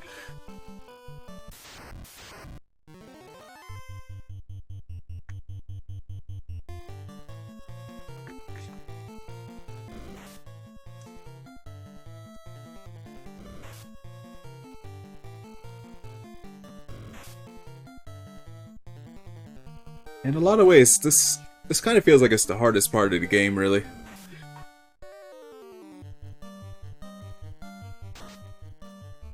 I really don't get how some people actually speedrun this. Like, speedruns on NES games like this are really based on luck. And a lot of what they do is just about, like, cheating death. Cheating death in the most skillful way as possible.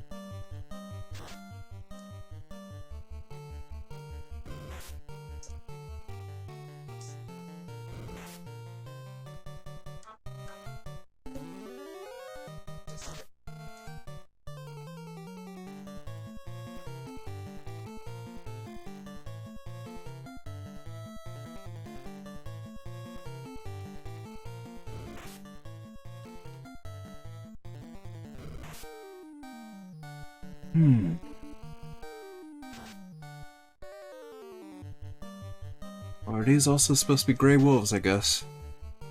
Although they're very clearly purple.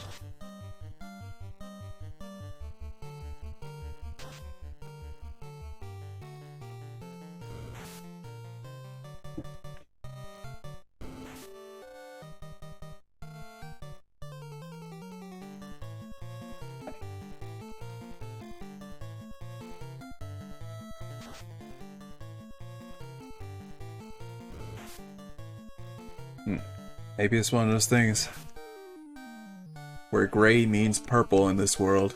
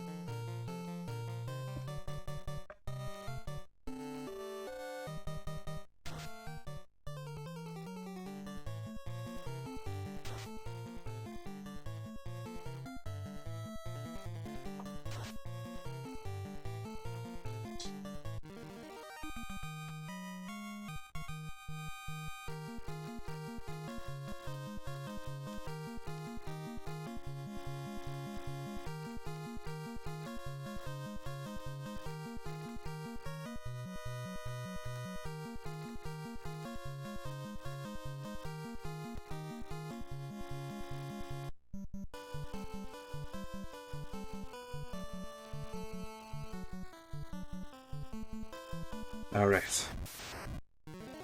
Okay, I thought I was going into the hole. Instead, I'm getting poisoned out here.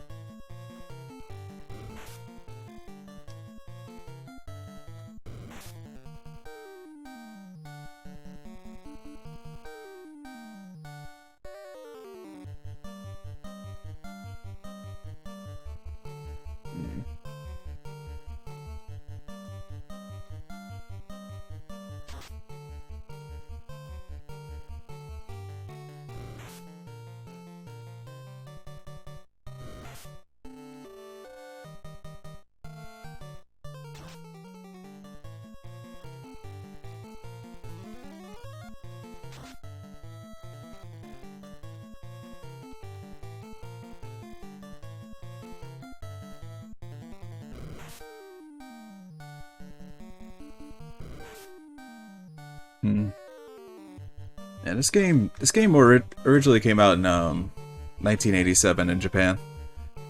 Then it was 1990 when it came out over here in the United States. Then it wasn't until 2003 that it finally made its way over to Europe.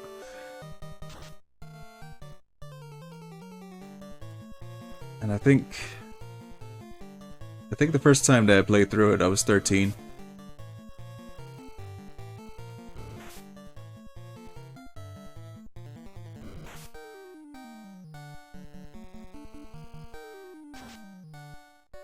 Hmm. 1998. I was first playing it in 1998, 8 years after it came out. And that was after even Final Fantasy VII had come out. Ah, that's something. Final Fantasy VII came out 7 years after the original one released in English. That's kind of a crazy time scale. The game by then was completely different.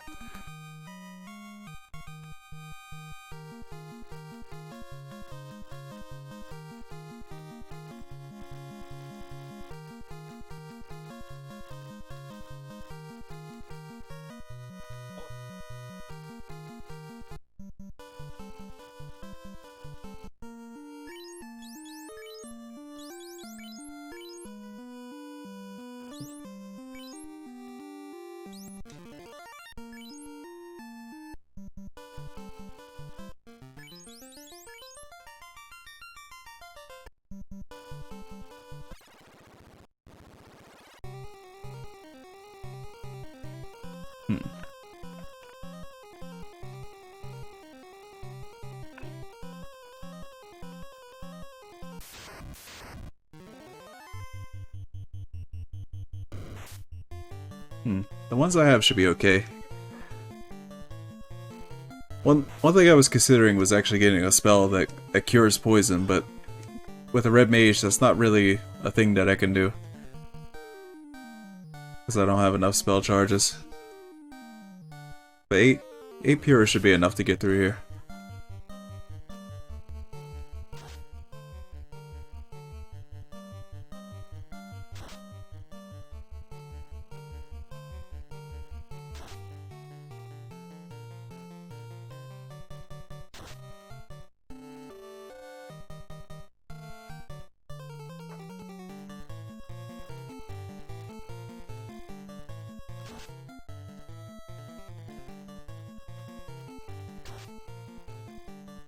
Hey, Lily. Hey.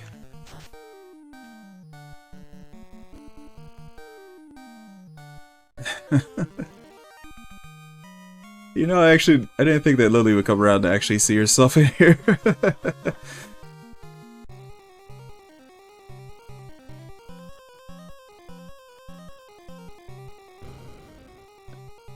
I was not counting on that.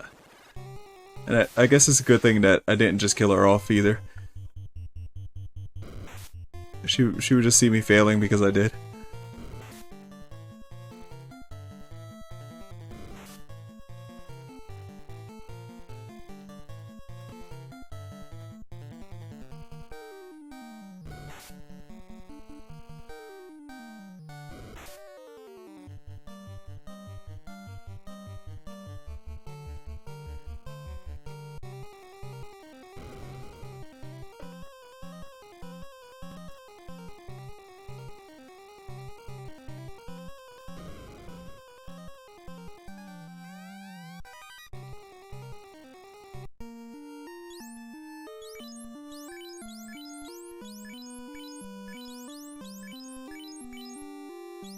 Wait a second.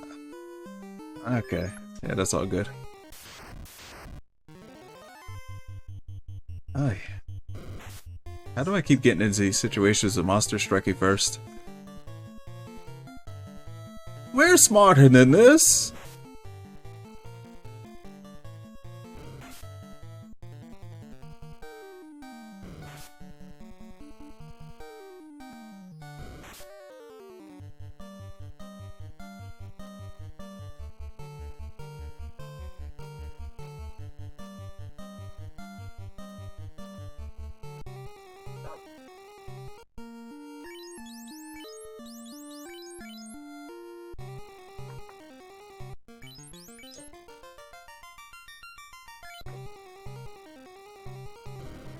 Let's see, is there anything this way? Yes, but I can't get it from here.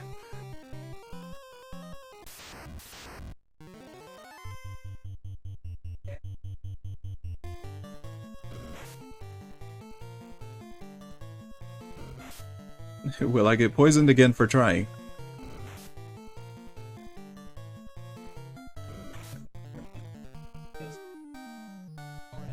Even when I'm not being ambushed, they resolve all their attacks first.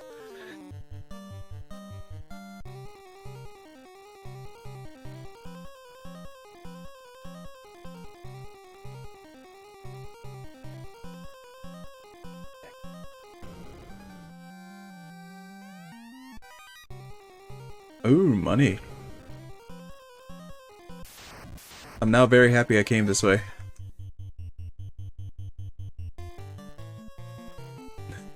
Even though it wasn't a great amount of money, it was still money. Satisfaction.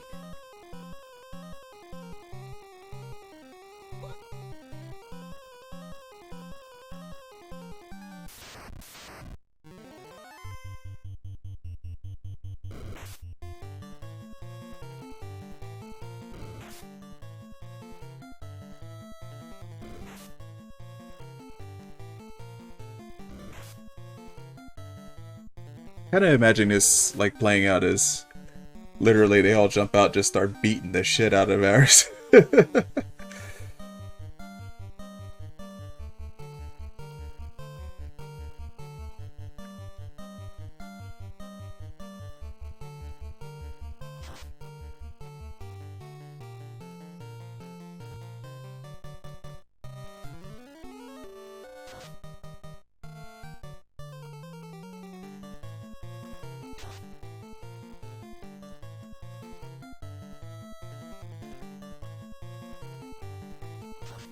And the red ones have a lot of HP.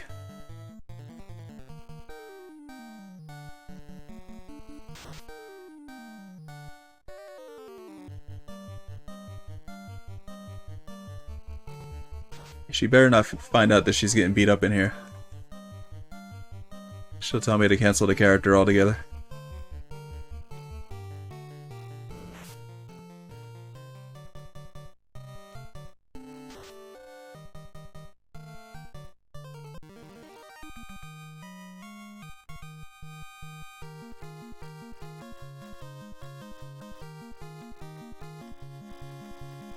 Say, hey, as a tank, you're totally getting destroyed.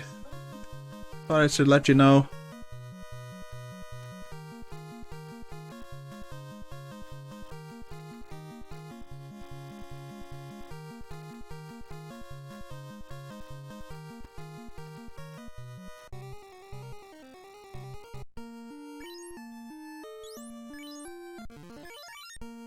Oh.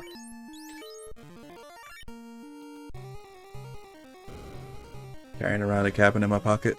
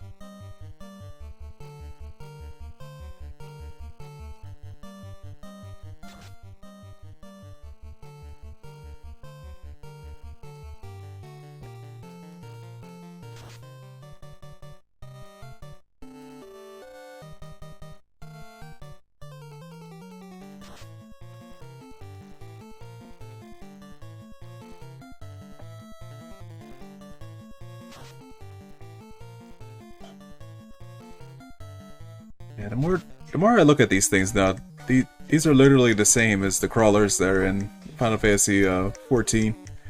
It's just that they have these really huge mouths here.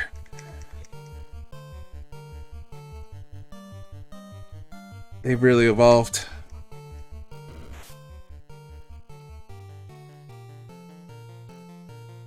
Whew, 7 hits.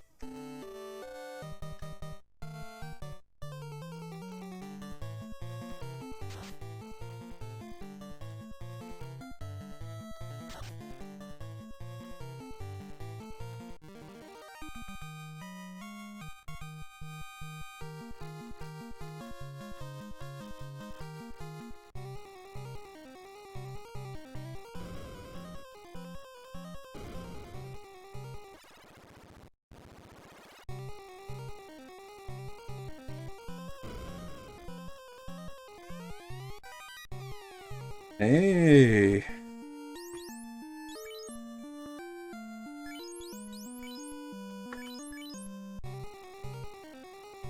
Now she's going to get beat up less.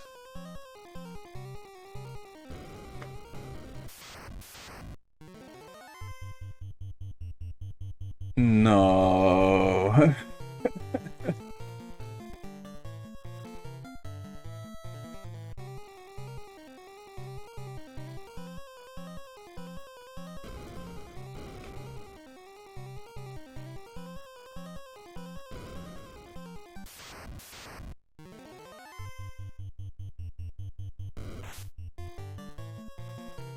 Heh, untouchable. Oh crap, Lily, no!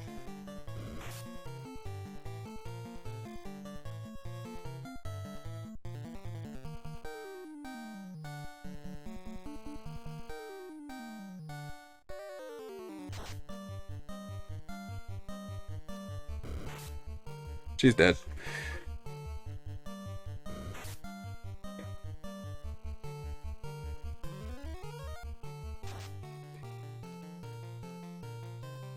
Okay, I guess I'm just gonna be returning to this dungeon next stream. This unexpectedly really hard first dungeon. Actually, I do remember this being kind of hard, but not this hard.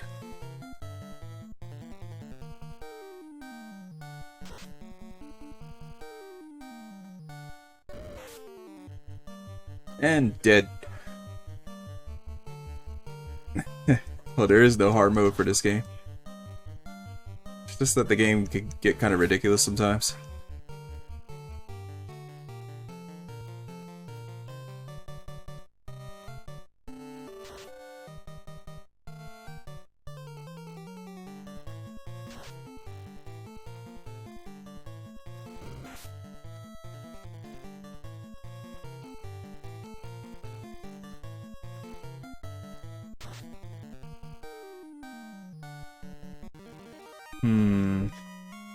I'm not sure that I'm going to make it back to town.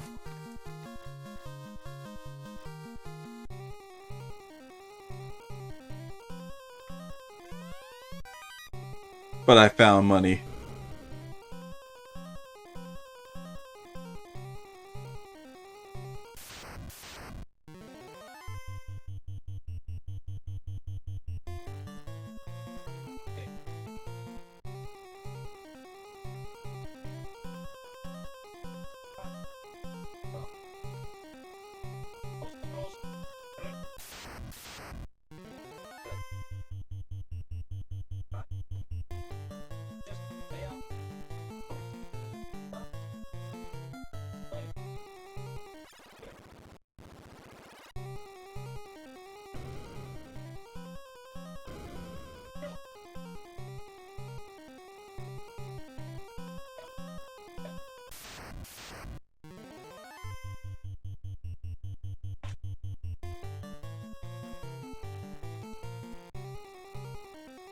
Yeah, I think part of how running actually works is that I'm at an advantage right now because two people are dead, but neither one of them is the thief. Like, I think it actually works on averages. So having just the thief alive alongside the fighter makes it easy to run away.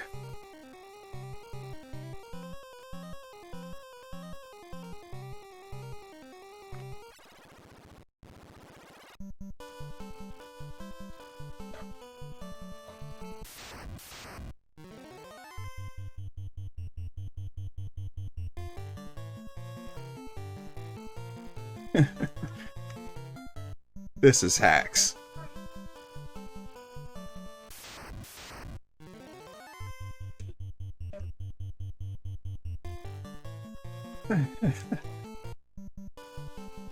I am officially cheating.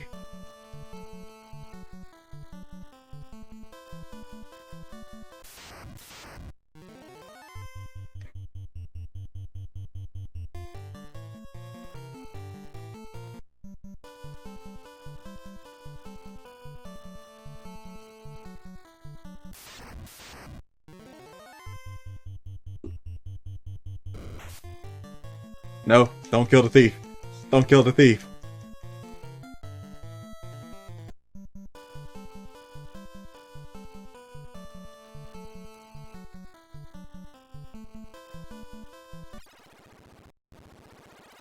Totally made it. I made it. I got out of there live. Made it. Yes.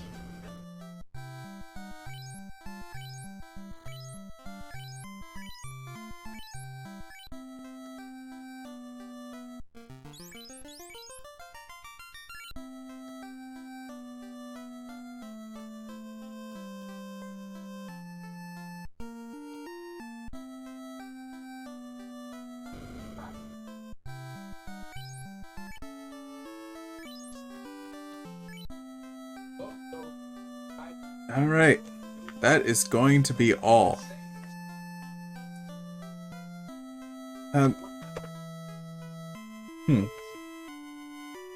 Let's see, I'm gonna do this scene transition because...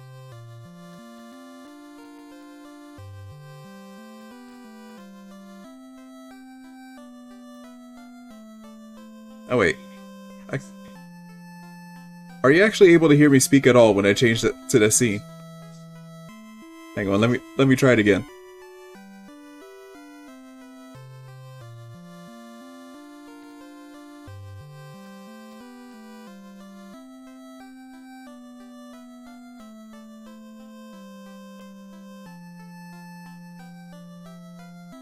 Yeah, I got some configuration to do.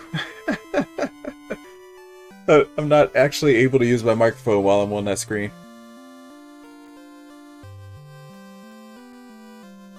Yeah, there's much to be fixed. But thank you for coming out, and I will catch you later. Peace.